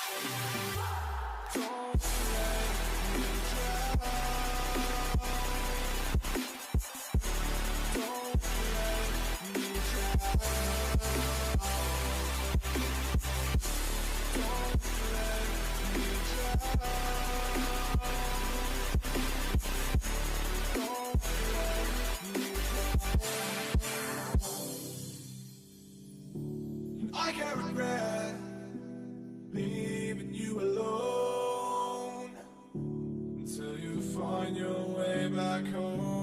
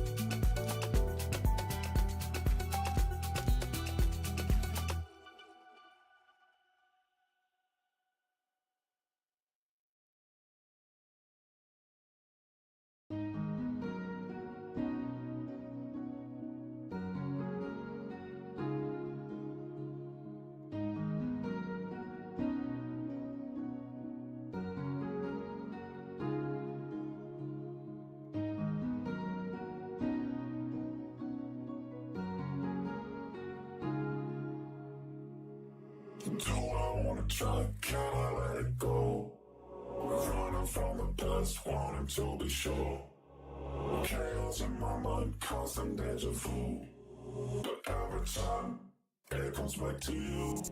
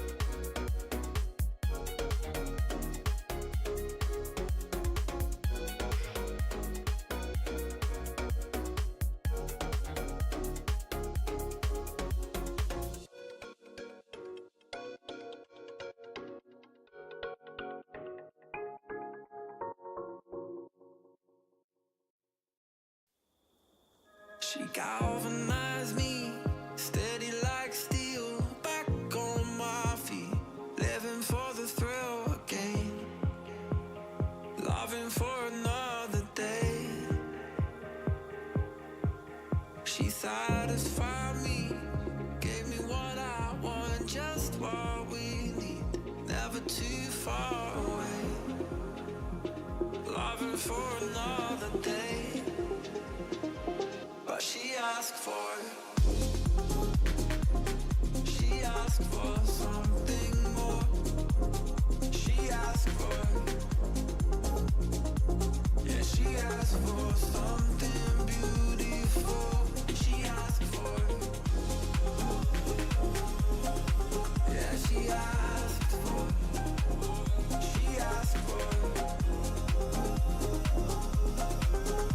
something beautiful.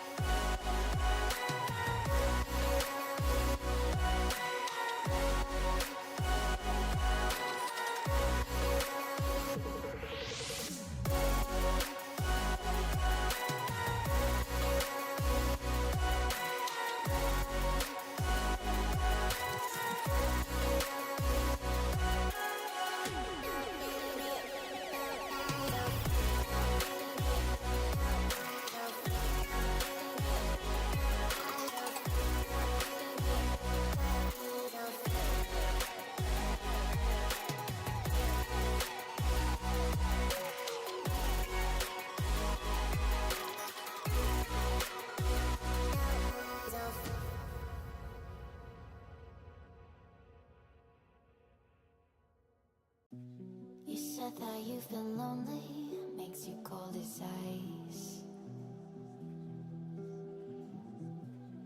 Hard to get to know me, but better than the lies. No way I'd let you slip by. No way I'd let you say bye. You said there ain't no reason, but I'll sit here every day, waiting for the moment I won't feel like I should stay. No way I'd let you slip by.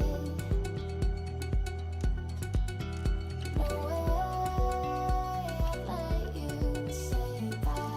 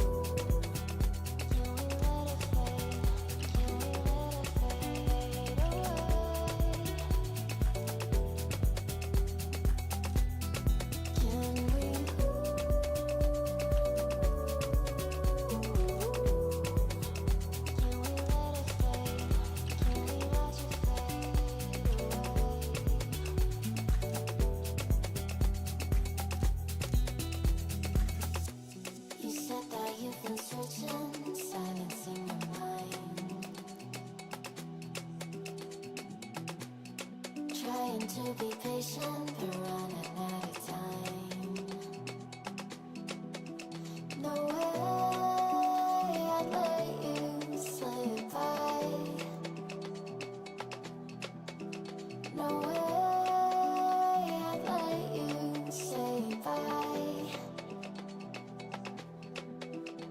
You said there ain't no meaning, I just wanna understand everything that led us here, the teardrops when I hold your hand. No way I'd let you slip by. No way I'd let you say bye. Can we watch it fade, fade away? Can we let it fade, fade away? We'll take it day by day.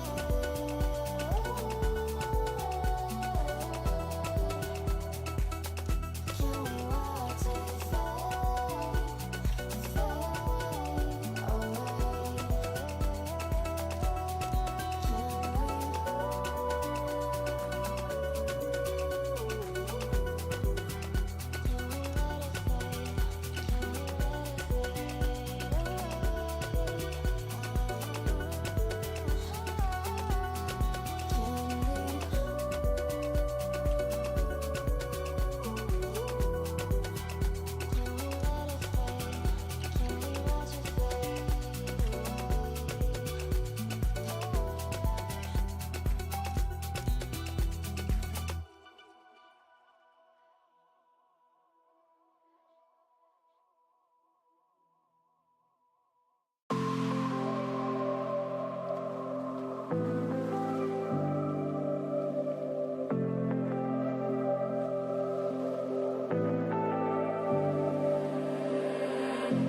I was so sure of our love.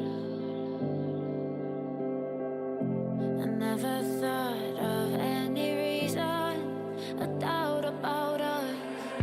And now I'm right back at the start. Halfway through a bottle, baby, and nothing's enough. I thought that I could keep it low. Take it easy, take it slow. We ended up just like before. So take it easy, take it easy. I thought that I could keep it low. Take it easy, take it slow. We ended up just like before. So take it easy.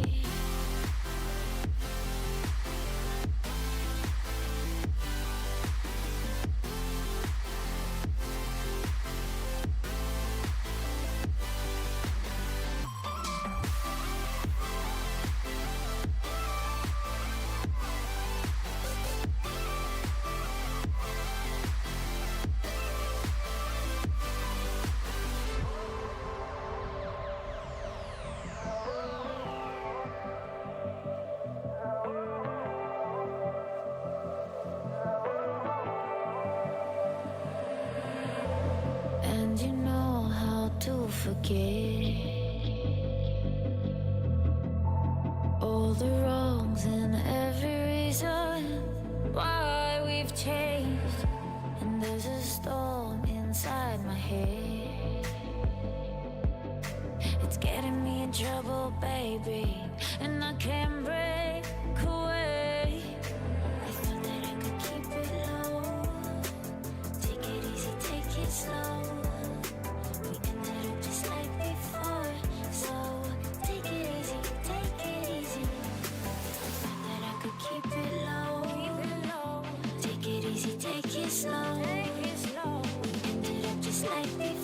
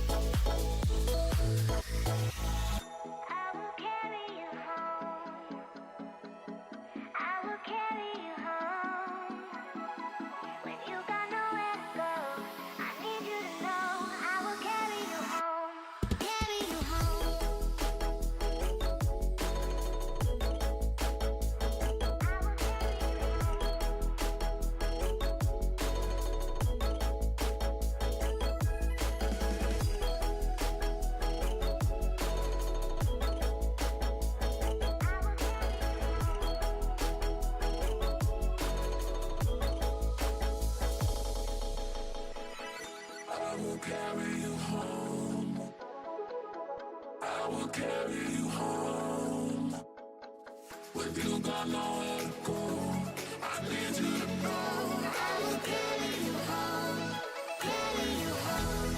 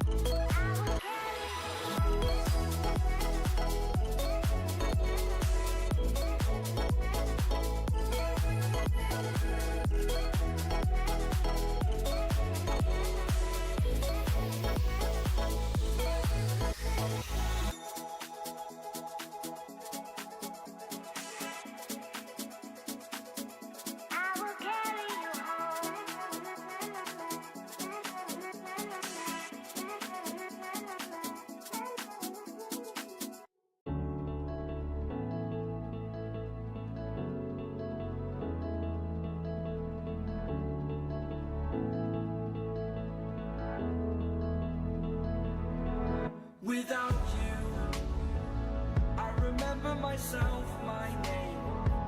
Forgot about all you tried to change. Familiar was the sound of your voice as I continue to walk on by. It has been a year and now I'm living on the line. It has been a year and now I'm thinking what's mine, that I'm better off right here without you.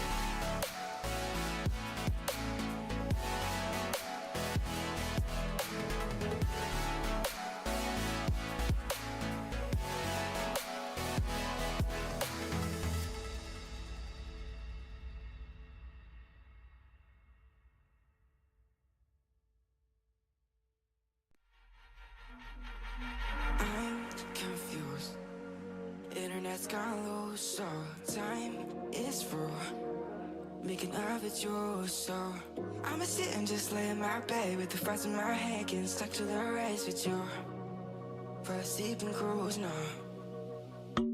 Stress is getting just a little bit lower, mine's getting just a little bit closer. Find somebody in my life that can make it through. I'll be lost, I'll be found in the broken, way out in the crowd feeling open. Find somebody in my life that can make it through. That one's just me times two.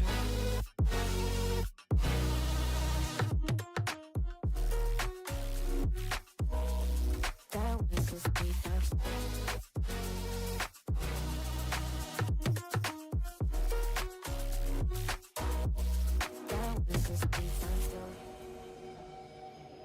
I've been crazy, been thinking for too long now. Let it take on the world with two arms now. Got me singing by in the dark. No feelings I couldn't start. Ooh, and I swear I proved all the ways I'm here. Got my drink and trying to get what to do, yeah. I better fake it, yeah, we can work together till we make it. Better take a life like we're running out of patience. My mind's gone out way too far. Yeah, I'm not right, but I'm way about to fake it. Yeah, we can work together till we make it. Better take a life like we're running out of pages. I know that times have been hard, but that's alright, cause we found out. Stress is getting just a little bit lower, mine's getting just a little bit closer. Find somebody in my life that can make it through. I'll be lost, I'll be found in the broken, way out in the crowd feeling open. Find somebody in my life that can make it through. That one's just me times two.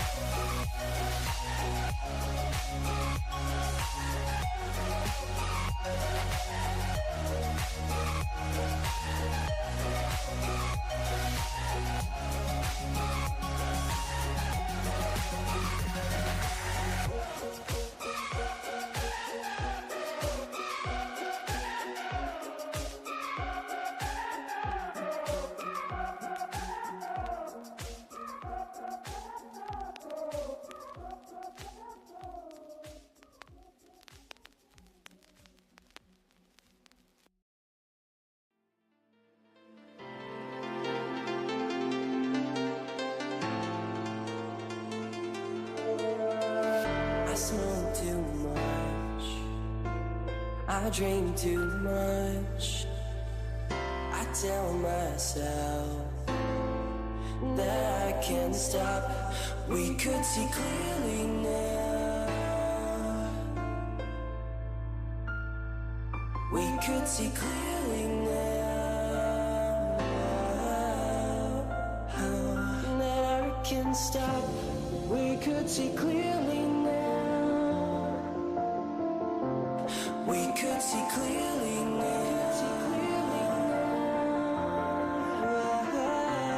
We could see clearly now. Clearly now. Clearly now. We could see clearly now. We could see clearly now.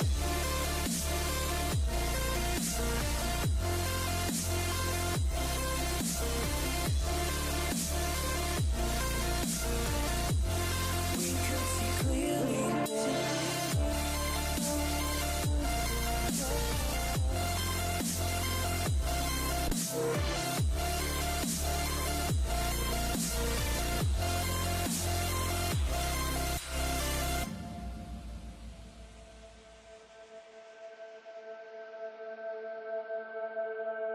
I smoke too much.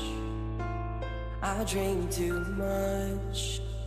I tell myself that I can't stop. We could see clearly now. We could see clearly now.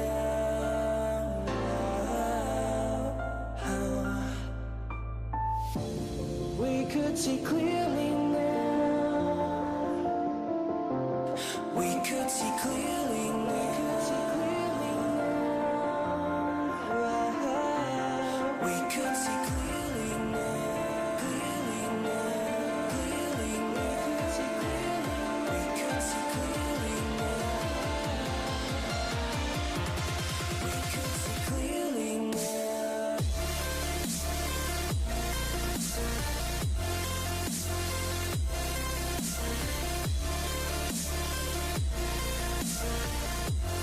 We could see clearly now.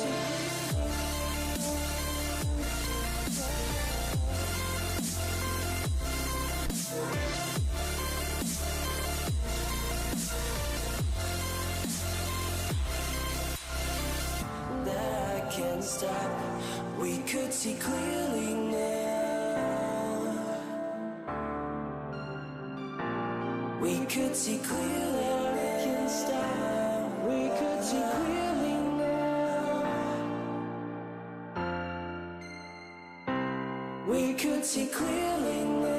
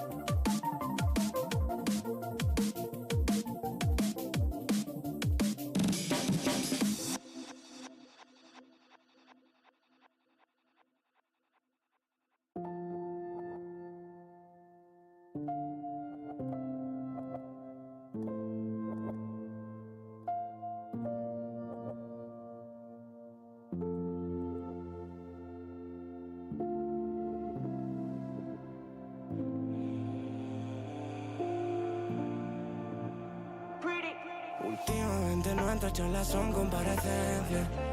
Un pasito más para la indulgencia. Un abogado por si acaso y si el juez está de paso termina dictaminando la sentencia. Salimos presuntos de inocencia. Pasito para atrás por si nos arrepentimos. Si nadie es culpable pues culpamos al destino con él.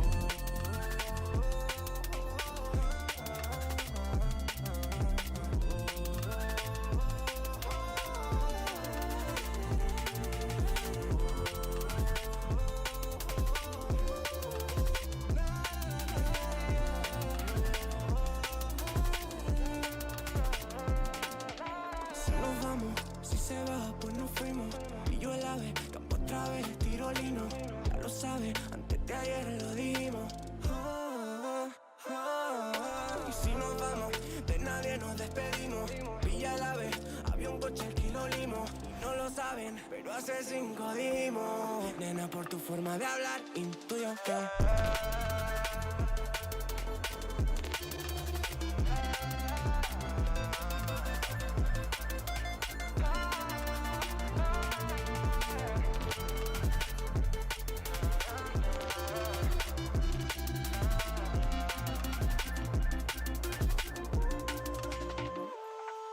últimamente nuestras charlas son comparecencias.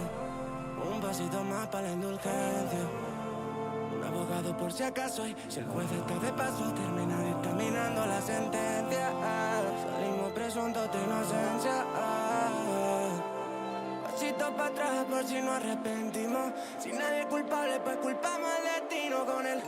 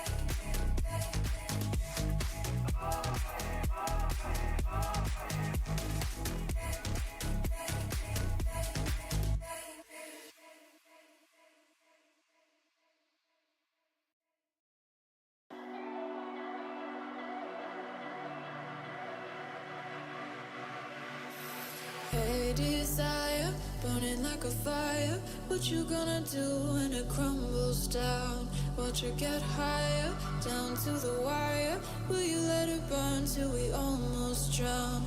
Higher, goodbye, honey, where do we lie? Where you're headed, am I going there too? I don't wanna ask why, wanna give this a try with you. And if you wanna go, I'll follow.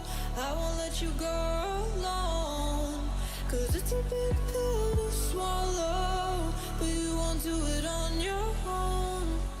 And if you wanna go, I'll follow. I won't let you go alone. I don't care what happens now, where we go, how far and how. If you wanna go, I'll follow.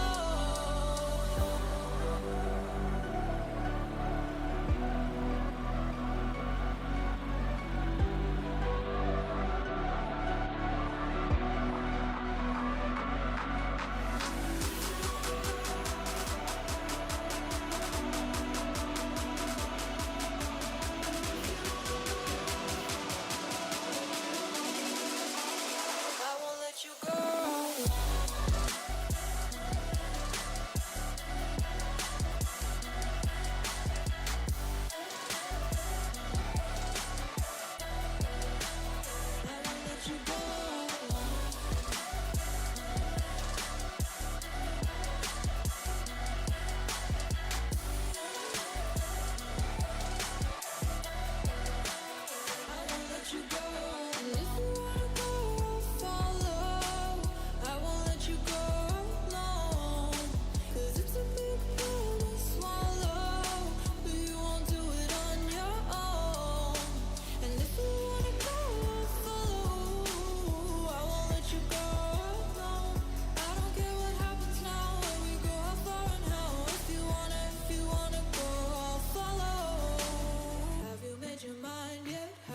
Your heart set, I don't wanna jump half-hearted. Gotta get your feet wet, gotta give what you get. I don't wanna finish where we started. Like the river flowing, tell me where we're going. Take me to a place that's brand new. Every second growing, time feels like it's slowing with you. And if you wanna go, I'll follow. I won't let you go.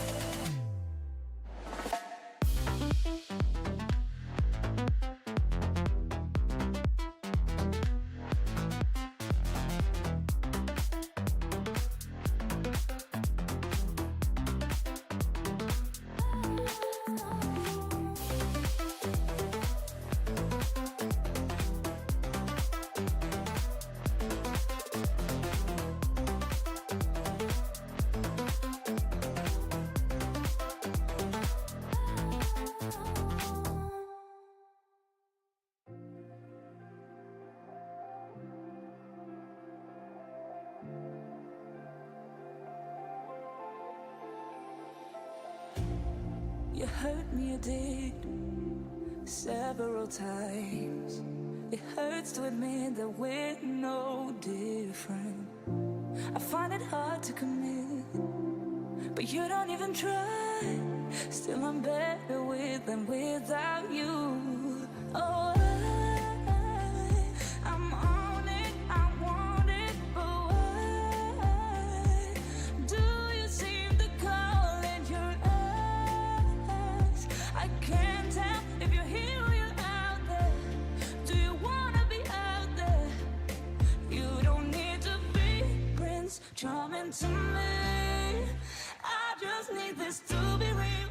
I don't need no fairy tale. You don't need a killer pregnant for me. Ooh,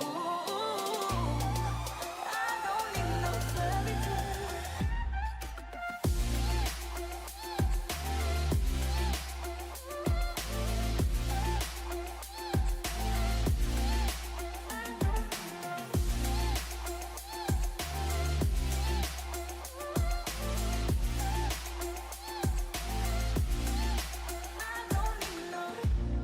We run and go still every time.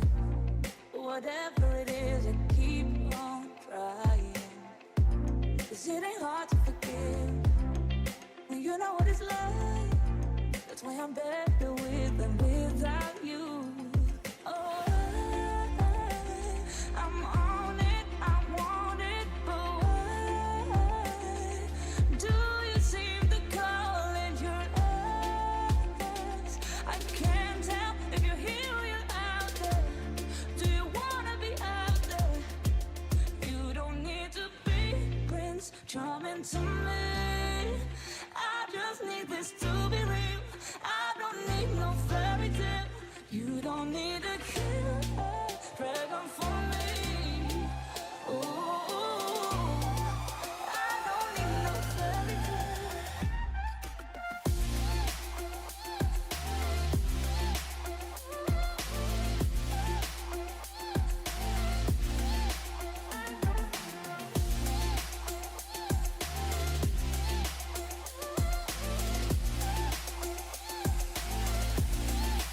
You don't need to be Prince Charming to me. I just need this to be real. I don't need no fairy tale. You don't need a killer pregnant for me. Ooh, I don't need no fairy tale. I don't need no.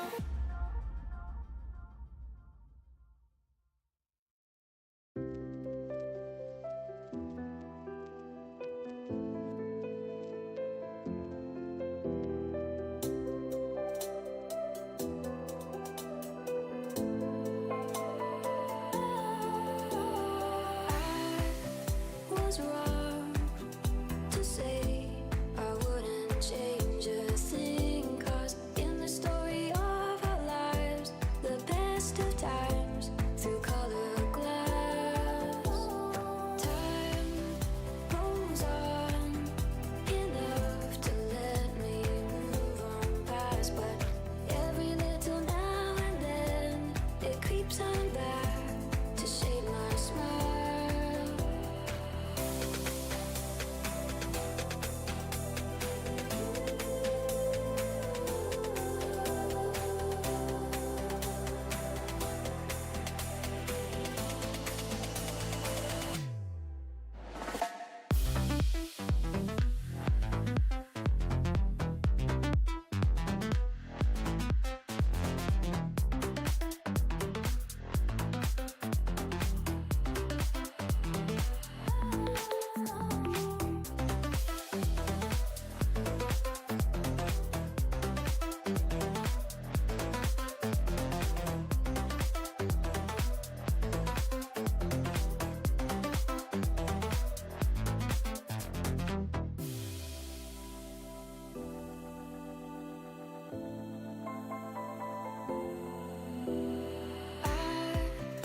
Was wrong to say I wouldn't change a thing. 'Cause in the story of our lives, the best of times through colored glass,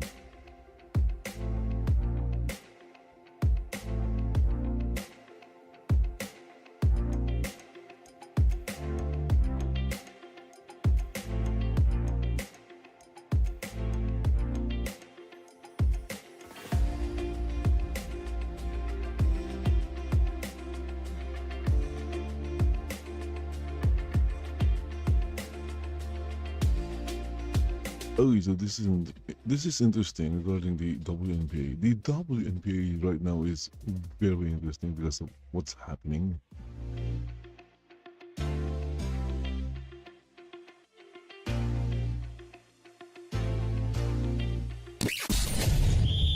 You're tuning into Black and White Sports on YouTube. The no holds barred truth on sports. The main event starts. All right, Black and White Sports supporters. Well, as we continue to spiral the way down the road of the WNBA Players Association, the Players Union, running the league straight into the ground over, let's just keep it real at this point. Let's call it what it is. How about greed? How about greed? What once was about we want to get paid more has turned into something else. All right, after seeing a crazy statement that the Players Association released, I went over that in the video earlier. They look like they're content on WNBA suicide at this point. I don't know if that's because they think Unrivaled's going to be around. Surely to God not. After seeing those ratings, that league is doomed. Let's just keep it real. I mean, no more Mr. Nice Guy. That league is doomed. Maybe one more year. I don't even know if they'll get that because of Project B. They're going to lose talent, yada, yada, yada. I don't know if Project B's why they think they got that in their hip pocket. I don't know. The two things have now emerged. You got an issue involving arenas? Holy crap. By the way, make sure you subscribe or check to make sure you're still subscribed. I'm going to say that in as many videos as I can. I brought that up earlier. Holy crap. I can't believe the amount of people that are still having to resubscribe to the channel that didn't know they were unsubscribed. It's crazy as hell. I've never seen anything like it. And now It happens when I had to resubscribe. a subscribed You- user What the bleep are you doing? doesn't engage with the channel for a certain time. The AI or the algorithm of YouTube would unsubscribe the user. About to play some hardball. They've said we're not going to lock out. We're going to go into a status quo. So what are they about to do? They're about to tempt these players with some money. You want to see a fracture in the Players Association? Adam Silver is about to play serious hardball, and this is hilarious. I'm not going to go through that ridiculous statement we saw earlier from the players. I'm not doing that again. I already did that in the video. However, look at what this headline says. WNBA is telling teams they can send free agent offers amid CBA uncertainty. Guys, teams are about to start sending out free agent offers to players. No, you're going to have some players that hadn't been making much money all of a sudden look up and they're like, oh, well, wait a minute. What now? Once they start seeing actual figures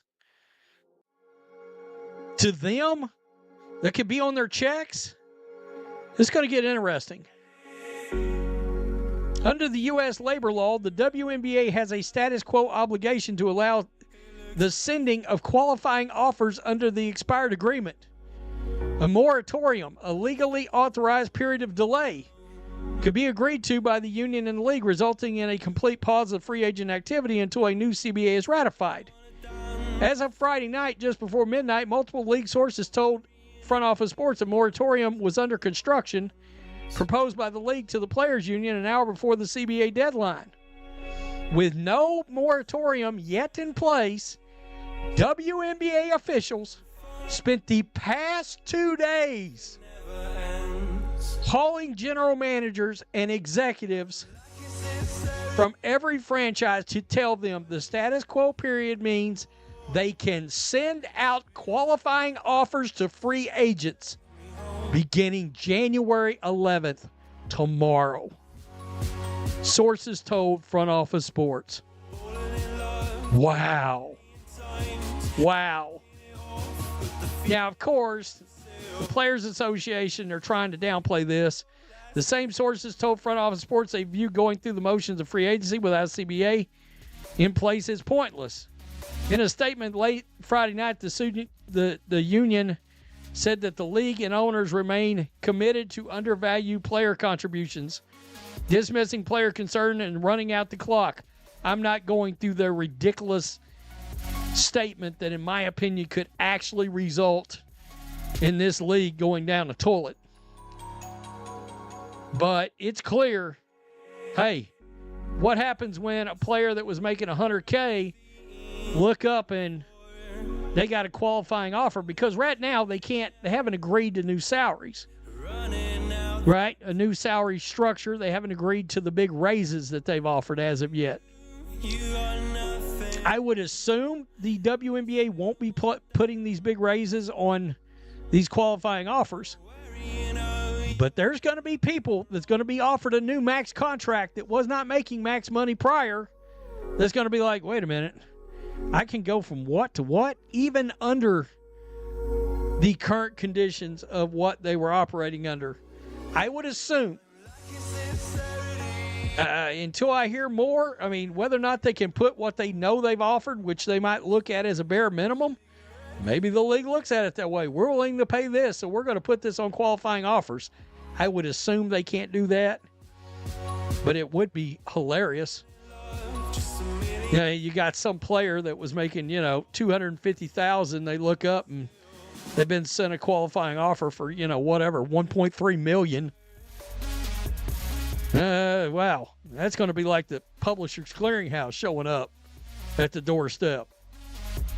And you're going to start getting, this is smart. Adam Silver's going to put players in a position that are like, okay, we got to wrap this damn CBA up because I want to get paid. That's chess shit. The league is playing some chess. The players are playing checkers, and it's obvious.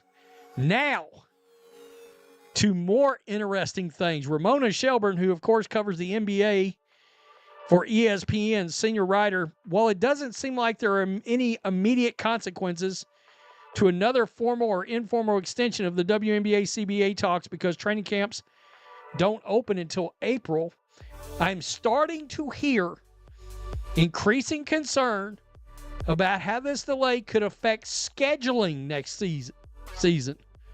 In other words, if there's no CBA, there's no schedule. And arenas can start to give away dates to other events. Wow. There's also the issue of free agency and expansion draft. It just makes sense, unless, of course, the team owns the arena. If the team is just like renting an arena, well, the arena owners need to make money. Got millions of new fans, should embrace them. Nope. Spend every second attacking new fans in CC. The reason if there is no schedule, there are no dates. Yeah, and I've got to wonder, you notice a lot of this is being led, you got older players. Then it's like that are trying to. You can't really blame the arena owners. No, you just need to take the deal where you can make up to $2 million by the end of the CBA, and then your ass needs to go play in Project B and put yourself together maybe you can make $10 million in 2 years. And hell, if you can't make it off that, I don't know what to tell you. Honestly. Wow. They are now looking at losing dates potentially to games.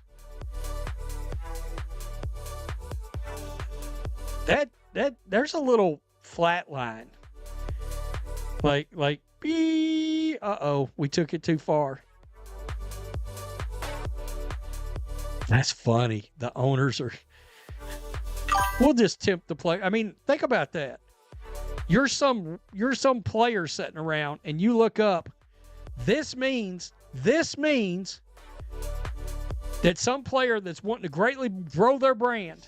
So I don't understand how this works. Can't the owners just hire new players? You think they're not going to look at that and go, oh my God, look at what that's done to Sophie Cunningham's popularity. It's exploded. She's everywhere. And a player's going to look at that and go, holy smokes, the Fever want me on this team. What are we doing? I've got to go. I got to sign this deal. That's interesting. I wonder if we're going to find out what teams are sending what players what. Tell me what you think. Peace. I'm out. Till next time. Thanks for watching the show. Be sure to like, comment, and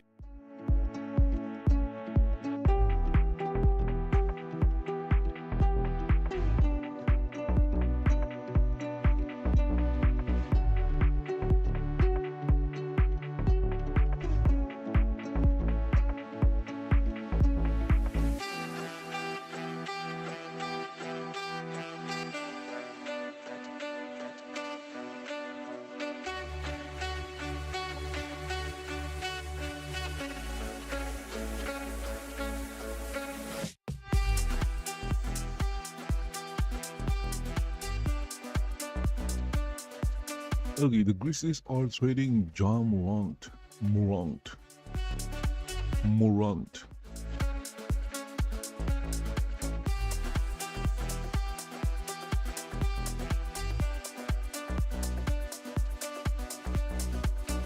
How about breaking news in the association? Shams Charania is reporting that the Grizzlies are entertaining offers for Ja Morant. Injuries and suspensions have caused Morant to miss 106 games since 2023. He's been the face of the Grizzlies, open and listening to trade calls for him. You know how a few weeks ago I told you that the Ja Morant situation in Memphis was out of control? How his trade value was crashing? How the Grizzlies were stuck in the worst possible situation? Well, Shams just dropped a nuke. For the first time in franchise history, the Memphis Grizzlies are officially entertaining trade offers for Ja Morant. This is not speculation. This is not the media trying to create drama out of nothing. The Grizzlies have opened the phone lines and teams are calling. Now, here's where this gets really interesting, because this news didn't just drop out of nowhere. It dropped 2 days after the Atlanta Hawks shipped Trae Young to Washington for basically nothing. And when I say nothing, I mean CJ McCollum and Corey Kispert. No picks, no young players, just two guys. And if you think Trae Young's situation doesn't have anything to do with Ja Morant's situation, stick around, because by the end of this video, you're going to see how these two stories are way more connected than you think. Because what happened to Trae Young might be a preview of what's about to happen to Ja. So let's get to it. Real quick before we get to the video, just a brief announcement. We made over $400 in the past day on Prize Picks, and now that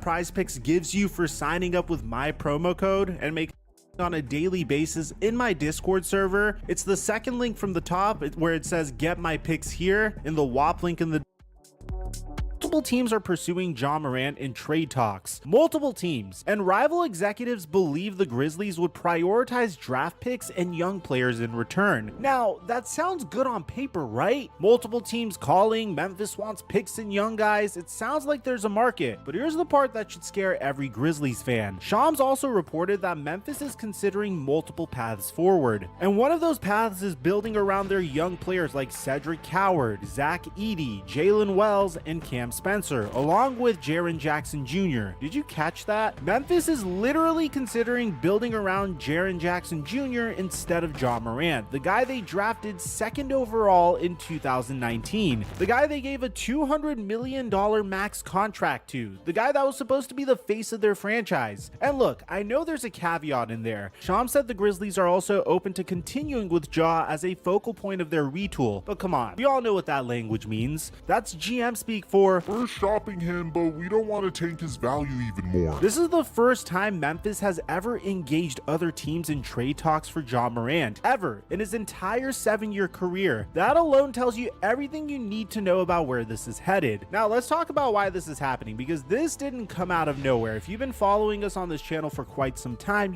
you know that this was building up for months. In my last video on this situation, I told you that the Memphis Grizzlies were playing better without Ja, and the numbers have only gotten worse since then. The Memphis Grizzlies are 6-12 when Ja Morant plays this season, and they're 10-9 without him. Let me say that again. The Grizzlies are 6-12 when their franchise player, their $200 million man, your supposed superstar, plays games for them, and they only win a third of their games when he plays. Meanwhile, without Ja, you're above 500. You're actually competitive. You're actually winning. And before anyone says, "But Mike, that's a small sample size." Or correlation doesn't equal causation, Mike. Let me hit you with some more numbers. Ja Morant is averaging 19 points and 7.6 assists per game this season. That sounds decent, right? Well, here's the problem. He's shooting a career low 40.1% from the field and an absolutely atrocious 20.8% from three. That's historically bad for a starting point guard in the NBA. And for a guy who's supposed to be an elite offensive player, those numbers are a disaster. But wait, it gets worse. Ja has only played in 18 games this season, 18 games out of 37. That means he's missed more than half of the season. Between injuries and a one-game suspension from the team, he just can't stay on the floor. And here's the stat that really puts this into perspective. Ja has played just 59 games total over the last 2 seasons combined. 59 games in 2 years. Between gun suspensions and injuries, he's basically been a part-time player. Now let's talk about the elephant in the room that's been brewing for months, the beef between Ja Morant and his head coach. Back in November, the Grizzlies suspended Ja for 1 game for conduct detrimental to the team, and the details of what happened are wild. After a loss to the Lakers, where Ja scored just 8 points on 3 of 14 shooting, Tomas Lisalo challenged Ja's leadership and effort in the locker room in front of the entire team, and according to reports, Ja responded in a tone deemed inappropriate and dismissive. Then Ja went to his post-game press conference and basically threw the coaching staff under the bus. When reporters asked what went wrong, he kept saying, "What went wrong for you today?" Go ask the coaching staff. It didn't look like you had your usual energy tonight. Go ask the coaching staff why. When Ja was asked what could have been done differently, he said, "You feel like you should play more?" Go ask the coaching staff. Should I play more or not? This is your franchise player publicly feuding with his head coach. That's a $200 million investment, saying the coaching staff told him not to play. And look, the relationship has reportedly improved since then. People close to the situation say that Ja seemed more engaged recently, but the damage is done. The front office saw what happened. They saw how their star responded to being challenged. And now here we are, 2 months later, with Memphis officially shopping him. Because here's the thing about the Lisalo situation that nobody wants to say out loud. Lisalo runs a unique system where players play in shorter shifts, 3 to 4 minutes at a time, before mass substitutions. And Ja has been skeptical of that approach. He doesn't like it. He wants the ball in his hands for long stretches. He wants to dominate the rock. And when Ja dominates the ball, the offense stagnates, the ball movement disappears, and Memphis loses. The front office had to make a choice, and it looks like they're choosing Lisalo's system over their star player. And this brings us to the last major trade that's happened in the NBA. Do you see the parallels here? What happened to Trae Young should terrify Ja Morant and his camp. The Hawks literally donated Trae Young to the Washington Wizards just to get rid of his salary. There were no draft picks, no blue chip prospects, just an expiring contract and a role player. And here's the thing, Atlanta was 2-8 in the 10 games Trae Young played this season. They were 15-12 without him. Does that sound familiar? The Hawks had a small point guard who dominates the ball, plays questionable defense, and the team literally plays better without him. And when they tried to trade him, there was no real market. Teams weren't lining up with premium offers. The Hawks couldn't even get a single draft pick in return for a 4-time All-Star. Now look at Ja, a point guard who dominates the ball, who's significantly worse than Trae Young offensively, but marginally better at defense than Trae Young. But Ja is still a questionable defender. The team plays better without him. And on top of that, he has a history of off-court issues, declining numbers, and he can't stay healthy. If the Hawks couldn't get picks for Trae Young, what makes anyone think Memphis is getting picks for Ja Morant? So let's talk about the teams that are supposedly interested, because this list is maybe Ja Morant can join Trae Young in 400. Remember, the Kings just blew up their roster. The Wizards, or Bullets, whatever they're called. Sabonis, DeMar DeRozan, and Zach LaVine, but they're 8-29 and going nowhere. They could see. I believe the only time the Wizards became. They desperately need a point guard to pair with Anthony Edwards. A backcourt of Ja and Ant would be the most athletic duo in league history. But here's the problem. Minnesota Interesting or important was when Michael Jordan played for the Wizards. Julius Randle or Rudy Gobert, neither of whom Memphis wants. The Miami Heat have been linked to Ja for months. They've had internal discussions about how their culture could benefit Ja, but ironically, the Heat have been thriving this season by doing the exact opposite of what Ja wants. They've abandoned ball-dominant guard play. Would Ja even fit there? The Milwaukee Bucks are also mentioned at plus 600. With all the Giannis trade rumors swirling, maybe they see Ja as someone to keep Giannis happy, or maybe they see Ja as someone to build around if Giannis leaves. Either way, it's an interesting fit. But here's the reality, none of these teams are going to give up multiple first-round picks and blue-chip prospects for Ja Morant. Not with his injury history, not with his off-court baggage, not with his declining numbers, and not when the team plays better without him. And we haven't even talked about the biggest issue yet, the money. Ja Morant is making $39.5 million this season. He's got $87 million guaranteed over the next 2 years after this one. That's massive money for a player who can't stay on the court and hasn't played at an all-star level in 2 years. In the new tax apron era, teams can't afford to miss on max contracts. Every dollar matters, and taking on Ja's contract is a huge gamble. You're betting that he'll stay healthy, you're betting that he'll stay out of trouble, and you're betting that he'll return to his 2022 form. That's a lot of bets to make. And here's the kicker, Ja is eligible to sign a 3-year, $178 million extension this summer. So any team that trades for him has to decide if they're willing to pay him over $350 million total. For a guy who's played 59 games in 2 years, for a guy who's been suspended 3 times, for a guy whose team plays better without him, that's not a no-brainer decision. That's a massive risk. And in today's NBA, teams are being more careful than ever about taking risks on max players with red flags. And here's the craziest part. Remember how I said Memphis is considering building around their young guys? Well, those young guys have been balling out. Cedric Coward is averaging 13.7 points, 6.6 rebounds, and 2.9 assists per game this season. That's legitimate production from a first-year player. He's been one of the better rookies in the league. Second-year players Zach Edey, Jalen Wells, and Cam Spencer are all averaging over 12 points per game. Edey was dominating before his ankle injury. Spencer has stepped up as a ball handler. Wells has been a revelation on the wing. And then there's Jaren Jackson Jr., the 2023 Defensive Player of the Year, a legitimate two-way star who can anchor a franchise. He's averaging 18.5 points, 5.6 rebounds, and 1.5 blocks per game. He's the kind of player you can build a championship team around. And here's the thing that people forget. The Grizzlies have a treasure chest of assets. They traded Desmond Bane to Orlando last offseason for 4 unprotected first-round picks and a pick swap. They now have 9 first-round picks and 6 second-round picks moving forward. They have their own first-rounder in each of the next 7 drafts. Memphis doesn't need Ja to rebuild. They're already rebuilding, and trading Ja would accelerate that process.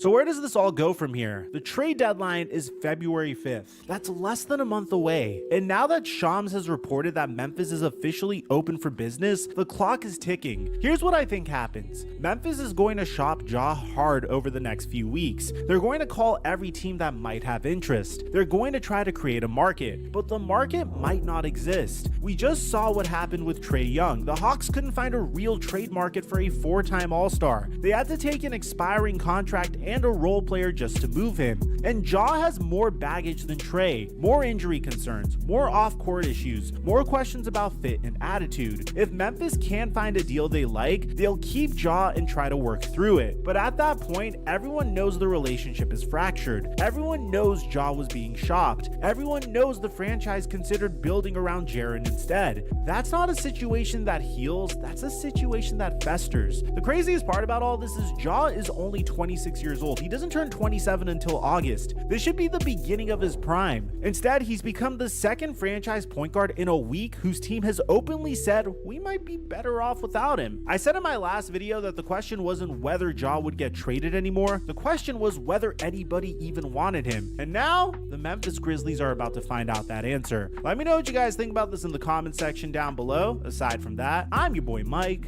and I'm dropping our mic until our next upload.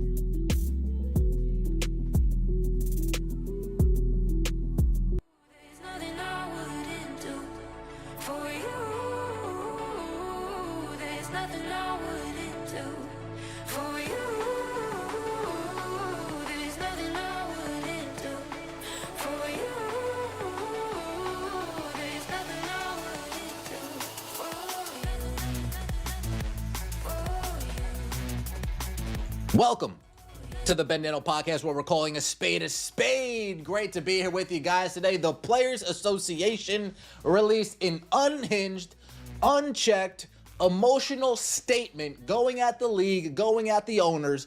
And just when you think the owners in the league can't get more favor, can't look better in the court of public opinion, the Players Association always seem to do something that makes the other side look better.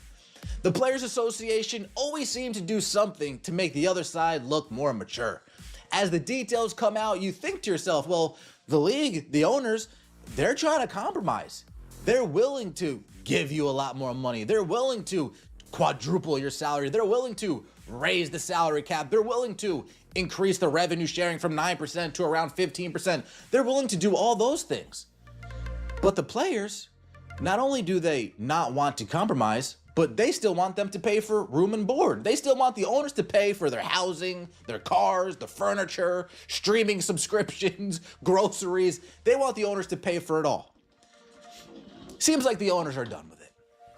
And the more childish these players act, the more emboldened, hopefully, these owners. Yeah, for the owners, it's better to, if they don't have more emboldened to say games, we're done here.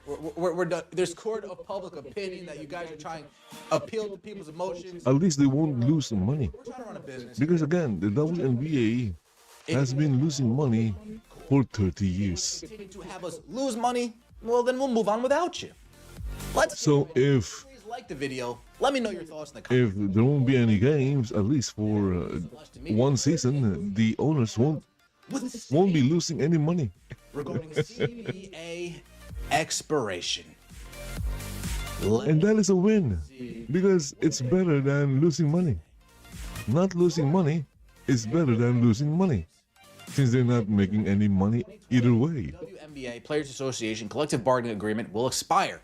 Despite demonstrating our willingness to compromise in order to get a deal done, the WNBA and its teams have failed to meet us at the table with the same spirit and seriousness. Instead, they have remained committed to undervaluing player contributions, dismissing player concerns, and running out the clock. Today's display of an inflatable rat, a universal symbol of labor protests outside of the NBA store, calls attention to how the league and its teams have handled these negotiations. By delaying and clinging to the status quo, they are jeopardizing the livelihoods of players and the trust and investment of fans, all in the name of preserving regressive provisions that no longer belong in women's basketball. Players care deeply about their fans and take pride in honoring that loyalty every time they take the court. The league's tactics harm current and future players and marginalize the very people who show up for the game in communities across the world, across the country. The misguided approach will not work. In the face of the league and team's actions, the players remain undeterred, unafraid, and unwavering in their commitment to doing what is necessary to secure a transformational new CBA. This agreement must include a salary system tied to a meaningful share of the revenue that would not exist without player labor, mandate professional working conditions, and require protections that honor the players who built this league and set the next generation up for success. A whole bunch of garbage. A whole bunch of nonsense. The owners aren't willing to compromise. Well, if you look at the first proposal by the owners compared to this most latest proposal by the owners, all it shows is the owners' willingness to compromise. All it shows is the owners' willingness to move closer to the middle. All it shows is you guys' lack of willing to compromise. You guys' refusal to actually compromise and deal and negotiate. That's all that we get as fans. We don't see you guys trying to compromise at all. An inflatable rat outside the NBA store, you guys might as well have turned that inflatable rat into an inflatable snake, because that's what you guys are. You guys are a bunch of snakes snaking out the league. It's the truth. Players deeply care about their fans, the same fans you guys have thrown out because they're laughing at somebody's wig falling off, the same fans that you guys are doing fake sham investigations with because you can't handle an actual environment that feels like basketball, that feels like sports. Those same fans? Interesting. Interesting. The same fans that you guys hand out little cards at before games saying, please don't say. Those fans are the fans that you care about? The fans that come trying to get a good product, but you guys can't make fundamentally sound plays. You guys can't make layups. You guys keep tripping over yourselves. Those same fans? The fans that come to watch good basketball, but the players are just practicing an hour a day, 2 hours a day minimum. Those same fans you care about? Very interesting. Very interesting. The same fans that are told to watch but not criticize, those same fans you care about? Interesting. I don't think you guys care about you guys want your bread. Nah. Misguided approach will not work. Negotiation, that won't work. These players are crazy. These players are crazy. This is like the white chicks. You ever see white chicks? Of course you guys have seen white chicks. When they're at the desk checking into the hotel, and she's like, I'm gonna write a letter. Dear Mr. Royal Hampton. That's what's going on here. They were losing their mind writing this letter. It's nasty work. And the owners responded here. This is the owner's response. The Women's National Basketball Association issued the following statement today. The current collective bargaining agreement has expired, and negotiations with the Women's National Basketball Players Association remain ongoing. As the league experiences a pivotal time of unprecedented popularity and growth, we recognize the importance of building upon that momentum. Our priority is a deal that significantly increases player salaries, enhances the overall player experience, and supports the long-term growth of the league for current and future generations of players and fans. I love hearing them talk about future players, because all that the Players Association is currently doing is ruining it for future players. They're trying their hardest to make sure that there's not a league for these future players to come to. They're making sure there's not enough money for these future players to get paid off of. Again, a lot of this is we missed the NIL era, so now we need to get ours. We missed the NIL era, and now we need to get ours. Something I want to show you guys. Be wary. We have Andy Costable talking about the WNBA and Players Association are in discussions of a moratorium proposal applicable to league biz, specifically free agency. Reported at 11:06. We have Ramona Shelbourne saying that same thing. We have Alexa Filippou saying the same thing. And what I want you guys to be wary of the fake fans out there that think that they know everything. I'm looking at you, yeah. Sources with knowledge of the situation tell Christina Williams that as of now, the WNBA has not proposed a free agency moratorium ahead of tonight's deadline, and that the league is taking the position that qualifying offers would go out on Sunday. Only for the real journalists to come out and say, yeah, she's lying. Let me actually put out the real news. Be on the lookout for these fake journalists, people. These fans masquerading as reporters. Be on the lookout. I know I give Annie some shit from time to time, right? I know I give Alexa some from time to time. Ramona, not so much. She's not really a prominent figure on this channel. But I'm not going to say that they're not real journalists, right? I'm not going to go that far. They might be biased in their reporting, right? They may not point out the obvious when it comes to the conflict of interest, but I'm not going to go as far as saying Annie's not a real journalist, Alexa's not a real journalist, a reporter, same thing with Ramona Shelbourne. They're in the thick of things. They're in the weeds. They actually have sources. They actually have information. People like this, they're just super fans. They see a rumor on Twitter and they run with it.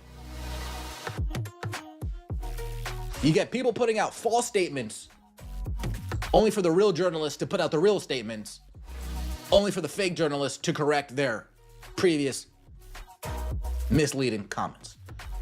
Just be on the lookout, please, if you're on Twitter. Moratorium proposal applicable to league biz, specifically free agency. Now, I'm not going to waste your time because I value your guys' time. I do have the ESPN article pulled up. Let me just read it for you real quick. The idea of a moratorium was floated by the league a few days ago, but put in writing late Friday night, sources said, and the union is now reviewing the proposal.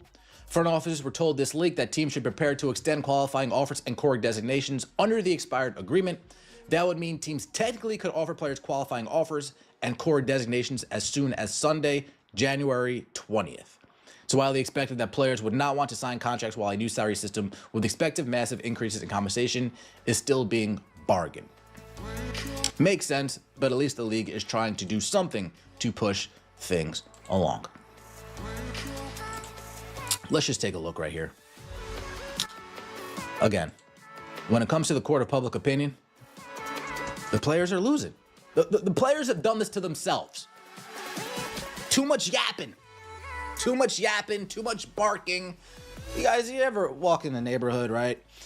You're walking through the streets, and you go by a house, and then out of nowhere, you hear...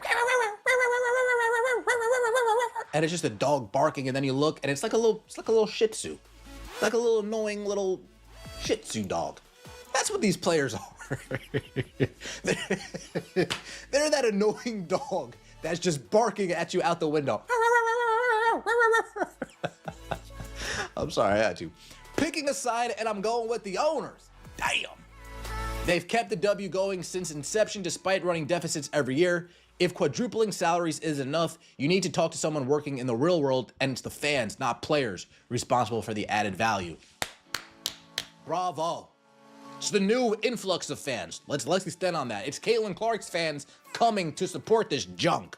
Let's be real here.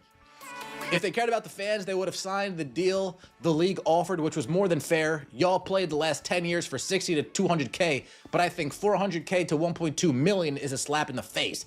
Damn. Those idiots don't care about the fans. They try to tarnish the biggest fan base in the WNBA every chance they get. Facts.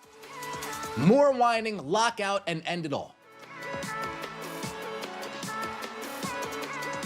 Since you... Shout out to you, Phoenix. Since you are the reporters for the Players Union, please tell these leaders that these statements from them need to be more professional and not condescending and nasty. Just bad. Players don't care about fans. Increasingly evident that a handful might. Too much conflict of interest to negotiate fairly. Losing respect daily for Collier, Stewart, and Aneka. So glad there are other women's sports to support, such as tennis, LPGA, and volleyball. Damn. You try and support, but then they put out something like this. What are we doing? I do want to say this.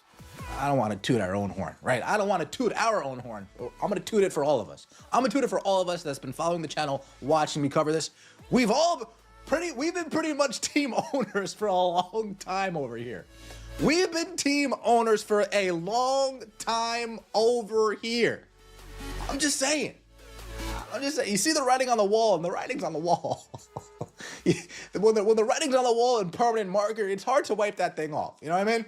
We've been team owners, pro league for a long time. You're losing money. It's hard to be pro players when these guys are just losing money, embarrassing themselves every time they get in front of a microphone. It's hard. The owners do not care. The players will strike. The owners will still not care. And eventually, the players will completely cave. Billionaires do not care. Someone is flinching after the stare down. WNBA is not one of them. Just fold this league and be a phoenix to rise out of these ashes. I'm going to blame the people who wrote this letter. You know who I'm going to blame? Let me take a sip of this before I blame them. Before I blame these people.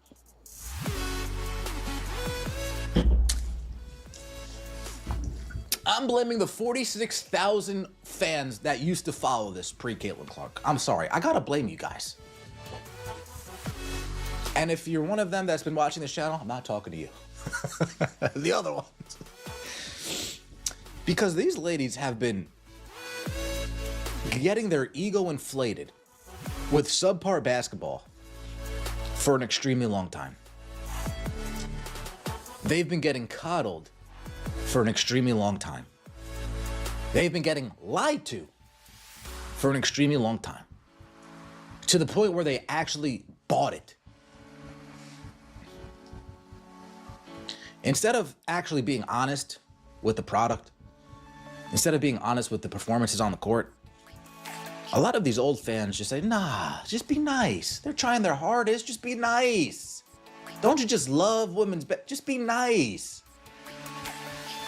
Instead of saying, no, you need to put time in the gym. No, you need to work at your handling. No, you need to work with your agility. No, you need to work on basic fundamentals. No, why don't you box out? And you know how you know that they haven't been told this? The 2024 rookie class. And I'm gonna give you an example. Caitlin Clark comes in and shatters all these records as a rookie. Like every single record that's ever been made. Angel Reese comes in and just out rebounds everybody. Because you guys can't rebound. You guys can't box out. You guys got no hustle. You guys got complacent. Cameron Brink leading the league in blocks up until she gets injured. You guys got exposed bad last season. Bad. Like, people are thinking to themselves, wait, 20 and 10's that big of a deal around here? I guess it is. I guess it is. Like, nobody can do it. She's the only one that can do it. Okay. Like, the golden child is getting like 6 assists, like Sue Bird with mediocre numbers, and people are doing backflips over Sue Bird's career numbers. It's like, did nobody tell her that that's not that good? Did nobody inform her that that's not like GOAT stuff? I need a second to take a breath. It's like you watch and you see how heads and shoulders Caitlin Clark is above all these players. And it begs the question, what have you guys been doing the last 25 years? What have y'all been up to? You guys have just been hooping and humping, bumping and grinding in the hotel room. Oh, you hate to see it. Teammates going out with each other, teammates marrying each other, coaches with teammates. Oh.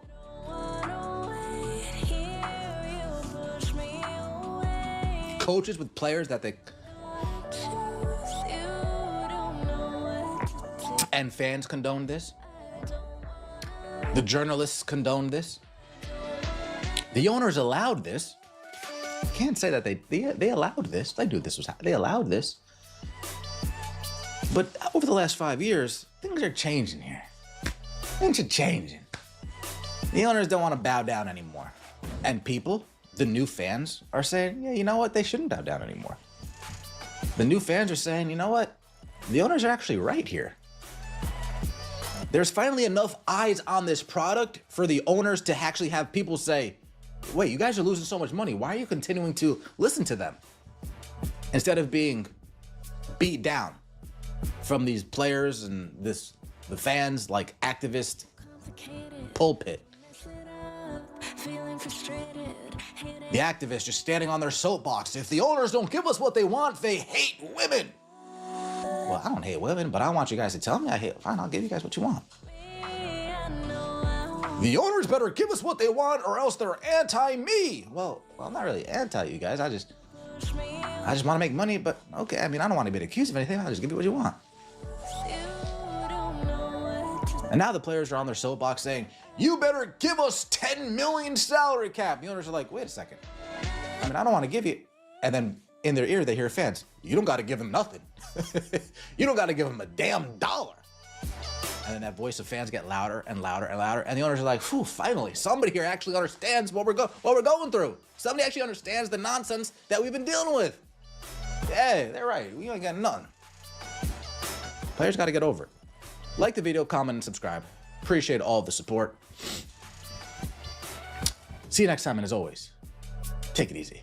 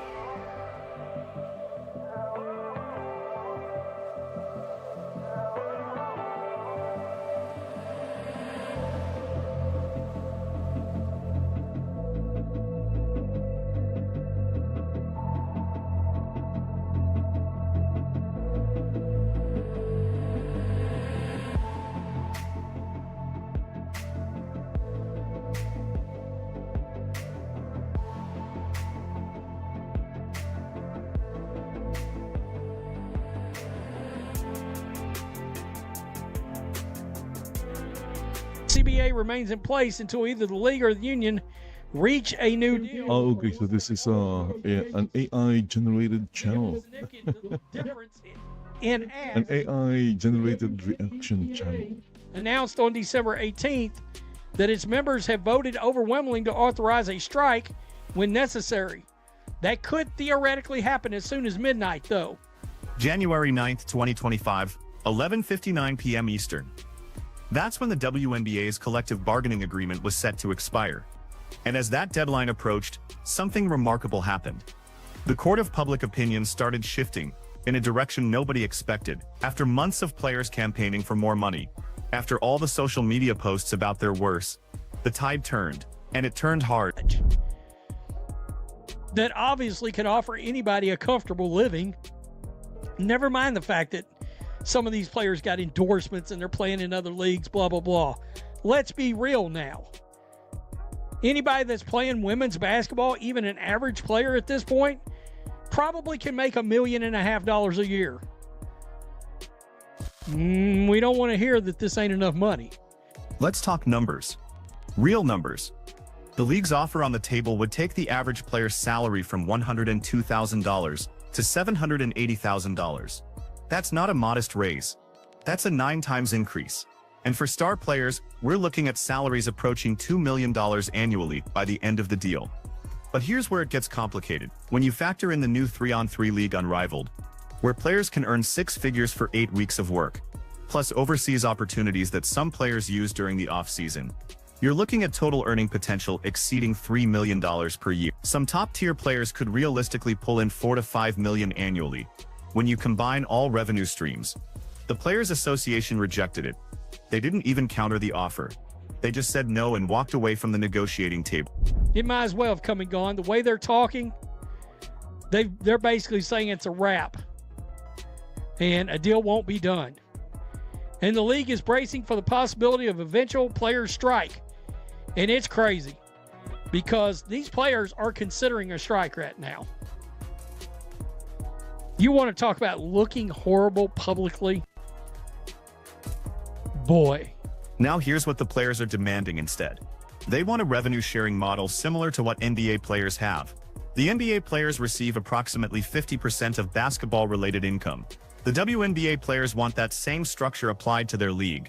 Sounds fair on the surface, right? Same sport, same principle. But there's one massive problem with that comparison. The NBA generates roughly $10 billion in annual revenue. The WNBA, according to most estimates, has never turned a profit in its 28-year history. The league has been subsidized by NBA owners since its inception in 1997, even with the recent media rights deal that brought in $240 million annually, a 6-fold increase from the previous contract. The league's financial picture remains unclear. Good faith. You better. Of course, the court of public opinion is going to be a mother on this. Striking is, quote, not something that we're going to do right this second, but we have in our back pocket. WNBA players, the WNBA won't lock out players, sources told CNBC. Bravo. And if the players do strike, that doesn't necessarily mean games will be missed. The season doesn't start till May. And this is where Adam Silver enters the picture. The NBA commissioner has been notably vocal during these negotiations, which is unusual. Kathy Engelbert is still the WNBA commissioner, but Silver's fingerprints are all over this strategy. He understands something crucial that the Players Association might be missing. Public perception matters, and right now it's shifting fast. Comment sections across social media tell the story. Fans who supported the players' demands for better pay are now questioning the logic. You're turning down a 9-time salary increase for a league that's never made money? You want revenue sharing when there's no revenue to share? These aren't trolls or haters. These are legitimate basketball fans trying to understand the math.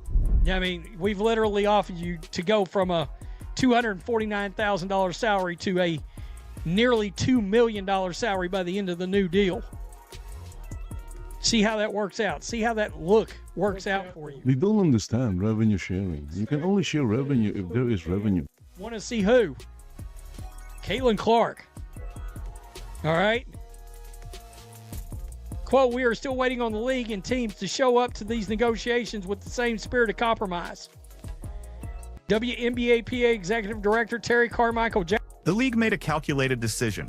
No lockout. They announced it clearly through sources to CNBC. The 1BA will not lock out the players. Think about the optics of that move. It puts the entire burden of any work stoppage on the Players Association. If games get missed, if the season gets delayed, if fans lose access to watching Caitlin Clark in the new wave of stars, the players take the blame, not the owners, not the league, the players. WNBA Players Association. Executive Director Terry Carmichael Jackson called it a pressure tactic. She told CNBC that the league has chosen to delay and that lockout should not be on the league's mind. But here's the thing. The league doesn't need to lock anyone out. They've already won the PR battle by offering that massive raise and having it rejected without a counter proposal. WNBA's ever seen. WNBA superstar Caitlin Clark said last month, it's not something that can be messed up, and we're going to have to fight for everything we deserve. But at the same time, we need to play basketball. So I got to tell you, this is, it doesn't look like this is happening today. That's for sure. And the fact that the league is doing the whole, no, we ain't going to lock out. We'll just chill. By the way, they've been chilling, all right. They didn't even counter the... The players authorized to strike back on December 18th. An overwhelming vote according to reports. But authorization and execution are two very different things. The season doesn't start until May. So theoretically there's time to negotiate. But every day that passes without a deal, the off-season gets more compressed.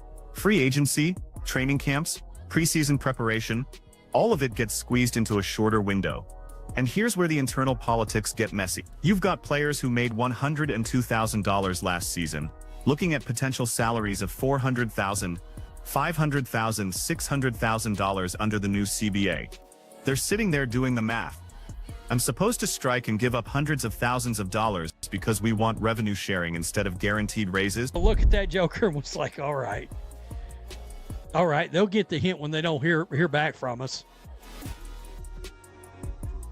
And they've been very vocal. Not going to happen. Not going to happen. That revenue share thing, yeah, if the players are... And look, the players may be hell-bent on trying to get that. How long do you think a strike's really going to last? With all that new money on the table. Caitlin Clark said something interesting last month. This is the biggest moment the WNBA has ever seen. It's not something that can be messed up, and we're going to have to fight for everything we deserve. But at the same time, we need to play basketball. That last sentence matters. We need to play basketball. Because Clark understands something fundamental. Her value, and the value of every player in that league, is directly tied to being on the court. The Fever's games drew massive television audiences last season. Her rookie year generated unprecedented attention and revenue. But all of that evaporates if there's no season. So let's break down what's really happening here, because this negotiation reveals something deeper about the WNBA's position in professional sports. The Players Association is technically correct about one thing. The league is experiencing unprecedented growth. Television viewership increased dramatically in 2024, driven largely by the Caitlin Clark effect, but also by a genuinely compelling product. Attendance numbers rose across the board. Merchandise sales spiked. The cultural conversation around women's basketball reached levels not seen since the league's early years. By every measurable metric of popularity, the WNBA had its best season ever. But popularity and profitability are not the same thing. The media rights deal worth $240 million annually sounds impressive until you break down the economics. That money gets split among 12 teams, which comes out to $20 million per team per year from media rights alone. Then you factor in operational costs, arena rentals, team travel, coaching staffs, medical personnel, marketing, front office operations. Professional sports teams are expensive to run, even in a league with a shorter season than the NBA. The NBA subsidizes the WNBA through a complex financial structure. The NBA owns approximately 42% of the WNBA directly. Individual NBA team owners own most of the WNBA franchises. This isn't charity exactly. It's long-term investment in growing the women's game with the belief that eventually, maybe 10 or 15 years from now, the league becomes self-sustaining and profitable. But that's a projection, not current reality. Now look at it from the player's perspective. They see NBA players getting 50% of basketball-related income. They see the massive media attention their league finally received. They see sold-out arenas and viral highlights, and genuine mainstream coverage. And they're thinking, why shouldn't we get the same revenue split? It's a reasonable question. The problem because your league is not making money. $10 billion. 50% means $5 billion goes to the player. Even after you divide that among 450 players across 30 teams, everyone makes millions. The math works. But when you're splitting, let's be generous and say $500 million in total WNBA revenue, 50% means $250 million for approximately 144 players across 12 teams. That's about $1.7 million per player on average, which actually sounds pretty good until you remember that's gross, not net. Player salaries come from that pool, but so do benefits, pensions, healthcare, and other compensation structures outlined in the CBA. The league's offer essentially gets players to that same ballpark without tying it to a revenue-sharing formula. $780,000 average salary, with stars making close to $2 million, puts total player compensation in that range. The difference is the league maintains control over the financial structure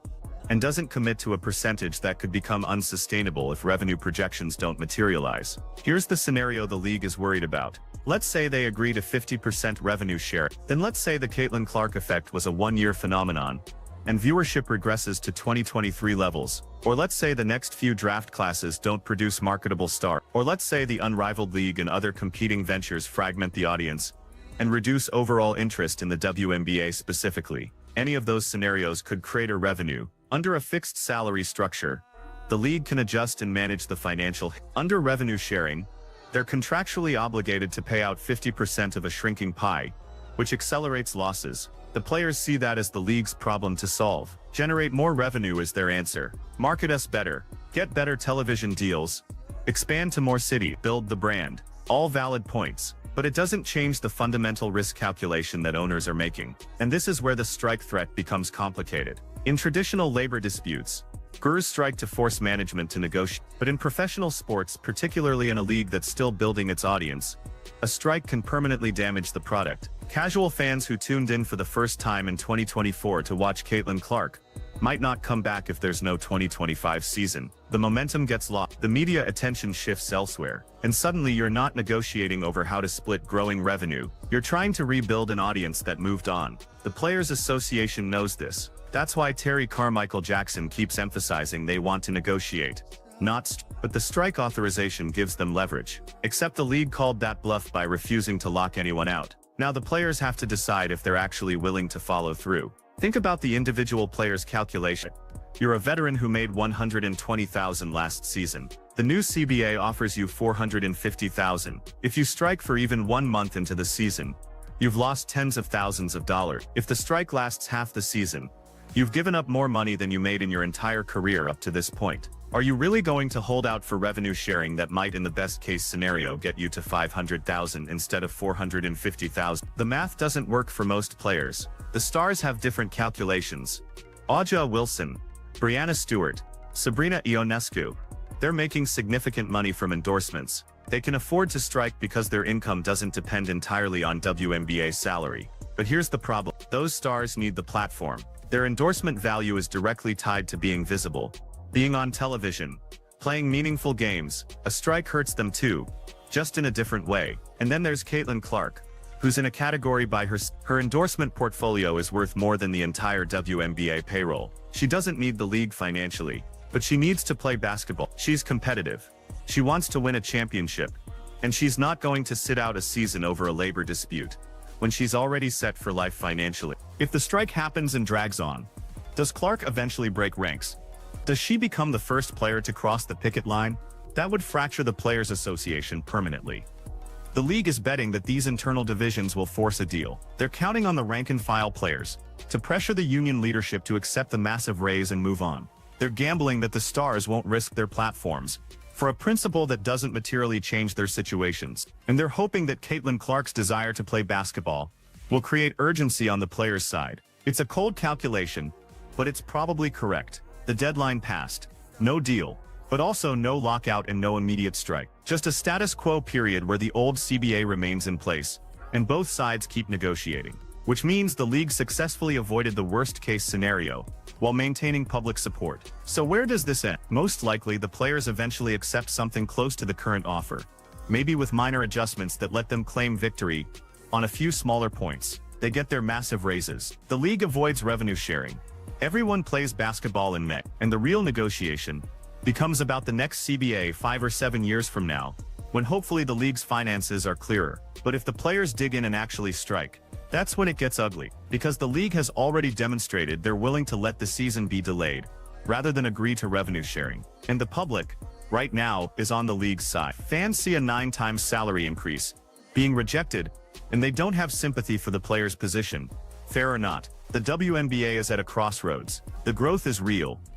Is it 9 times? I don't think it's nine times. It's 4 times.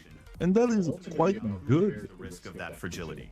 For a league that is not making money. Revenue grows. The players want to share in the upside immediately, which means also sharing in the downside if things don't go as planned. Both positions are defensible, but only one of them is going to win. And right now, the league is holding all the cards. They made the big offer. They refused to lock anyone out. They've won the PR battle. The players authorized a strike they probably can't actually execute without destroying the momentum they've spent years building. So what happens next? Do the players blink first and take the deal? Does the season start on time with a new CBA that doesn't include revenue sharing? Or do we actually see a work stoppage that risks everything the league has built? Tell me in the comments what you think the players should do. Because this isn't just about money. It's about the future of women's professional basketball in America.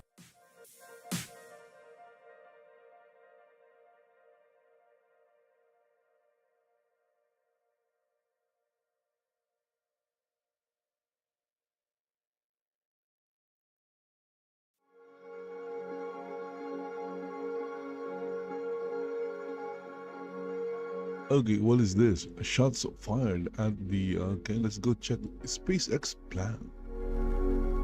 Okay, which one should I watch first? Okay, let's go with the WNBA one because it's more interesting right now. What's going on, my Flappy family? It's your boy Izzy. Welcome if you're new. Man, we have a huge mess to talk about today as the deadline for the CBA has ended.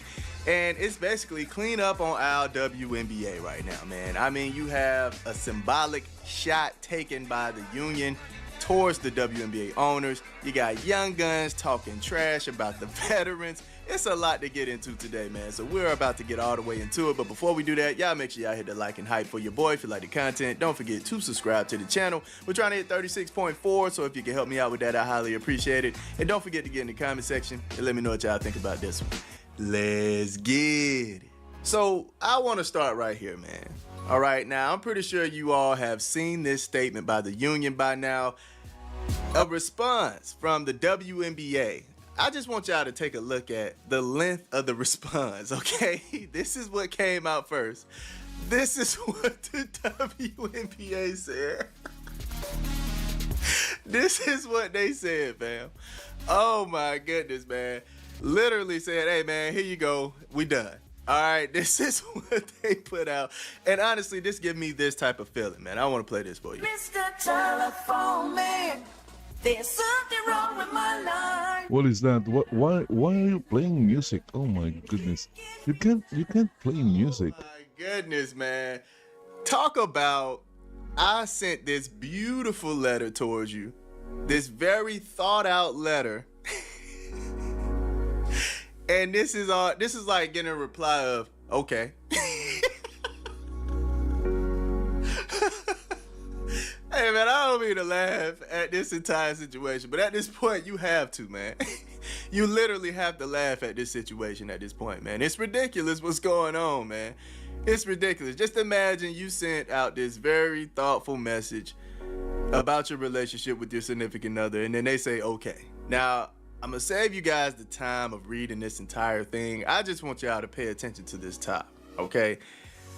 They were talking about how the collective bargaining agreement had expired despite demonstrating our willingness to compromise in order to get a deal done. The WNBA and its teams have failed to meet us at the table with the same spirit and seriousness. Now, I want y'all to keep that in mind. The same spirit and seriousness, okay? Now, if we go down just a tad bit, look at what they said in this part. Today's display of an inflatable rat, a universal symbol of labor protest outside of the NBA store, calls attention to how the league and its teams have handled these negotiations. Now, this is the inflatable rat that they're talking about, man. Take a look at this. What is this? What is this, fam? I know it's hard for y'all to read it, but it says some suggested resolutions for Kathy Engelberg and Adam Silver. First thing it says is get it together. Oh my goodness, man. What are we doing? Are we talking about seriousness right now? Are we talking about seriousness? You said get it together. Then it says take accountability, pay the players, and then have a 2026 WNBA season. Oh man, yo. I don't know what's going on, but this isn't it. Fam, this is the quickest I've ever seen a group of players ruin their image amongst the fans, fam. Nafisa Collier specifically. I mean, she went from on top of the mountain to everybody respecting her, everybody believing she's the smartest player in the world, everybody loving her, to now being the butt end of a joke. It's crazy, man. It's crazy, and Nafisa Collier isn't the only one behind all this. Of course, you have NECA, Breonna Stewart, you have all the people in the cabin, right? But this right here, man, I've never seen this. I've never seen a group of players catch so much smoke, man. I remember literally at the end of the WNBA season, a lot of people was talking about, hey, get rid of Kathy. Now all of a sudden, we get to the off season and it's more so of, oh, the players are delusional. This is what I'm saying, man. The whole time y'all are trying to win over the public's opinion, you guys are losing that battle. You're losing that battle. So to summarize it all, they're basically saying that they want the revenue share and they're not respecting us. That's the main thing that they're saying in this statement once again, right? And from my understanding from both sides, they're going to keep up with the status quo, basically saying they're going to keep negotiating the CBA, although the deadline is over with. They're going to have some type of moratorium proposal where they can at least try to start to get ready for the 2026 season if they have one. Now, what's crazy about that statement is all you can really do is say, hey, we're interested. Wait for the CBA to be done. Like, I don't know what else you can do, man. This is such a mess. You can't have the draft, right? You can't have the draft happen. You can't, and that's the expansion draft and the other draft. You can't have either one of those happening. You can't have anybody trading. You can't have anybody signing any deals. You can't do anything. You're at a standstill without this CBA being negotiated. What else can you do, man? It's such a mess right now. And the thing is, most players wait until certain players that played their position get signed for X amount of dollars so they can kind of have a clear understanding of where they stand at with their salary. They want to, you know, see what's going on over here so I could possibly ask for this and say, man, I'm better than this player, so y'all should be able to give me this, right? Now, like I stated before, there are a lot of issues that comes with not signing the CBA, right? But Ramona Shelburne ended up bringing up something major that I almost forgot about. I want to read this to y'all, man. She ended up stating, while it doesn't seem like there are any immediate consequences to another formal or informal extension of WNBA CBA talks because training camps don't open until April, right? I'm starting to hear increasing concerns about how this delay could affect scheduling next year. In other words, if there's no CBA, there's no schedule, and arenas start to give dates away to other events. Now, when I finished reading this, the main team that I thought of was my beloved Atlanta Dream. Y'all know I'm in Georgia, so I have to go for them just a tad bit, all right? I have to go for them a tad bit. But we remember exactly what came out about moving that Indiana Fever game to State Farm Arena, and that was a conflict of scheduling. Right? So if you had a conflict of scheduling when you had all this time to actually schedule these games, just imagine the headache and the chaos that you all are going to have having this small window frame to schedule all these games, fam. All right, and I'm not just talking about moving the Indiana Fever games to bigger arenas so y'all can capitalize the most. I'm talking about all these arenas, fam. The small arenas, the big arenas. I mean, all these arenas get scheduled for something else. Whether that's concerts, whether that's comedian shows, whatever, stand-up shows, whatever it is, man. These arenas get scheduled for all these other things. And y'all are gonna have such a hard time scheduling these games, fam. This is something that Nafisa Collier was not thinking about when she said, well, we're running Unrivaled this way, so y'all should be able to run the W this way. Well, this is a part of that other side of the fence that you don't necessarily see, fam. All right, this is the part of that business side that you don't be seeing when it comes to Unrivaled. You know, y'all are in one arena, nobody is traveling. You have all these things to worry about when it comes to the WNBA, man. It's just crazy to compare responsibilities for Unrivaled to the WNBA. It's just completely in two different worlds, man. Let's say the CBA doesn't get done until March. Oh my goodness, can y'all imagine the chaos? I stated in one of my videos before, we're gonna need Noah's Ark to survive the flood of news that's gonna come in once the CBA is finished. Man, I mean, we're gonna have news left and right. Y'all probably gonna be tired of us YouTubers, fam. When the news is getting dropped. Now, I did see something also talking about how the players are bracing for impact. They have these other gyms that they could get in and work out in because, you know, with no CBA, they can't necessarily work out in these facilities that the WNBA owns. So, yeah, man, they are preparing for the worst, but, man, they need to get this done, fam. Honestly, the last thing you guys want to do is add any more negative impact to you guys' income, all right? Y'all are waiting so late to get the CBA done, like Ramona brought up, it's hard to schedule these games. And we know a lot of the teams do understand that Caitlin Clark has this crazy wave that they could capitalize off of, and they want to move those games to bigger arenas. It makes a lot of sense. It's a great business. If there is not gonna be a WNBA for 2026, We know that they have been they should just get profit, all right? Caitlin Clark They make revenue, but they in the NBA. Again, you can always I don't think there is any rule preventing a female from playing in the NBA. y'all went from That will bring in a lot of female audience to the NBA. y'all went from $70,000 to $250,000 as a minimum. Come on, man. Y'all went from 200,000 what was it, 200, maybe 50,000 as a max. And if that happens, it's gonna be historic. You know, the first female player in the NBA. Oh my goodness. And then maybe down the line, y'all can figure something out to get that pie when it comes to the revenue. Y'all can get that pie to start favoring the W more. But anyway, to finish off the video, man, we have Rakia Jackson throwing shade at the veterans, man. What is going on here? After Breeze ended up winning another game last night in Unrivaled. Shout out to my Breeze, all right? Yeah, Rakia Jackson throwing shots. Let's go ahead and take a listen to this. Okay, we youngins. That's it. We're not nobody's kids, daughters, nieces. Y'all not sunning us. We young and turned, young with money, young and fun. All that. Y'all want Again, they want revenue sharing for a league that doesn't make revenue. It's insane. Now, she could be playing, I don't know, but shots fired, man. Shots fired at the veterans, man. Y'all better respond. You got 24 hours to respond. Y'all let me know how y'all feel about everything that's going on with the WNBA and the CBA negotiation.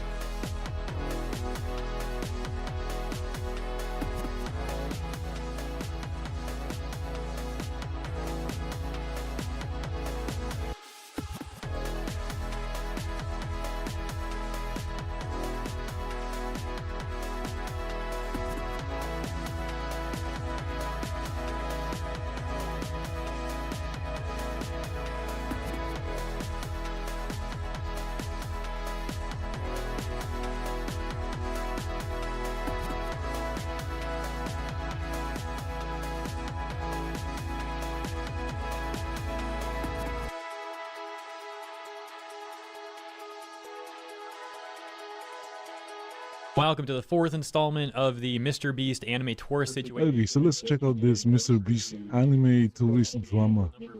So this is from Hero High or Hero Hey. Hi Hey. Hi Hey. Post-paid promotion for Netflix's live-action adaptation of One Piece, and also rightfully being accused of being anime tourists.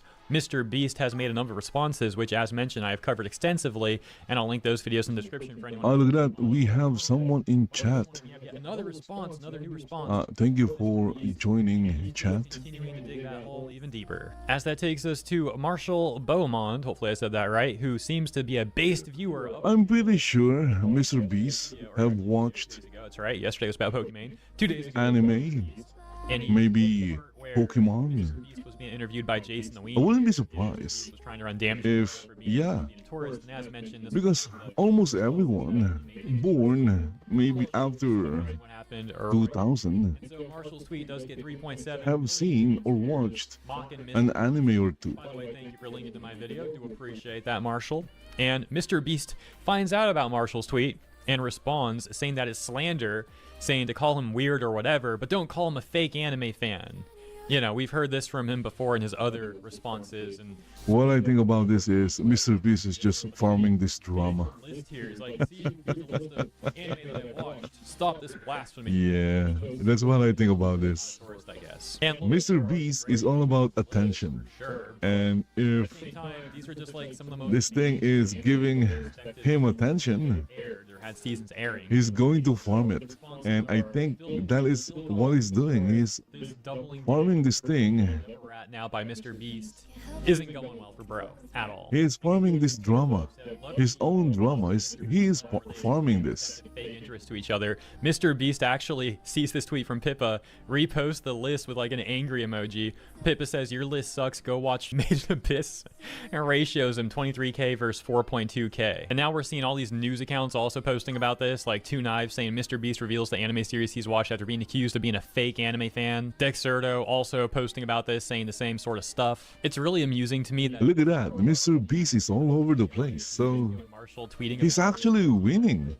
And Mr. Beast actually finding out about it, and because at the size of Mr. Beast, there is no canceling Mr. Beast at any time, unless he gets accused of like doing something really disgusting.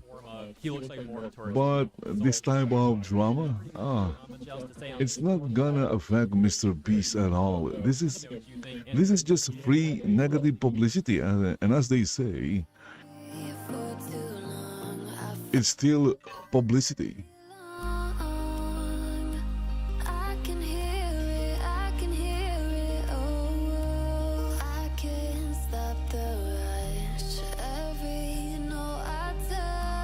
Okay, so this one from Reb says Desu.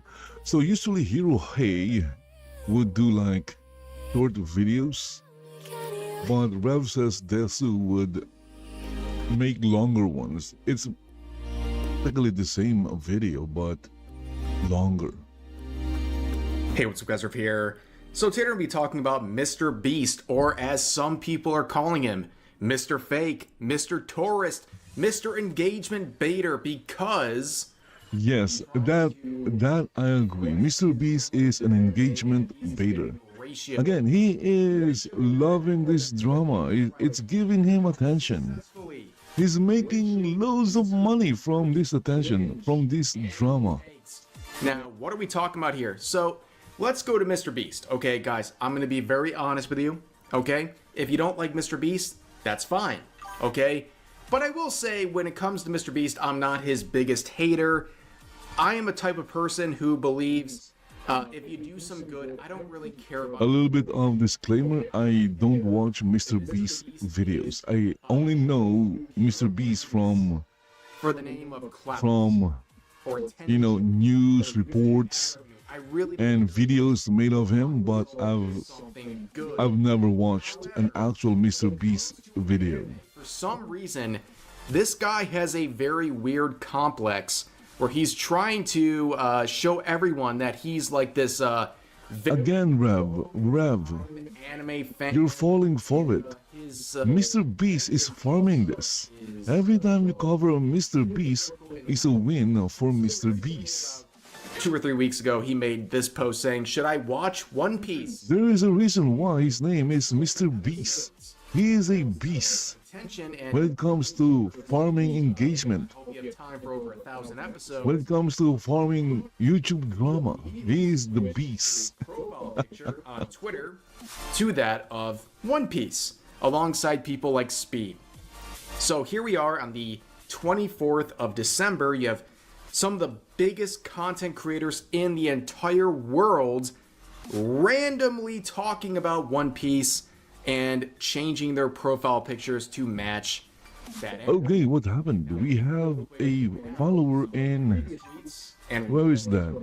Going back to 2021. I think that is in Responding to a Twitch. Thank you for following. I didn't get the name, but... Oh, wait, it's in chat. Thank you to Sweet Black Boy for following the channel in Twitch. Thank you. Rational conclusions here. Either one, he is a tourist who's never watched One Piece and is ranking it as such. To Mr. Beast, it doesn't matter if he is a tourist or not. What matters to him is he's getting all the attention right now. Look at that. Everyone is making videos of him. 2025. This is a win for Mr. Beast.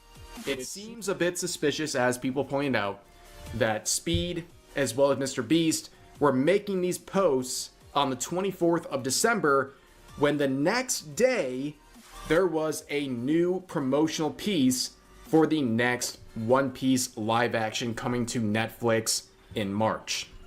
Total coincidence, guys. Yeah, okay, so we have something in chat here. Let's be real, I'm not trying to from Hung Black Boy. Wait, notice me. I think there was a reason. Okay, so there are times I won't see chat because it disappears quite quickly. We're randomly tweeting about One Piece the day before the first promotional piece for this. It is set up that way because I was like hit by a series of spam Burst your bubble. And or spammers. At the They would come in and they would change to what do you call this? Offer some kind of search, like service with a link to it. Like so, I had to reduce the amount of time it's a bit chat messages are displayed because it's getting filled with a lot of spam. All over the internet. Offering services like increasing viewers, increasing followers. Usually those are scams, and even if they are legit, they're basically just using bots. It's what if you see like a channel with a lot of viewers but there is no chat, I'm on episode 1. they're using that service. They're using a bot viewer service. To respond to this. Of course, there are a lot of variations of that service. There are also those who offer fake chat together with the bot viewer and other things to make the channel look or appear that it's actually go and watch One popular when it's not. Two things before I answer that. Holy shit. The One Piece fan base can be so toxic. So that is why I reduced the time chat messages are displayed from like 5 minutes. It was like 5 minutes before. To I actually reduced it to 30 seconds, but Your anime PFPs on Twitter. at 30 seconds Like go take it would disappear like really fast. about that shit back in 2019, 6, 7. And I wouldn't have like time to see what I would hear the notification, Bandwagon on One Piece for but I wouldn't see the analysis. I wouldn't see the chat, the actual chat message. top 3 animes. So yeah, as you can see, Mr. Beast is being called a tourist for his recent interest in One Piece, and his reaction is to lash out at the fan base and say that they're toxic and all this stuff, and not good. Okay, again, please understand, I am not the biggest Mr. Beast hater out there, okay? Like, I understand, but at the same rate... Honestly, this is a non-issue. Just let Mr. Beast do what Mr. Beast does. That's it. Okay, Just let him do whatever he does, or whatever he do, or however you want to say it. And that is not the first and last time he's going to respond to related threads. Because right now you're just giving Mr. Beast more attention. Calling out the One Piece profile. Look at that. Now Tectone is giving Mr. Beast more attention. Shout out to him. I enjoyed it. And Tectone is not a small content creator. How many people did pick He's not as big as Mr. Beast though, but yeah, Tectone is like promoting Mr. Beast back to the old to his audience, and Mr. Beast would respond. Okay, so we have here, let's see here, A bunch of conspiracy theories. wait, I have a question. Okay, I was just excited. so how do I see chat? I look at the live stream. I don't believe you. That is where I see chat in the actual live stream, because chat messages are also displayed I think this in the stream on the video itself. and now Mr. Beast. Yeah. I think that's really what happened here. But here's another person. And I think there's a delay. There's some kind of delay. It doesn't show immediately. People call you out for being a tourist. Make an own video to dunk on the weebs. Immediately start by saying watching a lot of anime is social negative. Ridicule anime fans as knots. Okay, I have no idea what it means, but Not being real fans compared to you. sure, whatever that is, Hero. go at it. Legend of the Galactic Heroes fans collectively cringe. As long as it doesn't, I guess, He could have chosen. it doesn't hurt anybody, and Would respond to this. it's not affecting anyone negatively. Call me weird. That is my philosophy in things. If you're doing something and it's not really hurting anybody, and it's not hurting yourself, then The anime I've seen go at it. off the top of my head, this blasphemy needs to stop. The same with this Mr. Beast drama. Guys, okay? Because What they don't know is that Mr. Beast is of today's video, Mr. Beast is enjoying this. Hippo would make He's getting a lot of coverage from a lot of small to medium to large content creators, collab and explain their respective fake interests and to each and other. it started when Of course, a lot of when he what Pippa he said claimed he is an anime fan. is not happy. Does it really matter if Mr. Beast is an anime fan or not? I don't think it matters actually. Emoji It doesn't matter. on Twitter with once again his list of anime that he's watched.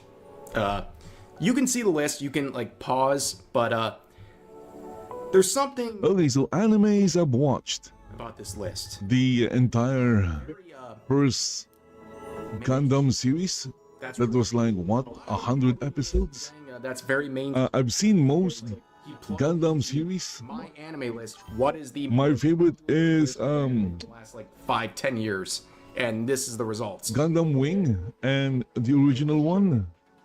A lot of mainstream. I've seen all the Macroses Present myself before you with some questions. before they became what in the US, before they became Battletech, I guess. Have you ever tried Gabriel Dropout? I dropped One Piece at the Sanji family arc because it was getting boring. Wata 10 or So I believe that was around episode 700 to 800. Oh my goodness! So if I want to continue watching One Piece, there's a lot more episodes to go through, Flying Witch. and I don't think I'm going to go through all that like That 700 more episodes. your pronunciation of the Japanese is cringe. Yeah, sorry, I don't speak Japanese. Okay? Is this news to you? I'm sorry. There's a lot of animes I've seen, and a lot more I've forgotten through the years. Dragon Ball, so Dragon Ball, then Dragon Ball Z. And I don't see Dragon Ball GT I didn't see because by Mr. Beast. it wasn't interesting, and then Dragon Ball Super. Some slice of life anime in his life. It would really take the pressure off. And what else? Every post making fun of his Hunter x Hunter, and viewing habits. we're talking about watching these animes on VHS, not online. VHS. Great recommendation. And as you can see, she brutally ratioed. But I think now you can watch everything in the internet, so you don't need to find VHS copies of there we go these old or older animes. You can watch all of them in the internet, Literally trying to pick a and you don't even have to pay any money to watch them. showing his list of anime like it's like a job resume or something. It did not go well, and the quotes are very funny, saying, "Oh gosh, he's about to get clowned on, bro," spelt Gundam as Gundam, and listed off It's Gundam. Gundam. Also, no My Anime. Well, you can also call it Gundam if you want to call it that. And get into it. Love to see him get into more anime and get into it, but he is definitely not. Okay, let's see here in chat. Can you see my comments for longer time over here? It's the same because I'm using Streamlabs But has only watched to display I genuinely think what do you call this? To display the comments. and just So the comments that appear on screen are from YouTube, there's no way you've watched Trovo, Kick, Kick, and Twitch. racial crime statistics once. Yeah. Thank goodness for this. That is why I use Streamlabs, because Mr. Beast here. what do you call it? It combines all the chat messages in just one location. For strangers and still getting butthurt. It's better than putting up like Calling you a fake tourist that you have to hop on your a lot of sources, and that could overwhelm OBS. If you have a lot of sources, especially browser sources in OBS, amazing stuff. OBS will use up it use up a lot more RAM, and it could also crash OBS if you have a lot of sources.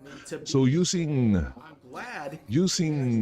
anime, but I think systems in One Piece is a or platforms like Streamlabs is defensiveness it makes things very, very convenient. is very telling. I think it shows some insecurity, and just like the previous post, I don't understand why someone like Mr. Beast would be so uppity about people calling out his history of watching anime and the fact that he feels like he has to prove something to these people. It's very weird.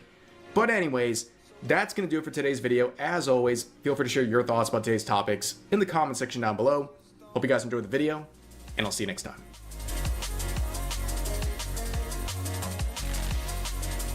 Again, Mr. Beast is not getting hurt by this YouTube drama about him being an anime tourist. It's giving him attention, and he is obviously farming it. The only one who's winning in this Mr. Beast drama is Mr. Beast.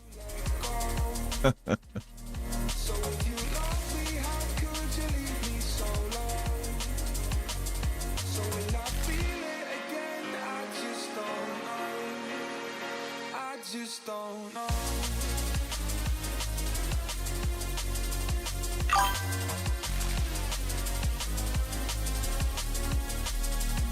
Okay, let's go through this. Looking for something interesting in YouTube right now. We have Logan Paul's Pokemon business exposed.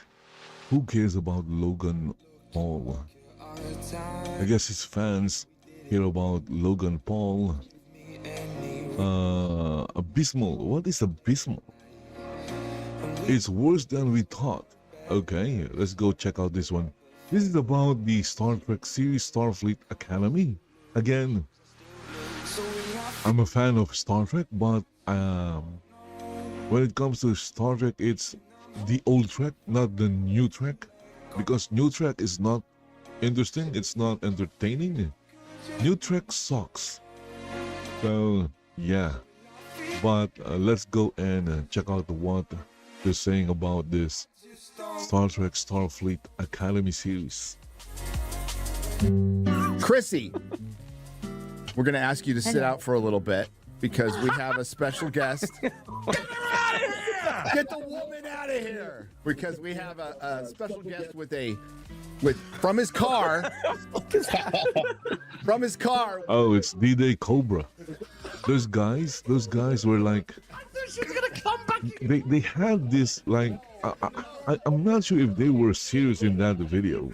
They were complaining they didn't get an offer from Rumble. That was really weird. I could dip. Again, I'm not sure if they were serious when they did that video or whether they were like just making fun of it. They did sound serious in the video. But who knows? Maybe they're just something wrong. Making fun of it. X-Ray Girl, we said bring Chrissy back in. I'm here in my car to report back on the latest goings on.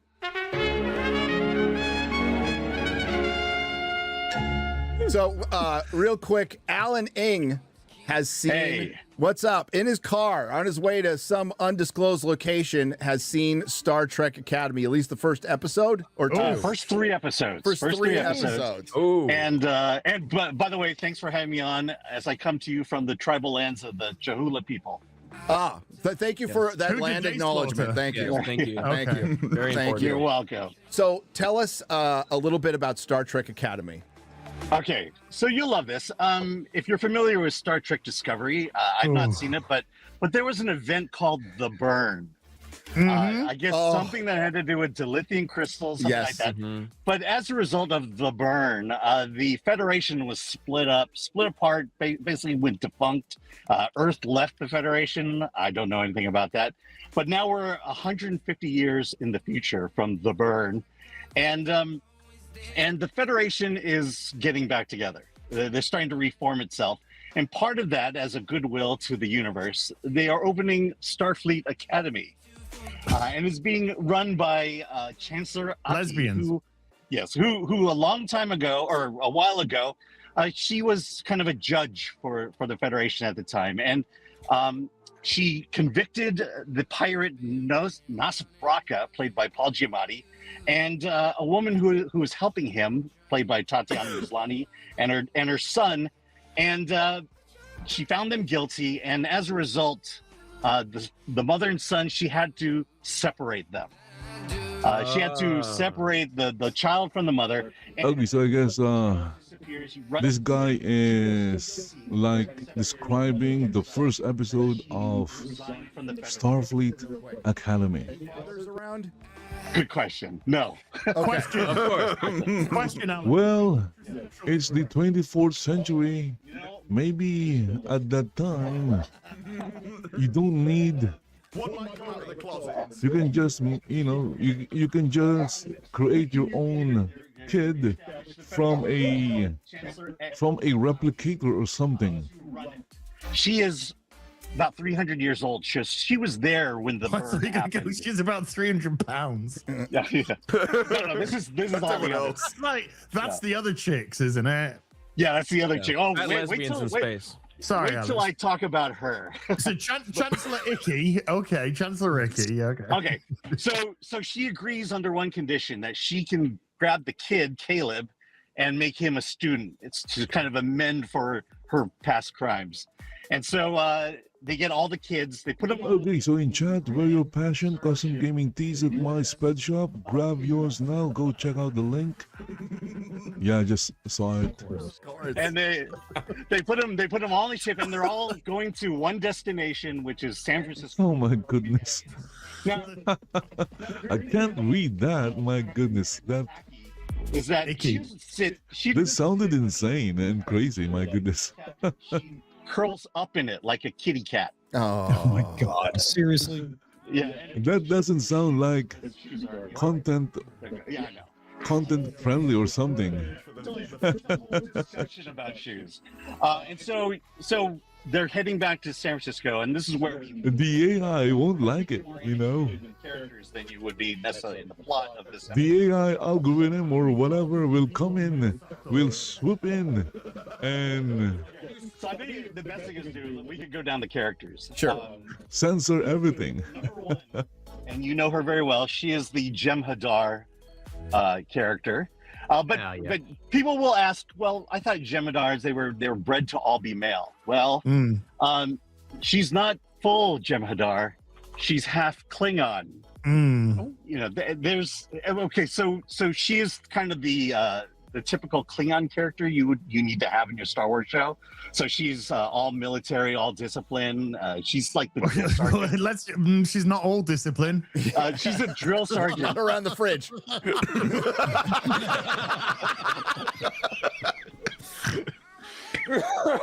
She's militant about that fridge.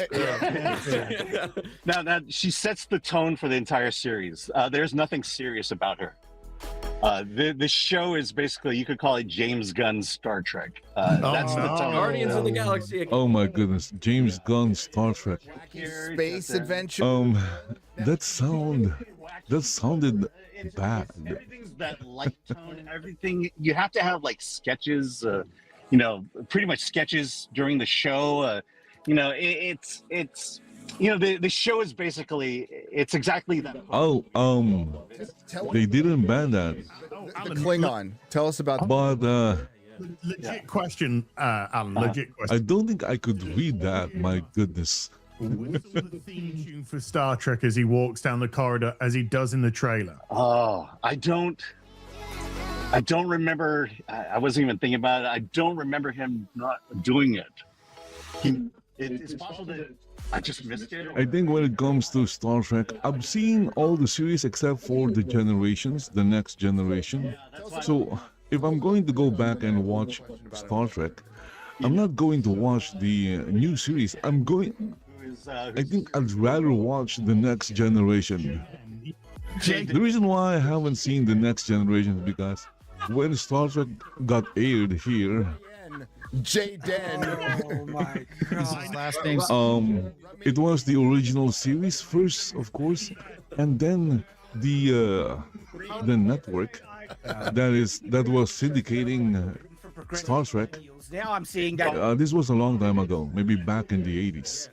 Yeah. The network that was syndicating the original Star Trek, they stopped mid-season, and then they replaced it with the next generation. I was pissed because I wanted to see what happened. I wanted to continue watching the original series, and then they just literally dropped it. Maybe it wasn't getting any good ratings, and then they replaced it with the next generation, which was the new series at that time. You would think he should be. And because I was pissed that the previous series was like canceled, Yes. I didn't watch the next generation. I've seen like maybe the first episode, maybe a few episodes after that, but I didn't see the entire series. And then the next one that I've seen was Deep Space Nine. That was really good. And then Voyager. And then Enterprise. Enterprise was the last one. And when Enterprise got cancelled, I was pissed as well. Because they promised the viewers, the fans of the next season will introduce fluidic space and species 8467. But no, there was no next season. They ended the series. Oh, by the way, so no need at season 4, and everyone was like, well, a door appears and you. I can't say for everyone, but I was looking forward for the next season where Enterprise will enter fluidic space. This hacker who has lived on his own for a long time, he refuses to wear a Federation. But they ended it, and the way they ended it was crazy. They had Archer just addressing the Federation of Planets or something. What do you bring to Starfleet? And he went, I don't care. And that's his main characteristic that he brings to the show. Yeah, well, he's the rebel. He's the bad guy of the group. He wants to. Okay, here's the story arc of season 1. He wants to find his mother. You saw that in the trailer, and that's basically the elements of that appear throughout the entire series. And so he doesn't really want to be at Starfleet Academy. He just needs to figure out a way to get out of there and find his mom. That sounds amazing. Like everything we've wanted in a Star Trek series. It's kind of like, it's exactly what you expect this show to be. It's not meant for Star Trek adults. It's meant for Star Trek teens, of which there must be a lot of them. Oh my God, they're everywhere. Yeah. But is it though? Is it if you were a teenager and you were watching this, would you be like, oh, this is absolutely right up my back alleyway? I would think is the gayest shit I've ever heard. Or would you be like, yeah, this is just gay shit, and I'm going to turn it off and watch something else? Yeah, I mean, they're making a show for the audience they want and not the audience who's going to be there. Yeah, which the audience that doesn't exist. Yeah. Well, we were watching the trailer on Open Bar yesterday, and that's the first time I'd seen the trailer. And it looks nothing like Star Trek in any way. But my question is, someone that doesn't watch Star Trek, how is this the worst that it's been? Because I've seen a lot of bad Star Trek we've seen a lot of trailers. I've heard you guys complain. Is this the worst Star Trek has been up to this point? Well, you know what it is? When I'm watching this, I'm reminded of real Star Trek, where the alien races were basically, they took an element of humanity and then exaggerated and made it that part of that alien race. For example, Klingons are warriors. They value honor. Vulcans, they suppress emotion and make all decisions through logic. Ferengi are about capitalism and about greed. This one basically says, see all those races? We're going to fix them. We're going to make them more human. So this one's about communism. Gotcha. Watch the series. This is definitely Star Trek commie. Yeah, this is Star Trek commie. Well, they lean into that. They believe that. Oh my goodness! Why would I watch a show about communism? Organization. It's a commentary. It's seriously commentary on our life, and even in Next Generation, which was very progressive quotations. There's a lot of prejudice between humans and the Federation and Ferengi, Federation. There's all of that stuff is there. That's because that's part of being a human and having these problems, and then you work through those and you have interesting stories. Now all they want to do is preach. They want to create this illusion of the perfect society would be all accepting, and we're so progressive. I was watching the red carpets. It's nothing in this show is not progressive. But the thing is, even if you wanted to make a progressive Star Trek, the way you would do it would be everyone would be progressive, but then you'd have a story. It's like, well, is there any advantages to this? It would always analyze the other point of view as, well, what actually, if this planet was really discriminatory, but it had some kind of advantages to it, and then they'd have people discuss it. Maybe it's actually a good thing when we need it. Because that's what Star Trek did. It always had different people from different sides, which is why you need actually diverse characters with different opinions. The Klingon would be the guy who's like, no, we should just shoot everything, because this is exactly what it is, where you'd have other people from the other side. Whereas, if everyone agrees, there is no conflict. It's why Discovery never had any discussion about ideas. It was basically just an action series. It never got any more depth than just running around the universe and hugging with feelings. One of the constant themes about classic Star Trek was human exceptionalism and meritocracy and becoming better. And if there were weaknesses, the whole structure around it was overcoming weaknesses and becoming better. Think about the episode with Barclay, how he wasn't meeting the quotas and stuff like that. They all worked together to try and help him become better. Where look at this, where it's like, it's the whole progressive mentality where you're perfect the way you are, and if anyone says otherwise, you're a bigot. So we need to accept everything as it is. We need to accept our disabilities. I'm deaf, even though we've got technology that should be able to easily. Heck, we even have technology now that can deal with it a lot with cochlear implants, right? But they ignore all that because it's a celebration of accepting who you are. Look, if I'm going through a transporter, I don't want some guy that's been accepting who he is. Also, the thing is, Possible. even if Star Trek is bad, you don't have to watch it because there's a lot of other forms of entertainment that you can enjoy. She felt bad. So immediately you've got You can just play the games. It was who they You can play Skyrim like for the millionth time. Look, the Captain Aki, the Holly Hunter character, super annoying. You talk about woke, you talk about that. She is the epitome of it, and you'll see it in every episode and in every word she says. Is that the autistic one who's a child but 17 years old? Okay, I got to tell you about that one. She is the first student of Starfleet who is a hologram. A newborn hologram. Okay. But she's 3 months old, basically, and they programmed her to be 17, which is why she acts the way she does. Oh my god, that's so retarded. Why do they make her look the way she does?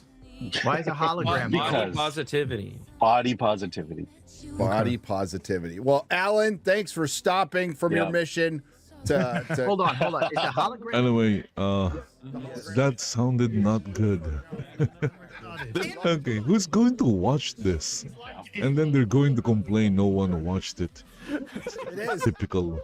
Typical. They produce a show or series that no one wants, no one likes, and then they would complain that no one watched it. 1,000 years in the future. 1,000 years in the Star Trek's future. Not.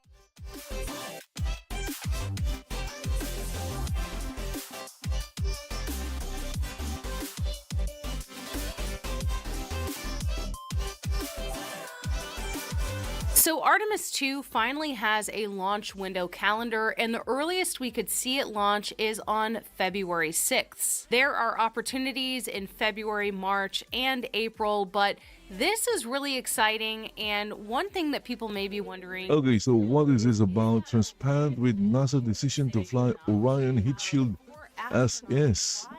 all a way around the moon. Well, this is something that we have new insight on with Jared Isaacman now. So they are going to fly around the moon Liftoff, again. Senior editor for Ars Technica was able to attend a half-day meeting at NASA headquarters this past week that provided a detailed review of Orion's heat shield status, which is a great example of Jared following through on the transparency he said that he would give us as head of NASA. So I'm going to share with you some of Eric's findings in his article. It's titled, "Is Orion's Heat Shield Really Safe?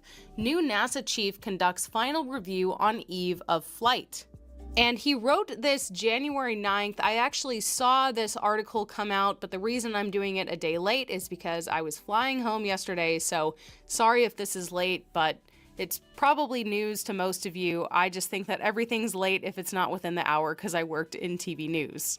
So the question is this thing safe enough for people to fly in? Well, Jared Isaacman says he has, quote, full confidence in NASA's plans to use the existing heat shield to protect the Orion spacecraft during the upcoming lunar mission. According to Eric Berger, Jared made the determination after briefings with senior leaders at the agency and a half-day review of NASA's findings with outside experts. Isaacman said, quote, "We have full confidence in the Orion spacecraft and its heat shield, grounded in rigorous analysis and the work of exceptional engineers who followed the data throughout the process." And keep in mind, Jared has already been to space twice with SpaceX. He knows how important it is that the crew is safe and that they're really, trusting their lives with these systems and these crafts. And as Eric states, Jared previously indicated that reviewing the heat shield issue early in his tenure, especially with the Artemis 2 mission due to launch in as few as 4 weeks, was a top priority. Apparently, it was such a top priority that he was already Why are they using this launch system when sworn in. it's very, very, very expensive? He's been a busy guy. It doesn't make sense. That they're having at the ISS and the unexpected return of the crew. Why can't they just use SpaceX? A lot on his plate. And so part of the reason I think They'll be saving a lot more money at this meeting than using this very, very, very, very expensive launch system. launched all the way back in November of 2022. I would know, I was there. And NASA was criticized for its handling of damage to Orion's heat shield, which we found out way later was actually a problem. This damage was not disclosed for nearly a year and a half after the Artemis 1 mission. And that's because the NASA Inspector General finally published close-up images of char loss. You guys have probably seen them. Chunks of ablative material at Orion's base that were intended to protect the spacecraft during its return, but they... Okay, so when it comes to this, I'm pretty sure they've already fixed that. Alarm saying, hey, we need to make some changes. This is not safe, including astronaut Charlie Camarda, who I interviewed last January, so exactly a year ago, about this issue. And if you don't know, Charlie was one of the first to re-fly after the Columbia disaster. And so he, along with many others, are saying it is not enough to make the fixes, and I'm going to tell you what those fixes are in a few. But of course, Jared says, actually, these fixes will be enough. So according to Eric, to address these concerns, NASA tapped an independent Maybe it should be more than enough, not just enough, because investigation. sometimes you need to be very sure. Again, there is no such thing as At which time NASA perfect, because these things are made by human beings, and human beings are flawed creatures. We are flawed creatures, which means but we are not perfect. And since we are not perfect, there is no way we can make things that are perfect. But it must be close to perfect. Not perfect, but very close to perfect. Especially if you are putting people in capsules and putting them on top of a live bomb. Again, guys, officials to meet with astronauts, experts. When they get launched into space, they are riding on top of an active, on top of a live bomb. That thing is a freaking bomb. For the sake of transparency, Jared also invited 2 reporters to sit in on the meeting, Eric Berger and Micah Maidenberg of the Wall Street Journal. They were allowed to report on the discussions without directly quoting participants for the sake of full and open discussion. This meeting lasted for more than 3 hours, and Jared was there for most of it, although he had to step out from time to time, according to Eric, to handle that ongoing crisis at the ISS. And apparently, after Jared said that he accepted the agency's decision to fly Artemis 2 as planned, what followed was a, quote, spirited discussion with Charlie Camarda sparring regularly with the presenters and Olivas asking questions more infrequently. But they also talked about what would happen if they are wrong, and this fix of changing the re-entry trajectory isn't enough. According to Eric, quote, at the base of Orion, there are 186 blocks of a material called Avcoat, individually attached to provide a protective layer that allows Maybe they should do another test flight. That is what SpaceX is doing. SpaceX is iterating. That's why you see the SpaceX Starship. It gets blown off char layer that every time. Not the booster, the Starship itself. Or road. It gets roasted every time it comes back. Artemis 1 fragments fell off And left cavities in the Avcoat material. So this led to and that is part of testing everything, testing the heat shields, testing the other systems. Allowing engineers to find the cause of gases becoming trapped in the heat shield, leading to cracks. So due to the Avcoat. maybe they should do another test flight, and with the fixes that they made, and then to see whether those fixes are really enough, change Orion's or more than enough, hopefully, it would to mitigate any kind of disaster. We don't want to see any kind of disaster because that will put everything on hold for decades. this conclusion. Decades, not just years, but decades. But what if they're wrong? What if this approach isn't enough? Well, they talked about what would happen at the end of the meeting. According to the report by Eric, quote, the Avcoat blocks, which are about 1.5 inches thick, are laminated onto a thick composite base of the Orion spacecraft. Inside, this is a titanium framework that carries the load of the vehicle. The NASA engineers wanted to understand what would happen if large chunks of the heat shield were stripped away entirely from the composite base of Orion. So they subjected this base material to high energies for periods of 10 seconds up to 10 minutes, which is longer than the period of heating Artemis II will experience during re-entry. What they found is in the event of such a failure, the structure of Orion would remain solid. The crew would be safe within, and the vehicle could still land in a watertight manner in the Pacific Ocean. One of the NASA engineers said, quote, we have the data to say on our worst day we're able to deal with that if we got to that point. The composite layer beneath the heat shield is intended to withstand a maximum temperature of 500 degrees Fahrenheit during re-entry. So, during Artemis I, the maximum temperature recorded, despite the persistent cracking and char loss, was only 160 degrees Fahrenheit. So any crew on board would have been safe. However, because the agency didn't predict all of that heat shield damage, this was a serious concern after Artemis I. Another thing that's going to be different from Artemis I is that the heat shield will have less time under a heat load compared to Artemis I. During the first mission, Artemis I, the vehicle descended from about 400,000 to 100,000 feet, and it was under a heat load of various levels for 14 minutes. With Artemis II, this time it will be reduced to only 8 minutes. So they've changed the re-entry trajectory so that the entry profile will only be similar for about the first 2.5 minutes, but then the Artemis II entry will undertake a higher heat load than Artemis I for a couple of minutes. All of NASA's modeling and extensive arc jet testing indicate this will produce significantly less cracking in the Avcoat material, according to Eric Berger with Ars Technica. And by the way, Jared did acknowledge at the end of the meeting, along with other NASA officials, that the heat shield is not perfect.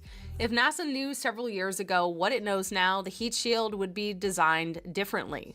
But they're confident that flying the Artemis II heat shield on the revised profile is perfectly safe. Apparently, at the end of the meeting, Eric also pulled aside Charlie Camarda and asked if he felt any better about 4 astronauts flying in Orion on this next mission.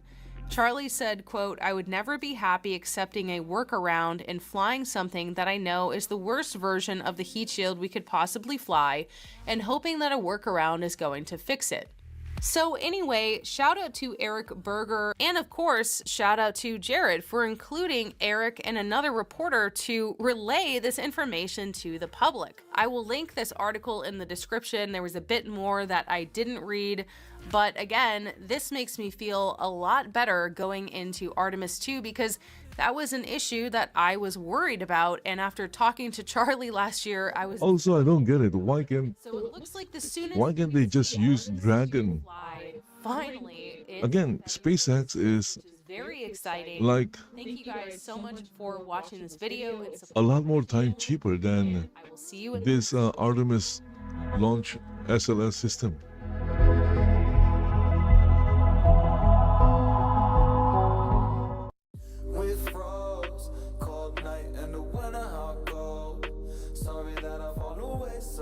Ooh, look at that. Anthony Davis. Let's go check this out. Anthony Davis. Anthony Davis trade market. What are the possibilities? What are potential destinations for Anthony Davis? Agent is reading the situation and basically saying, hey, it's in my client's best interest to get traded before this deadline. The NBA trade season just kicked off, and it happened in the most dramatic way possible. On Wednesday night, the Atlanta Hawks shipped Trae Young to the Washington Wizards for CJ McCollum and Corey Kispert. No draft picks, just salary. And the reason they did it, it wasn't just about moving on from Trae, it was about positioning themselves for an even bigger fish, Anthony Davis. But here's the thing, the Hawks aren't the only team circling. The Milwaukee Bucks are desperate, the Toronto Raptors are lurking, and according to Sam Amick from The Athletic, every team in the East believes they're an Anthony Davis trade away from making the NBA Finals. So today we're breaking down everything, every team that wants AD, what they'd have to give up, why Dallas might actually pull the trigger, and why one of these trades could end up being an absolute disaster for the team that makes it. But before we get into who's trying to get Anthony Davis, we need to talk about why Dallas is even considering moving him in the first place, because when you understand that, everything makes a lot more sense. Now, real quick before we get started, just a brief announcement. We made over $400 in the past day on Prize Picks, and now they're giving us a free square, which means we only need one pick to hit to 3x our money. Caleb Williams just needs one passing yard for his square to hit, which is practically free money guaranteed. So first, sign up for Prize Picks using my promo code microphone so you can get $50 when you make a play of $5 or more, and then pair Caleb Williams with Puka Nacua getting one touchdown, which he's done in 4 of his last 5 games, to turn half of the money that Prize Picks gives you for signing up with my promo code and making a play of $5. Okay, so yeah, this guy is like promoting gambling. At the flight mic, but we also I'm surprised that YouTube allows gambling. I thought it doesn't allow gambling. Anyway, link in the description down below, and thank you Prize Picks for sponsoring today's video. Mic check 1 2 1. Who knows, maybe in the future YouTube will also allow crazier and crazier as I was illegal things being promoted on their platform. Anthony Davis just suffered ligament damage in his left hand during Thursday's loss to the Utah Jazz. According to Shams, if surgery is required, AD could miss multiple months. Even if he doesn't need surgery, he's looking at a minimum of 6 weeks on the sideline. And here's the thing, the trade deadline is February 5th. That's less than 4 weeks away. So there's a real chance that AD won't be healthy enough to be traded before the deadline passes. His trade value, which was already low because of his injury history, just tanked even further. But that doesn't change the fact that teams are lining up for him still. So let's break down what this landscape looks like. Let's rewind to February of 2025. The Dallas Mavericks made one of the most shocking trades in NBA history. They sent Luka Doncic to the Los Angeles Lakers for Anthony Davis. At the time, the idea was that AD could be the veteran anchor while the Mavericks built around their future. But here's the problem. That future arrived faster than anyone expected. Cooper Flagg. The Mavericks won the lottery and drafted the most hyped prospect since Victor Wembanyama, and suddenly the whole timeline shifted. Dallas doesn't need to win now. They need to build around a 19-year-old generational talent. And Anthony Davis, who turns 32 this March and is owed over $175 million over the next 3 years, including a player option, doesn't exactly fit that timeline. But here's where it gets complicated. AD has only played in 27 games as a Maverick. Look at that. They are paying millions, even hundreds, or maybe just millions, tens of millions of dollars to players that only plays, that couldn't even,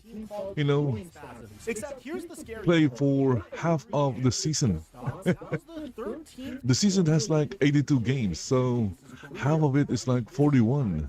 Injuries is 2.7 games, but the league average for similar injuries is 3.6 games, so he's actually recovering faster than most. But the fact that it keeps happening is the real concern. And look at what happens when AD doesn't play. Since February 2nd, 2025, the Mavericks are 11-30 in games without Anthony Davis, but with him, they're 8-8 this season. That's not great, but it's a lot better than the alternative. So Dallas is stuck. They have a player who is still elite when he's healthy. AD is averaging 20.4 points points, 10.8 rebounds, and 1.7 blocks this season. Those are all-star numbers, but he's also a ticking time bomb injury-wise, and his massive contract makes him very difficult to move. Here's the other thing. According to Tim McMahon, Anthony Davis actually wants to stay in Dallas. His preference is to get that extension this summer, but the Mavericks don't seem interested in paying him through his mid-30s when they have Cooper Flagg's development to prioritize. So who actually wants to take on that risk? Let's start with the team that just made the biggest move to position themselves for exactly this moment.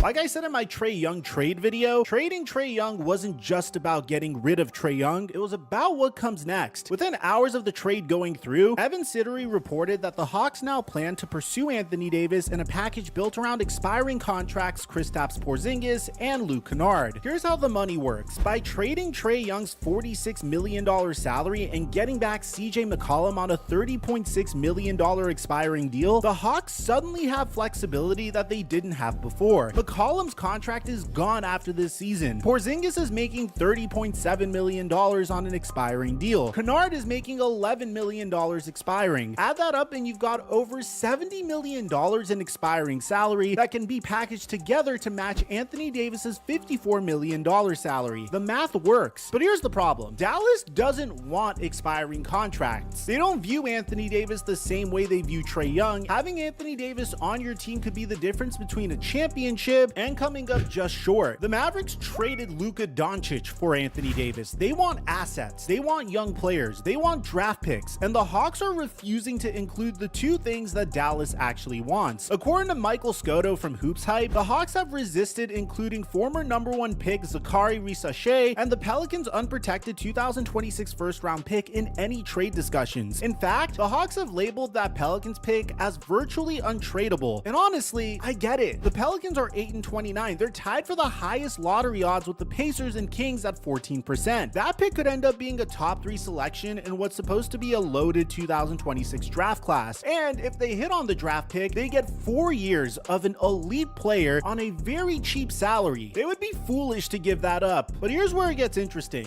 Zachary Risache hasn't exactly been lighting the world on fire. The 2024 #1 overall pick is averaging just 10.8 points per game this season, down from 12.6 as a rookie. Still, Dallas and multiple other teams have been calling to inquire about him, so we've got a standoff. Atlanta wants Anthony Davis but won't give up their best assets. Dallas wants those assets but doesn't want to just dump AD for expiring contracts. Something has to give, and the Hawks need to figure this out fast because Atlanta is changing their entire identity. After years of building around Trae Young's offensive prowess, they're pivoting to a defense-first model. Jalen Johnson has emerged as a legitimate star. Dyson Daniels is one of the best perimeter defenders in the league. Onyeka Okongwu is a defensive anchor. Adding Anthony Davis to that mix, that's a team that could legitimately compete in the East, but only if they're willing to pay the price. If this actually happens, it'd be one of the craziest full circle moments in NBA history. During the 2018 NBA draft, the Atlanta Hawks drafted Luka Doncic with the 3rd pick. The Dallas Mavericks drafted Trae Young with the #5 pick. Dumped Trae Young to the Washington Wizards so they could pursue Anthony Davis, who was traded for Luka Doncic last year. It'd be one of the craziest full circle moments we've ever seen in NBA history, but that could only happen if the Hawks include Risache or the Pelicans pick. And if the Hawks won't include Risache, there's another team that might be desperate enough to overpay, and I mean desperate.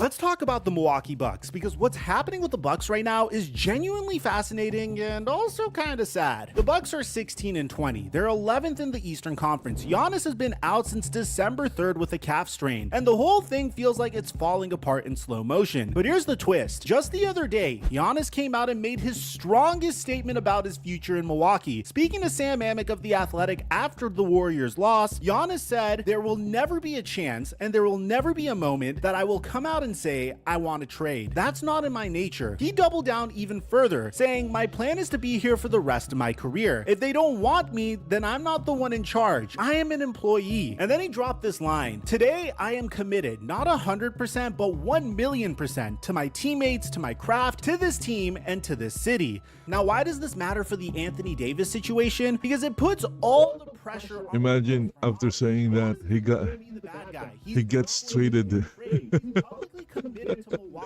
without him knowing. That would be really funny.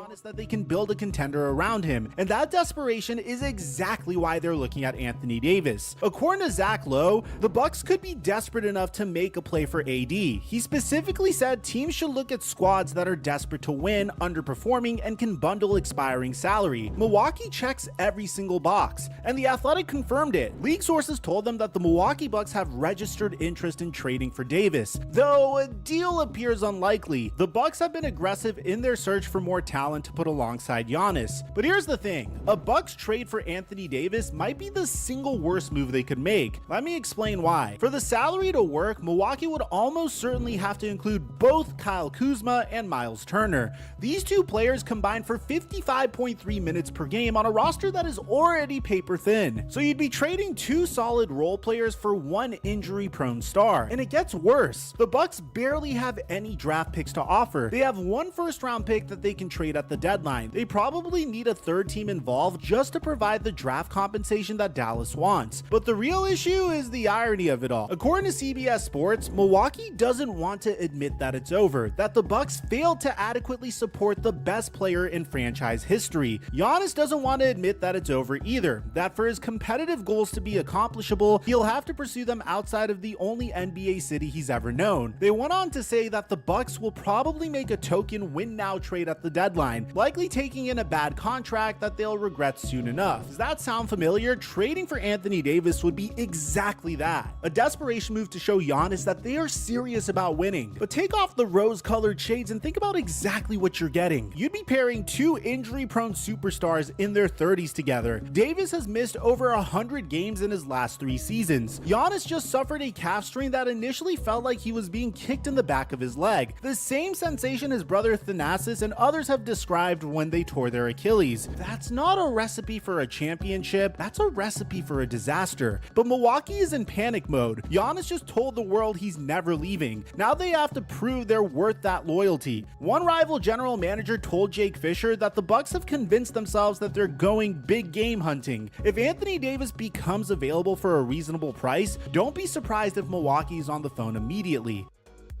Now let's talk about a team that actually makes sense, the Toronto Raptors. According to Jake Fisher, there are only 2 teams with confirmed interest in Anthony Davis right now, the Atlanta Hawks and the Toronto Raptors. And here's why Toronto is interesting. They're actually good this year. The Raptors are 22-15 and sitting 3rd in the Eastern Conference. Nobody saw this coming. And their interest in Davis reportedly grows the longer Jakob Poeltl is out due to injury. Fisher said specifically that what the Raptors think of Poeltl moving forward will be pertinent to anything the Raptors' pursuit of any Anthony Davis trade. The Raptors have the pieces to make a deal work. They have young players, they have draft picks, they have expiring salary if needed, and most importantly, they have a window right now. Adding Anthony Davis to a team that's already 3rd in the East, that's a legitimate finals contender. Davis has championship experience. He knows what it takes to win at the highest level. And unlike the Bucks situation, Toronto wouldn't be mortgaging their future for a desperation play. They'd be adding a star to an already competitive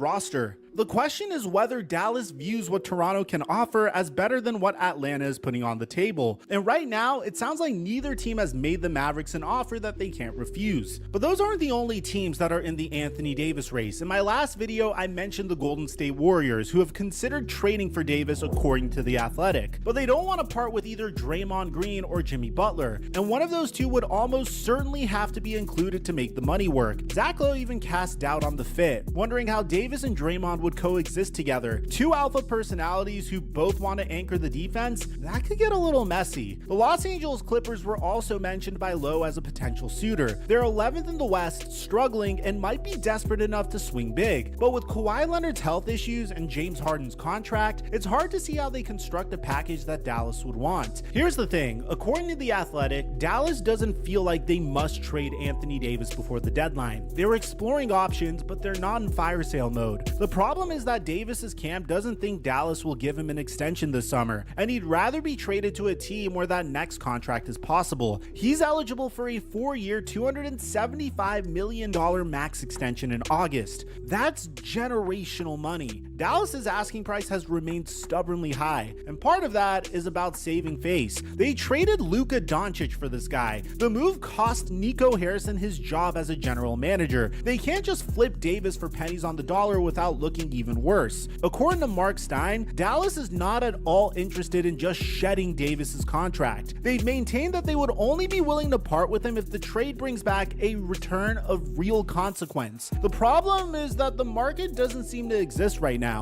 Teams are scared of Davis's injury history, they're scared of his contract, and they're not willing to give up the assets that Dallas wants. So where does that leave us? Here's how I see it playing out. The Hawks are the most likely destination, but only if they budge on Risa Shea or that Pelicans pick. Atlanta has the expiring salary, they have the need, and they have a young core that would benefit from a veteran presence like Davis. But if they keep treating their best assets as untouchable, this deal dies. The Raptors are the dark horse. They have the pieces, they have the incentive, and they're actually good right now. If Toronto comes over the top with a better offer than Atlanta, Dallas would be foolish not to listen. The Bucks are the wild card. Giannis just told the world he's 1,000,000% committed to Milwaukee and will never ask for a trade. Now the front office has to prove they deserve that loyalty. They might be desperate enough to do something stupid, and pairing two injury-prone superstars together while gutting your already thin roster is exactly the kind of move a panicking franchise makes. And Dallas, they might just hold on to Davis and see what happens. Kyrie Irving is coming back eventually. Cooper Flag is developing into a star right before our eyes. Maybe they run it back and see if this thing can work. But here's what I know for sure. The trade deadline is February 5th. That's less than a month away. And the way things are moving right now, Anthony Davis won't be in a Mavericks uniform by the time it passes. The only question is, who is going to be willing to pay the price to get him? Let me know what you guys think in the comment section down below. Aside from that, I'm your boy Mike, and I'm dropping our mic until our next upload.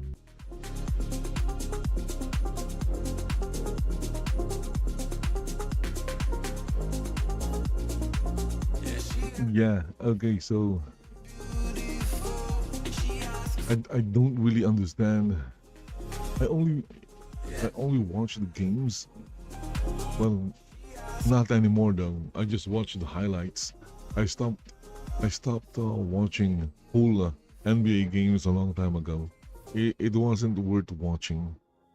I'm going to spend the time. I'd rather watch a full episode of AEW Dynamite than watch a full game of NBA basketball.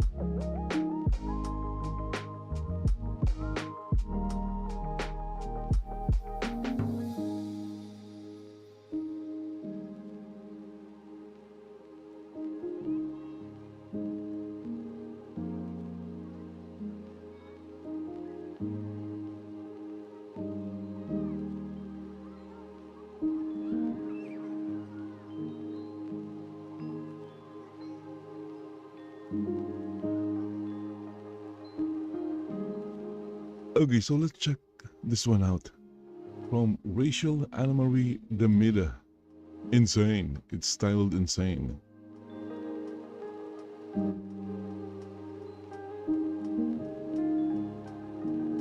What's up, you guys? I'm Rachel Demita, and welcome to the Courtside Club. Today, I have your favorite style of video, a good old rant video, because honestly, you guys, that's all I have in me. That's all I have in me today. We have been covering this WNBA CBA stuff from the beginning, and it's exhausting. It's absolutely exhausting. It never feels like we are getting anywhere. I never feel like I have good updates. Oh, come on. Who are you kidding? The fact that I also feel like You're getting tired of covering something that makes you money? Ah, come on, Rachel. Rachel, stop lying. Stop lying. You enjoy this. You love covering this because covering this is making you a lot of money. Okay? Without this drama, it's interesting. About something, and I'm not going to do What's happening in the WNBA is very interesting, and it's obviously getting you a lot of views. Let's take a look at the view. that I'm sharing the most accurate information that I have. Look at that. You guys, my opinions. You have like 6,000 views already. Like I'm doing it in a And you posted this like 2 hours ago. You're getting the views, my goodness. And the WNBA. You are absolutely loving this. Yeah. Surrounding all of these videos. So firstly, please. Drama means views and views means money. Below if you're still even interested in this, because I'm starting to not be interested. I'm starting to want to mute these topics from my timeline because I want to be excited about what I'm covering. I want to watch sports to be entertained and for it to be an escape from my regular life. It is entertaining. Look at me. I'm watching it because I literally have no part of. It's entertaining. This entire WNBA, I don't watch WNBA, but this entire WNBA drama is quite entertaining. It's interesting. One of the main reasons I'm not sure if It shows that is it seems like there's a lot of people out there who doesn't know anything about business. opinion. I'm not a businessman, but I do know that a business was made or exists to make money. And if the business is not making money, then it's just charity. From the WNBA. The WNBA is a charity. It's not a business, it's a charity. Agreement will expire. Despite demonstrating our willingness to compromise in order to get a deal done, the WNBA and its teams have failed to meet us at the table with the same spirit and seriousness. Instead, they've remained committed to undervaluing player contributions, dismissing player concerns, and running out the clock. Today's display of an inflatable rat, a universal symbol of labor protest outside of the NBA store, calls attention to how the league and its teams have handled these negotiations. By delaying and clinging to the status quo, they are jeopardizing the livelihoods of players and the trust and investment. Because All in the name of preserving regressive the privilege. WNBA has existed for like Basketball. Can I almost 30 years and they've never made any money. get a photo from it? So if something has existed and never made money, Here, but continues to exist, the angle that is not a business. CBA done. That is charity. WNBA. Pay equity. Yeah, the WNBA is similar to the Red Cross, where everyone's working in the Red Cross are getting paid a lot of money. That Well, it's not making money because it's charity. schools Yes, there you go, guys. WNBA charity. a lot less than the kind of money that the WNBA players are making. They got offered a max salary of over $1 million. Their max salary last year was $250,000, and now it's over $1 million. And then on top of that, the average salary is around $500,000. And then you're putting a rat out in public display. I don't know. I feel like you've lost sense of reality a little bit. That's not the real world. The real world does not want to hear constantly about millionaires' problems. Now, I get that it's relative, right? I've been one who says that they deserve to be paid more. I've been saying this for 2 years, that the women deserve to be paid more. However, it's gotten to the point where it's so public and all it sounds like is players constantly complaining that they deserve to get paid more, and they were offered over $1 million and they turned it down and they called it a slap in the face. Now they're putting a rat out and saying that it's still a slap in the face. You've lost sense of what the real world deals with, and what the real world deals with, those are your fans. Those are the people going to games. Those are the people who sometimes cannot afford tickets that are more than $20 or $30, but they save up for that to be able to take their family to go to these games, to sit in the nosebleed section, because that's what they can afford. That's real life. That's real life, okay? These people don't want to constantly hear about millionaires not making enough money, especially with this economy and like the state of the world. People are tired of that. And I'm not saying that you shouldn't be pushing for the kind of money that you want to be paid. And even when NBA players, like, they want to get paid more, and I get that, it doesn't always need to be public. There are people working multiple jobs in order to support their families, and they will never see hundreds of thousands or millions of dollars in their lifetime. They're trying to watch sports for that escape from their reality. And now we're constantly hearing about it's not enough, we need millions, we need that, but also we're getting paid hundreds of thousands of dollars in Unrivaled, and they're getting hundreds of thousands of dollars and millions of dollars in these brand deals. This Project B is paying millions of dollars, and you're still saying it's not enough. And I get it, it still might not be enough, but it doesn't need to be public. That's all I have to say about that. So It's a woman thing. Never enough. It's never enough. Every time they take the court. The league's tactics harm current and future players and marginalize the very people who show up for the game in communities across the country. This misguided approach will not work. In the face of the league and team's actions, the players remain undeterred, unafraid, and unwavering in their commitment in doing what is necessary to secure a transformational new CBA. This agreement must include a salary system tied to a meaningful share of the revenue that would not exist without player labor, mandate professional working conditions, and require protections that honor the players who build this league and set the next generation up for success. Make no mistakes, pay equity is not optional and progress is long overdue.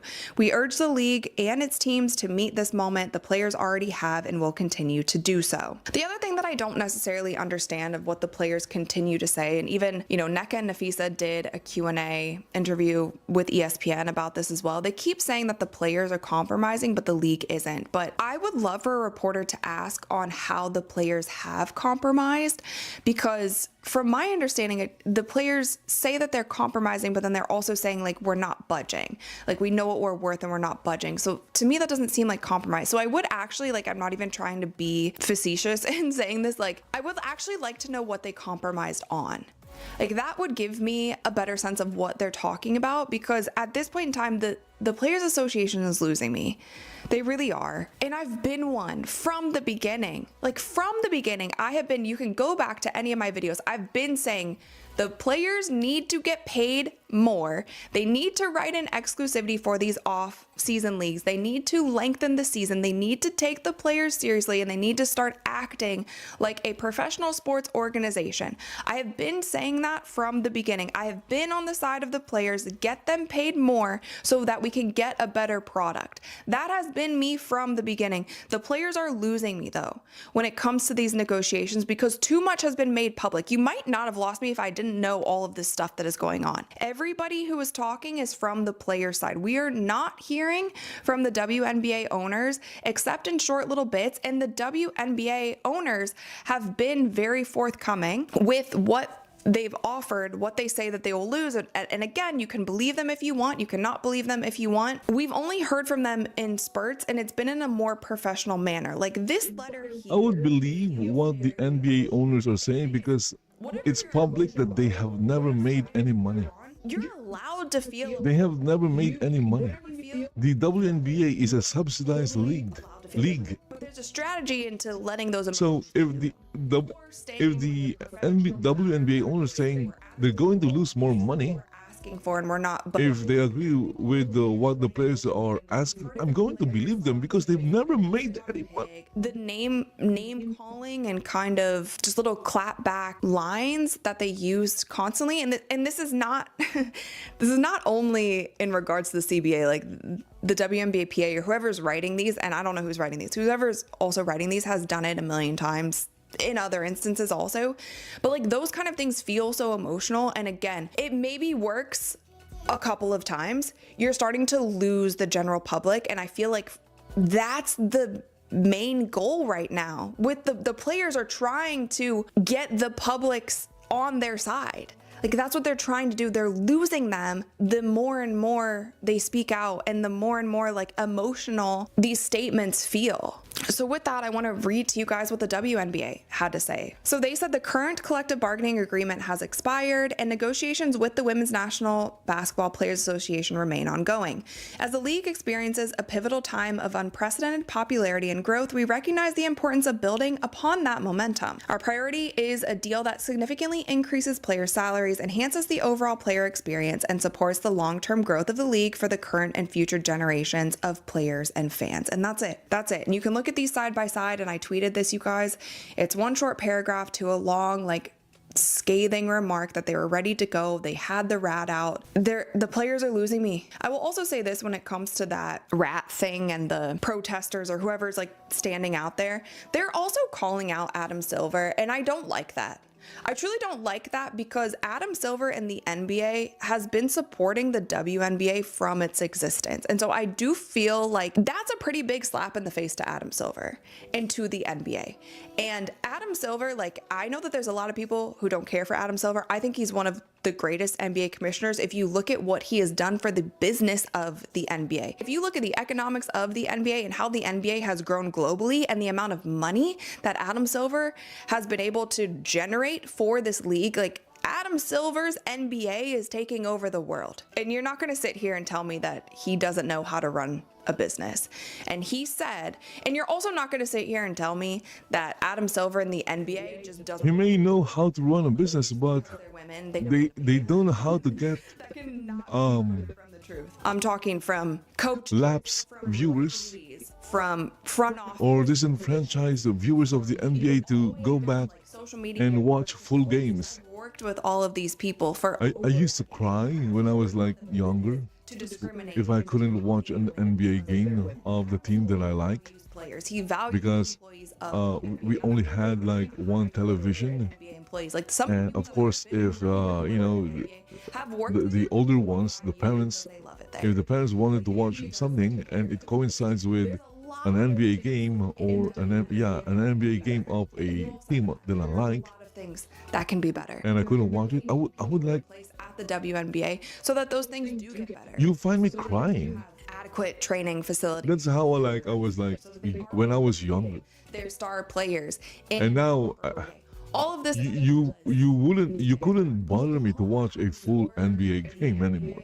I would go to YouTube or any other sites and just watch the highlights. And even when I'm watching highlights, I would go to the end of stuff is gonna go on the video to see the scores, hopes that they just to check the scores and then watch the highlight. In our last episode, how we don't even have the WNBA schedule yet, and something that has also been floated out by one of the WNBA reporters is like, we don't have the WNBA schedule, but these arenas need to know the WNBA schedule. And if they don't know the WNBA schedule, they are going to start renting out or outsourcing their arenas for different things. They're going to start booking other things. They are not going to wait around for the WNBA. So that's what I also said, you guys, like, they don't have that much time. It's so crazy. They're like, oh, well, a shortened off season might be really exciting. Like, what reality are you guys living in? I'm sorry. I sometimes feel like I'm on a different planet than some of the people talking about the WNBA.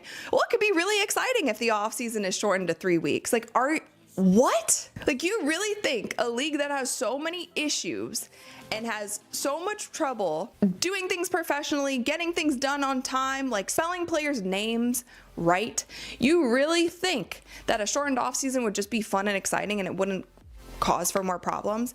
Can you imagine? So think about this. The Indiana Fever, when they play away games, they normally try to play in the NBA arena, the bigger arena, like say Atlanta Dream, when they have like 3,000 people that can be in their arena. They try to play in the Hawks arena, which seats like 20,000 people. That arena makes a lot of money on booking other things. They're going to book out their whole summer, and then the WNBA in turn is going to lose money. They're going to lose money. A lot of that revenue is coming from the Fever. When they go to other cities, they play in bigger arenas. That brings in more revenue, more money for the WNBA. The more time you waste, those things are going to start. It's so inevitable. That's why I don't know who to blame. I don't know who to blame. And I'm sick of sitting here and just complaining about all of it. I do also think, you guys, I do think that the owners are watching these Unrivaled numbers. And I do think that they probably are trying to run out the clock to see how Unrivaled is doing. Now, I would argue that the goal of Unrivaled was never to be this huge, like, viewership attendance thing. The goal of Unrivaled from the beginning, this is what Brianna Stewart and Nafisa Collier said in the beginning, the goal of it was to give players a place to play during the offseason in the United States of America so they didn't have to go overseas, and their goal was to make sure that they had top-of-the-line training facilities and that they were paying them well. That was the goal. Okay, in all of that, they never said that we're going to break viewership records of the WNBA. We're never this and that, this and that. However, when you start comparing Unrivaled to the WNBA as a sustainable business, then that stuff starts coming into play. Then people are going to be looking out and saying like, oh, how many people are actually watching Unrivaled? Is this how the W might perform if Caitlin Clark isn't playing?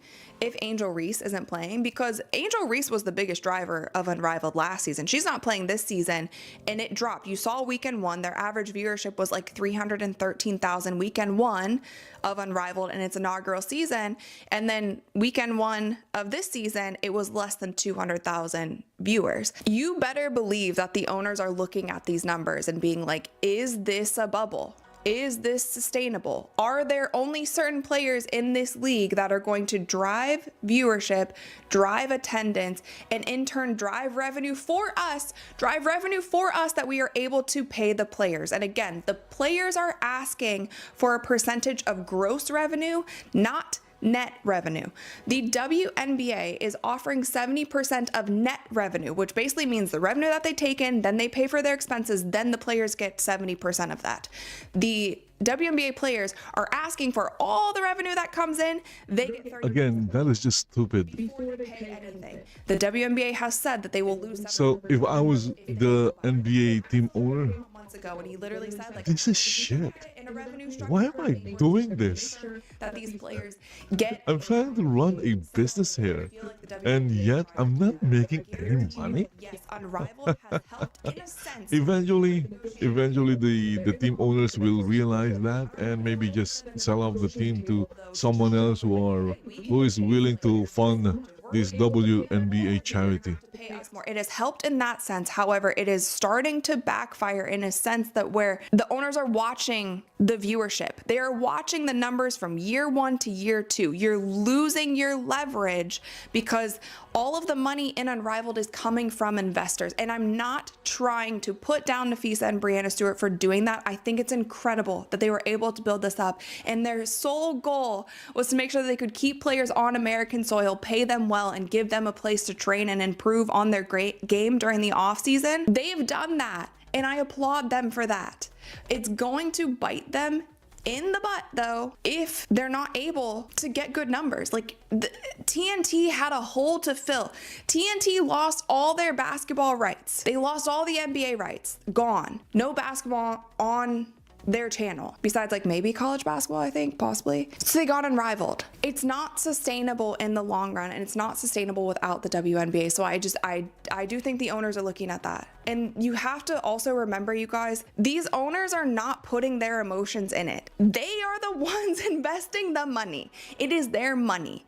There's no emotion here. They're like, will I lose money? Will I make money? I don't know where things go from here. I'm not sure how much more I'm gonna cover this because like I said, like if you guys have recommendations on what we can do, like what can fans do? Because here's another thing. This is the last thing I promise. My recommendation is, since the only one driving the viewership and ratings of the WNBA is Caitlin Clark, get Caitlin Clark in the NBA and then just leave the WNBA to dust or in the dust. That is my recommendation. New fans that are just so toxic. Like we talked about it a few weeks ago on Sue Bird's podcast when Katie Nolan was going on and on about the new fans. Like the new fans have been pushed away. There has been such a pushback on these new fans. However, the new fans are the reason that the players have the leverage that they do. The new fans are the reason that the Indiana Fever has to move their games from smaller arenas to bigger arenas to watch Caitlin Clark play basketball.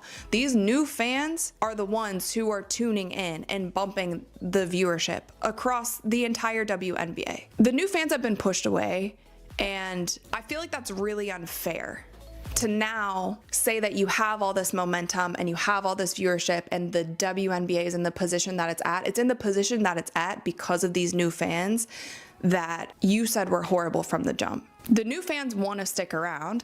The new fans who have never watched the WNBA were like, wow, I didn't realize there was so much drama in this. And again, this is no blame on one player. This is no blame on one person in this league, but there's just been too much. In the last 2 years, the WNBA and the WNBPA has done so much wrong. like so much wrong, and it's just wild. So that's the last thing that I wanted to point out. Like, I feel like the new WNBA fans are probably feeling a certain kind of way about all of this, and that's why, again, like, my only suggestion to all parties involved in these CBA negotiations is to just keep it in-house. Keep it in-house until you have an answer. Keep it in-house as much as you can. Don't do any more interviews, no more press releases. Like, go play in Unrivaled, try to put a good product on the floor with Unrivaled, and keep it in-house, because you're losing a lot of fans. No one watches Unrivaled. Supporting the players in that, I think want them to get paid more. I think TNT will get more viewers if they Because I don't want the players to succeed. if they I do want the players to succeed, and I feel like what they are currently create another AEW show the public on their and replace Unrivaled. things to get the public's opinion on their side. So this is me as a friend, whether you want to be my friend or not. Like, this is me actually caring about the state of women's basketball and caring about the players by saying you're losing us. Keep it in house. Get a deal done. That's all I've got. That's all I've got. Let me know all your thoughts in the comments below. Thumbs up this video if you enjoyed it. Click the little subscribe button. We upload new videos every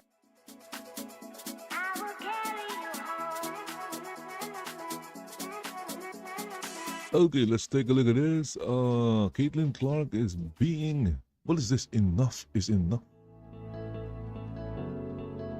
What is this? Okay, folks, it's time to violate some people.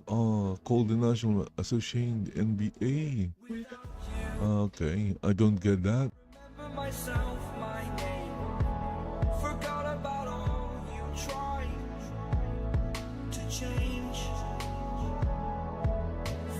I do agree that Luka shouldn't be playing point guard. Yeah. Because Michael Jordan dominated the NBA. And it's not a point guard.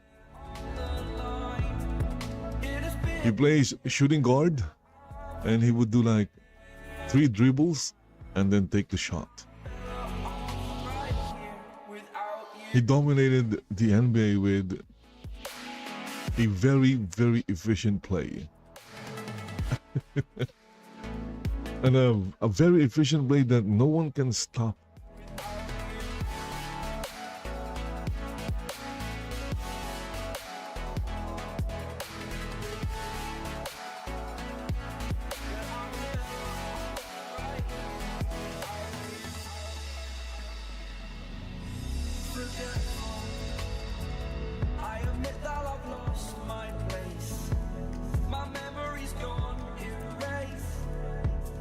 Like a scratch, only the scar remains. For we are better apart from all the pain. Distant like the stars above. There's no love I cannot see. And in a moment, that's when I knew I'm better off right here without you. What's going on, guys? It's your boy John the Liquidator coming back with another video. So it looked like Caitlin Clark is being blamed for the epic fail for the WNBA.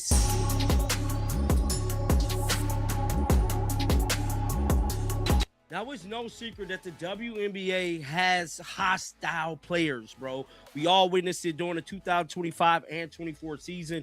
These players pretty much hate Caitlin Clark with a passion. And I'm here to tell you right now, the hate is growing even stronger because many people in the Players Association and people in the media is blaming Caitlin Clark for potentially being the one holding out when it comes to the CBA not getting done. Now, the players had a chance to go on a strike right before Christmas.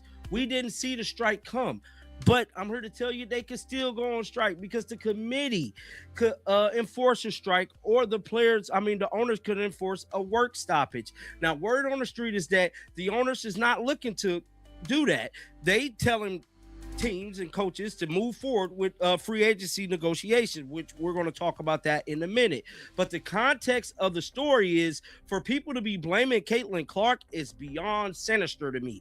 How could you blame somebody that helped lifted all the boats, helped pretty much get y'all this $2 billion media rights deal, and then turn around and blame her for the things that is happening with the WNBA, blaming the fans that came, blaming everything. But to me, it's looking like they could be using Caitlin Clark as a scapegoat for this situation not getting done. Now, that is beyond sinister. Like I stated, this whole situation is getting ugly, it's getting bad, and it's getting brutal.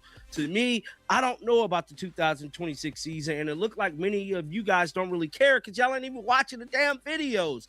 That is Again, I don't watch the WNBA. I'm just watching the coverage of the drama that's happening in the WNBA, because that is, honestly, that is more interesting than the actual. Have you seen the highlights of a WNBA game? Oh my goodness, it's so terrible. How are people watching this? Silver don't give a about none of the players. The owners don't either. They don't care about what y'all talking about. We gonna get a deal done. See, I believe there's a clause some way or somewhere in there to where the owners could override the players. That's what I'm thinking. If they're telling them they can move forward with free agency, that means to tell me we're probably going to get a 2026 season. I don't know the ins and outs of the clauses in these CBA negotiations, but it looked like they finna veto the players. They don't give a damn. It's either like you play ball or you're not play ball. We just gonna find somebody else to take her spot. It says the league has called every team to tell them they can send offers to free agents during this status quo period. Sources tell Front Office Sport, but players are unlikely to sign anything that's in limbo, which we already knew that because the money is involved in these CBA negotiations. Now, it stated when the clock strikes midnight on Friday night, which we already passed that. Now, it said under U.S. labor law, the WNBA has a status quo obligation to allow the sending of qualifying offers under the expired agreement. Legally authorized period of delay could be agreed to by the union and the league, resulting in the complete pause of all free agency activity until a new CBA is rectified.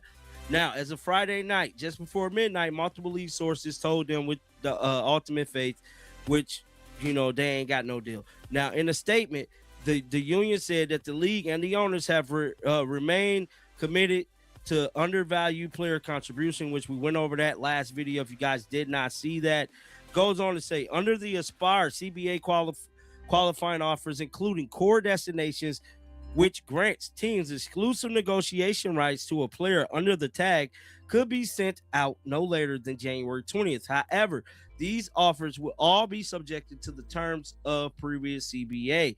Now, without a real salary cap, no one is going to sign anything, sources said. So it looked like the players ain't going to sign no contract, but we would kind of get the ball rolling to know like which teams is going to get what players, if players are staying or going, which it's going to be crazy because we need an update on Kelsey Mitchell.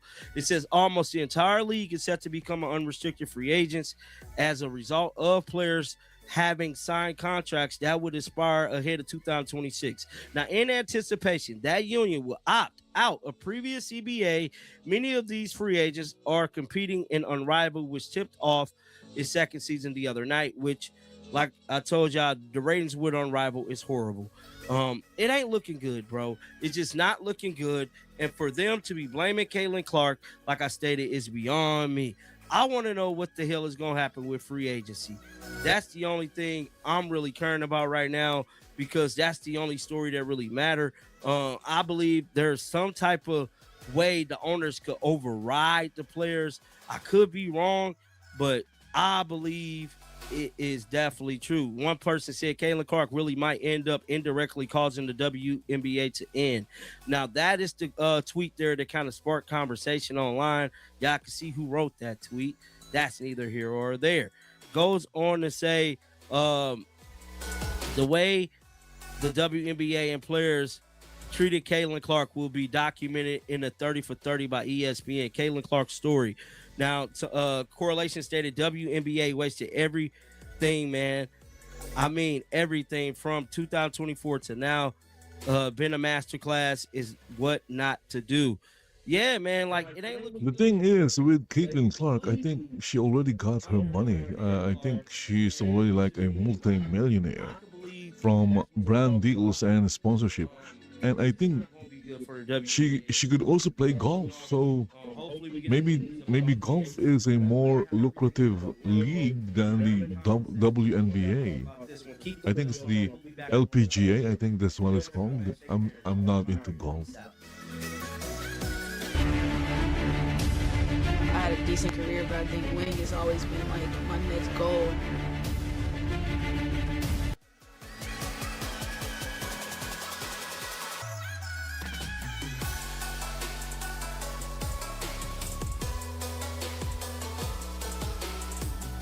Okay, so I'm going to stop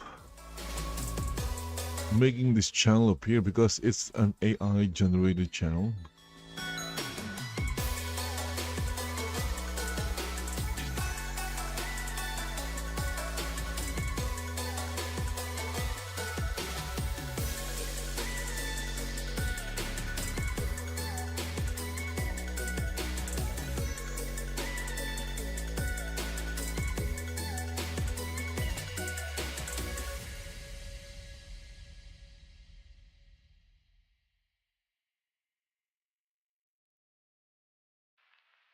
GTA 6 just got some huge.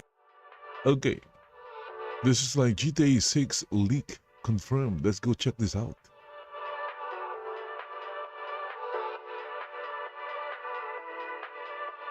GTA 6 just got some huge news. The game roll leak was indeed real. For months, we have been debating, debunking, and arguing. And if this is GTA 6, it seems that GTA or Rockstar still don't know how to make good-looking women.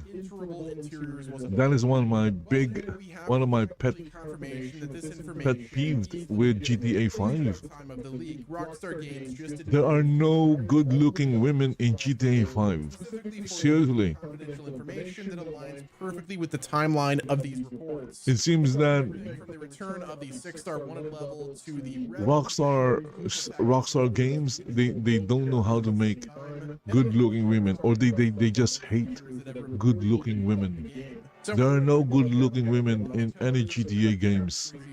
And let's dive in. So first things first, we have to establish why we are taking this leak seriously now. Usually leaks are just like, you know, trust me bro moments, but this time we have receipts from Rockstar Games themselves. A new report from Bin over at Videotech UK has highlighted a specific legal disclosure from Rockstar, which they pointed to their zero tolerance approach to leaks and confirmed 3 separate high-profile firings. And to quote, Rockstar dismissed an employee in Lincoln, UK in April 2025 who allegedly disclosed confidential information about GTA 6 to a third party, and dismissed an employee in the US in November 2023 and another one in India in November 2025. Now the timing here is really everything. The November 2023 firing aligns with the first major trailer leaks, but the April 2025 firing in the UK, well, that kind of lines up perfectly with when the game roll information started to circulate in private Discord servers before hitting the public. Now we have to be real here. Rockstar doesn't fire people just for making up fan fiction. They fire people for breaking NDAs and revealing trade secrets. The fact that they fired these people and they cite the dismissals as like proof of their security measures tells us that the information that they leaked out was real or accurate, or at least damaging enough to cost people their careers. Now it just so happens that Rockstar is dealing with a legal battle against a union, and that's why this information came out. So it could be that they're citing these, you know, quote unquote leaks, or this now what seems to be legitimate leaks, as a reason for dismissal, so that they can kind of pin the firing on the leaks rather than wrongful termination lawsuits. It's essentially killing the union's leverage, because no union can legally protect an employer who is proven to have stolen company data, or in this case leaking company data. So there's definitely a greater play happening here, but I do think that, you know, them leaking this information, I mean, it got out there somehow, and if Rockstar is citing it that these firings are because of the leaks, then I have reason to believe them. At the end of the day, look at Rockstar and, you know, the whole GTA 6, I guess we'll say, story. Like, this game started off with the big massive leak of Rockstar that happened, I think, in like 2021, where we got to see footage of this game. So they've been dealing with leaks from the get-go, essentially. So what exactly did they leak? Let's start off by talking about the gameplay portion, because there are some massive returns to form here. The big feature obviously is the 6-star wanted levels returning. which this is really exciting. Like, we haven't seen 6 stars since GTA 4, and GTA 5 stars was the max, which I guess it made sense because it was GTA 5. And with this game being GTA 6, it only makes sense for them to bring back the 6-star wanted level, which implies that we're going to be seeing an escalation that we haven't seen in years. Are we talking tanks that are going to be deployed? What are we talking about? Maybe National Guard locking down the entire state of Leonida? Either way, it suggests that the police AI is going to be far more aggressive and tactical, and that's the part that I'm most excited about. Now, in the leak, there is also the relationship bar. We saw hints of this in the 2022 alpha footage, but Game Roll confirms it is a core mechanic that works like the honor system in Red Dead Redemption 2. This isn't just quote-unquote romance. This likely affects how Jason and Lucia interact in combat. If your relationship is high, maybe they share ammo or cover each other better. If it's low, maybe they start like arguing during mid gunfights or refuse to help. Either way, it adds like another layer of RPG management to the overall chaos that we're expecting to get. Now, for the immersion lovers, the weight mechanics are back. Just like San Andreas and Red Dead 2, your character's physique will change based on diet and exercise. This is the kind of detail that only Rockstar bothers with. If you want a ripped Jason, you're gonna have to hit the gym, and same goes for Lucia. The next leak that we have to talk about is probably one that is the most genre defining, and the leak details the character wheel. We know we can switch between Jason and Lucia respectively, but the leak also specifies there are 3 distinct options. There's solo Jason, there's solo Lucia, and then there is dual protagonist control, which the dual protagonist mode is the game changer. The leak says Jason and Lucia can be controlled at the same time to rob together in the open world. Some missions are also started using the 2 of them at once. So for instance, like imagine walking into a liquor store, you press a button,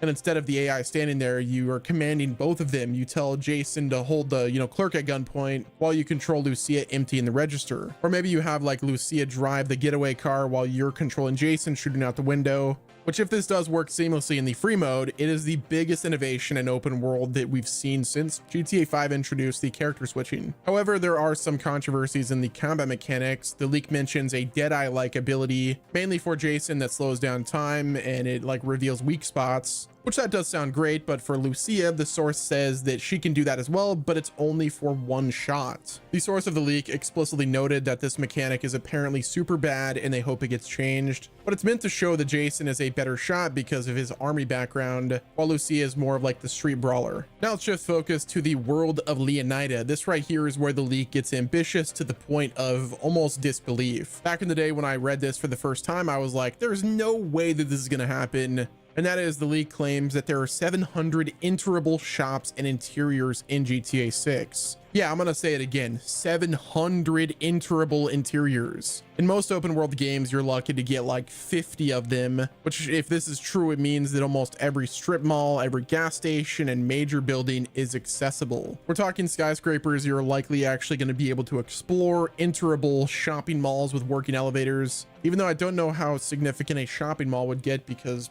are there even shopping malls nowadays? But either way, this solves one of the biggest issues that I had with GTA 5, where essentially the entire game felt like a facade, where you had all these buildings, but not many of them you could actually get into. Now, if you watch my last video where I discussed the GTA 6 mapping project, the game rule leak also states no panhandle. It claims that the map is an island and lacks the northern extension that many fans are hoping for, which if this is true, this means the map will be more, circular or oval shape rather than the boot shape of real Florida. So not only did, this leak talk about the panhandle not actually existing, but also the mapping project corroborates that as well. And that's based on evidence and stuff from the, videos and screenshots and leaks we've seen. Also confirmed is the explorable underwater areas with treasure and secrets, which in terms of the open world, with this being a Florida type game, I was hoping that we would get more ocean activities. So if that is indeed real, that's exciting news. Now the leak then talks about some content that is not in the game, which this is going to be a tough pill to swallow, but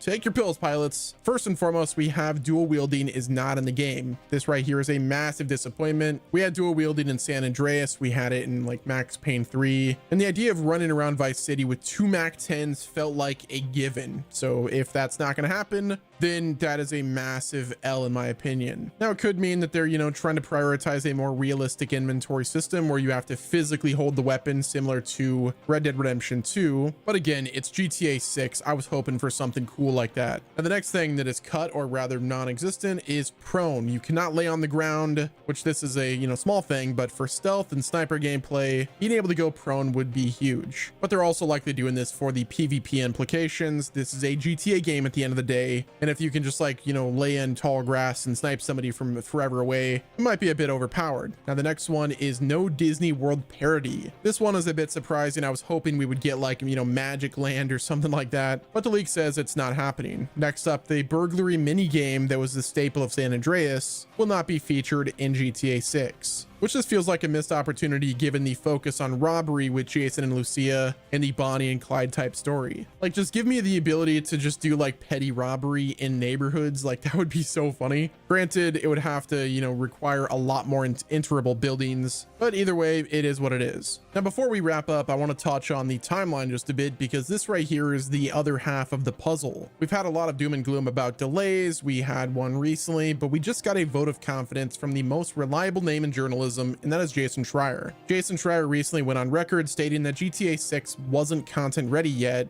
meaning they're still building the world and the missions and still doing motion capture work. But despite that, he now feels significantly more confident in the November 2026 release date than he ever did about 2025. This right here is a huge deal in my opinion. Schreier is not a hype man. If he says the date is solidifying, it means he has inside sources at Rockstar that are seeing the finish line. It also confirms that the delay out of 2025 wasn't a sign of development hell, but rather a calculated move to ensure the game is actually finished. So Schreier is more confident in November than I am as well. But that's gonna wrap it up with this video. Let me know what your thoughts are down in the comment section. Hit the like button if you enjoyed, subscribe with the noties on, and until next time, this has been Wes, and I will talk to you guys in the next video.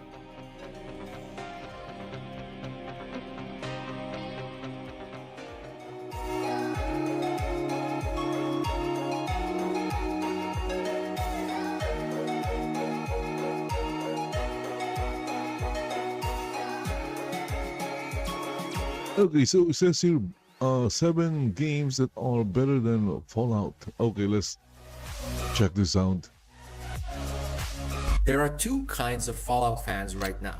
The first kind still boot up or try to boot up Fallout 4 or New Vegas every few months because nothing else scratches that same weird post-apocalyptic itch. And the second kind are sitting there angry, watching Bethesda slowly monetize the franchise into a theme park and asking, okay, but what do I play instead? There's nothing quite like Fallout. Well, this video is for both groups. I'm gonna show you 6 games that hit a lot of different pieces of what makes Fallout special, and then one honorable mention at the end, which I think is exciting, but it's still very new. Fallout is a mix of RPG systems, satire, exploration, survival, weird quests, and post-nuclear atmosphere. I've picked games that capture that identity as much as possible, either through story, world building, mechanics, or tone. I'm splitting this into 2 groups. The first group are the closest Fallout successors. The second group are modern alternatives from 2024 and 2025. And then I'll also share 1 honorable mention for a total of 7 games. Okay, let's start with the 3 closest Fallout successors. These are games that feel like Fallout's cousins. You play them and immediately go, yeah, okay, I see it. Game 1, The Outer Worlds. Let's start with the obvious one, The Outer Worlds. Developed by Obsidian, who literally helped define the original Fallout identity. This one takes the corporate dystopia angle and runs with it. The setting is the Halcyon system, colonized by mega corporations who treat their workers like disposable office furniture. You wake up from cryosleep, everything's gone sideways, and your job is to wade through corporate PR disasters with a gun and a smile. Mechanically, it's Fallout DNA. Branching quests, faction politics, companions with personal quests, persuasion checks, dark humor, and the famous "we know corporations are awful, but we're going to make you laugh at it" tone. Instead of VATS, you get tactical time dilation, basically corporate-approved slow motion, where you can target limbs and cripple enemies, blind them, etc. It's not as tactical as New Vegas, but it feels great in real-time combat. The RPG side is surprisingly flexible. The flaw system is genius. Take a permanent debuff in exchange for extra perk points. So if you panic around robots, the game will literally give you a "you are terrified of robots" flaw in exchange for perks. It's a nice compromise between role-playing and power gaming. Here's where it overlaps with Fallout. First-person shooter RPG hybrid, faction politics, dark humor, companions that talk during quests, ending That is where you lost me. I have Outer Worlds or Outer Worlds. people I haven't played it because probably the biggest complaint. It feels I usually don't play first-person shooting games. rather than a full RPG marathon. Some planets feel a bit empty.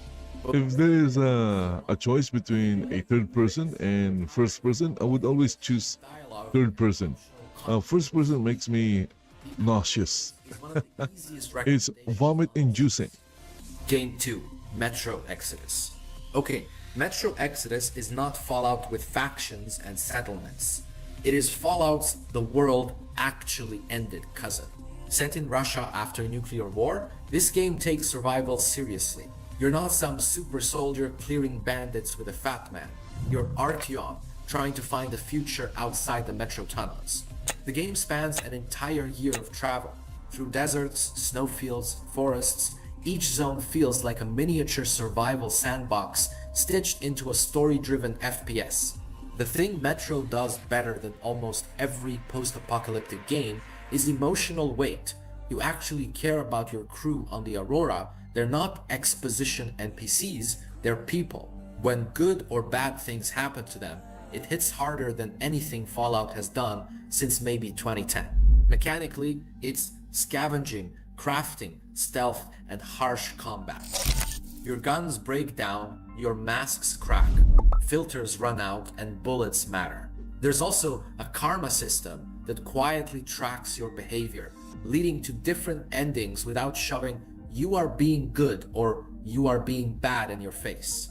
Overlap with Fallout, post-nuclear atmosphere, surviving in hostile environments, scavenging and crafting weapons, mutants and factions, consequences for actions, weaknesses. If you're obsessed with giant open worlds and fetch quest loops, Metro is more curated and linear. You can explore, but it's focused. Also, the stealth AI can be hit or miss, but the narrative power makes up for it. If you ever wished Fallout took itself seriously for 5 minutes, Metro delivers. Game 3, Horizon Zero Dawn. Horizon Zero Dawn is the wildcard here. It's post-apocalyptic, but instead of nukes and super mutants, it's tribes and robot dinosaurs. You play as Aloy, trying to figure out why humanity collapsed and how the hell we ended up with Terminator wildlife roaming the forests. It's a gorgeous open world, snowy mountains, overgrown cities, ruined facilities, and the traversal feels smooth and modern. You climb, you run, you sneak through grass, and then you wire a tripcaster between 2 trees and watch a 3-ton murder lion explode into scrap. These are supposedly Fallout alternatives that, just by looking at them, I'm not gonna play. I might play Outer Worlds because I have it. It's dynamic. I got it for like really cheap in during a Steam sale. Open world exploration, crafting and weapon mods, environmental storytelling in ruins, main and side quests, plus errands, dialogue wheels Skyrim style. Weaknesses. The machine hunting loop can get repetitive if you don't experiment with different weapons. The human combat is also weaker, and while the story is good, it takes a while before it really reveals how deep the lore goes. If you want a post-apocalypse that isn't miserable or beige, Horizon gives you that exploration satisfaction without the melancholy hangover. Okay, now we're moving on to the second group of games, the modern picks that came out in 2024 and 2025. This is for people who want something current and new. Game 4, Stalker 2, Heart of Chernobyl. This is the hardcore pick. Stalker 2 finally launched in late 2024, and if Fallout is adventure with optional suffering, Stalker is suffering with optional adventure. The Chernobyl exclusion zone is hostile, dynamic, and unpredictable. Radiation anomalies, mutants, bandits, and that's before the blowouts start cooking the landscape. There are survival stats like hunger and sleep. Guns degrade, armor wears down, and the zone never stops trying to kill you. Exploration is organic, no constant quest marker hand-holding. You pick up clues, talk to stalkers at camps, discover nodes, and piece things together. This is closer to what some Fallout veterans wanted Fallout 4 to become. Immersive sim mechanics, grounded survival, meaningful resource scarcity, and factions that don't feel like Disneyland sets. Overlap with Fallout. Post-apocalyptic scavenging, radiation systems. Factions plus anomalies. Weird science. Survival crafting, non-linear exploration. Weaknesses. It's not for casuals. Stalker expects you to figure stuff out. It's also more FPS survival than RPG. So if you need companions and branching dialogue, this isn't that. But if you ever said, I wish Fallout punished me more, congratulations. Wish granted. Game 5, Atomfall. Atomfall is the indie dark horse of this list. Released in 2025, it's set in an alternate history 1960s England where a real nuclear disaster turned the Lake District into a quarantine zone. The entire structure feels like what happens if someone took Fallout's idea of post-nuclear society rebuilding and stripped out the theme park energy. There is no fast travel. The map is interconnected like a Metroidvania. You find tools that unlock new areas. You talk to NPCs to figure out leads instead of following floating arrows. It respects curiosity, which is rare these days. Survival is present but not overbearing.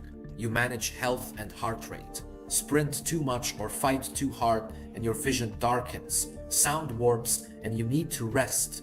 Ammunition is intentionally scarce and encouraged stealth. You can kill everyone if you want, or kill no one at all. People who loved Fallout's you figure it out approach, Fallout 1, Fallout 2, New Vegas, and Hardcore, tend to appreciate Atomfall more than critics did. Overlap with Fallout, slow burn post-nuclear atmosphere, open-ended mission structure, NPC dialogue shaping story discovery, first-person scavenging, light RPG mechanics, plus crafting. Weaknesses.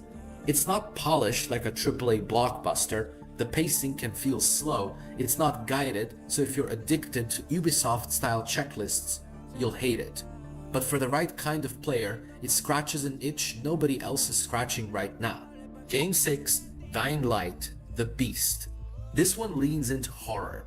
Dying Light, The Beast dropped in 2025 and takes place in a forest inspired by the Swiss Alps. You're Kyle Crane after 13 years of experiments, so the premise is already darker than most games on this list. The new twist is Beast Mode, a transformation that turns you into an unhinged melee monster with massive power at the cost of precision and control. Daytime is scavenging, crafting, stealth. Nighttime turns everything into a sprint for your life simulator.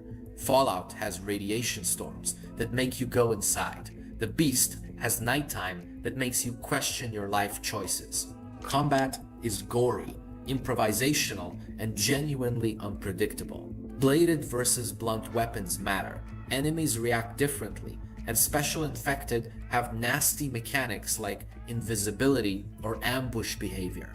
Plus, 4-player co-op with shared narrative progression, something Fallout fans have been begging for since 2015. Overlap with Fallout. Scavenging plus crafting, day-night environmental dangers, post-apocalyptic societies and factions, resource management under pressure, dynamic combat choices, weaknesses. If you hate horror, tension, or being chased, this isn't your game. The story is serviceable, but not New Vegas. And it's more about moment-to-moment survival than RPG roleplay. But if your favorite part of Fallout is creeping through the glowing sea with 3 stim packs, this is the 2025 upgrade. Okay, and now let's talk about my honorable mention, The Outer Worlds 2.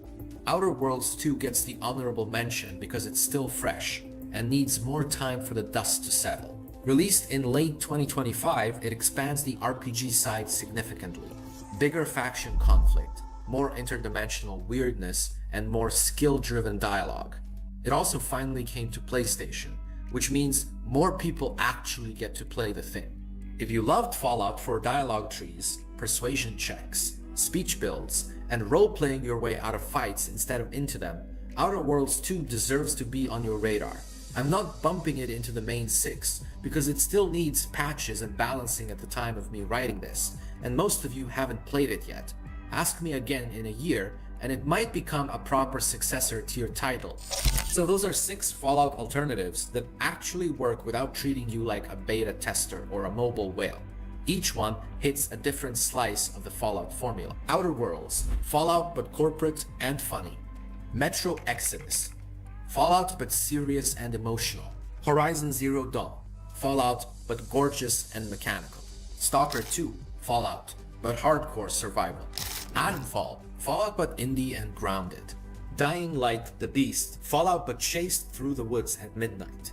And then Outer Worlds 2 as the honorable mention wildcard. If there's interest, I can do more of these, like CRPG style Fallout replacements, settlement building replacements, or even Fallout but weird games, because there's a whole wave of underground stuff most people have never heard of. And I actually enjoy doing deep dive research like this, considering I'm a video game nerd, but also a nerd in general. Anyway, let me know if I missed some Fallout alternatives and which ones you think I should have included but didn't. Until next time, take care. Will you let it burn till we almost drown? Higher goodbye, honey, where do we lie? Where you're headed, am I going there too? I don't wanna ask why, wanna give this a try with you. And if you wanna go, I'll follow. I won't let you go alone, 'cause it's a big pill to swallow, but you won't do it on your own. And if you wanna go, I'll follow. I won't let you go alone. I don't care what happens now, where we go, how far and how. If you wanna go, I'll follow.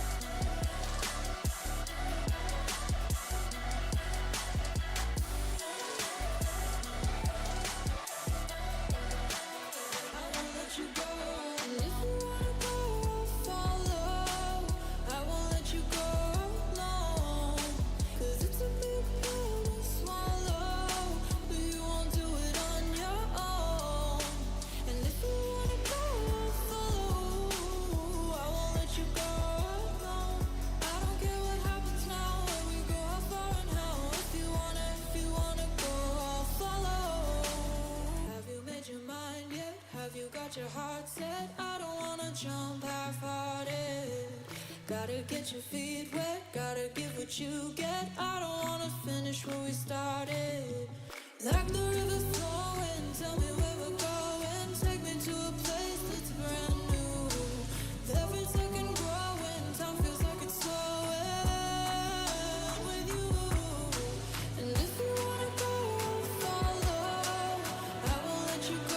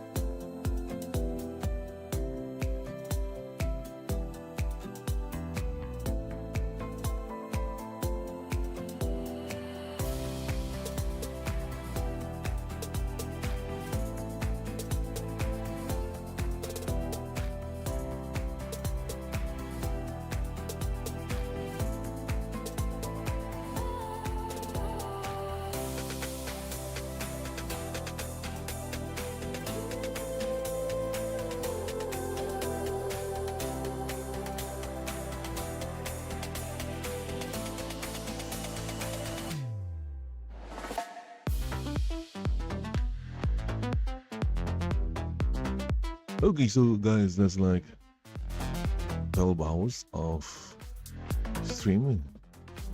Going to end the stream, but I'm going to restart it. Just going to end this one.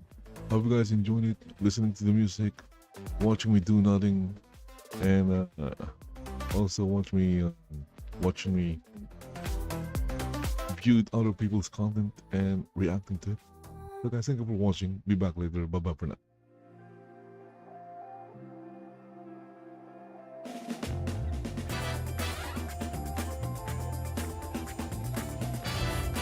You hurt me, dear, several times. It hurts to admit that we're no different. I find it hard to commit, but you don't even try. Still, I'm better with than without you.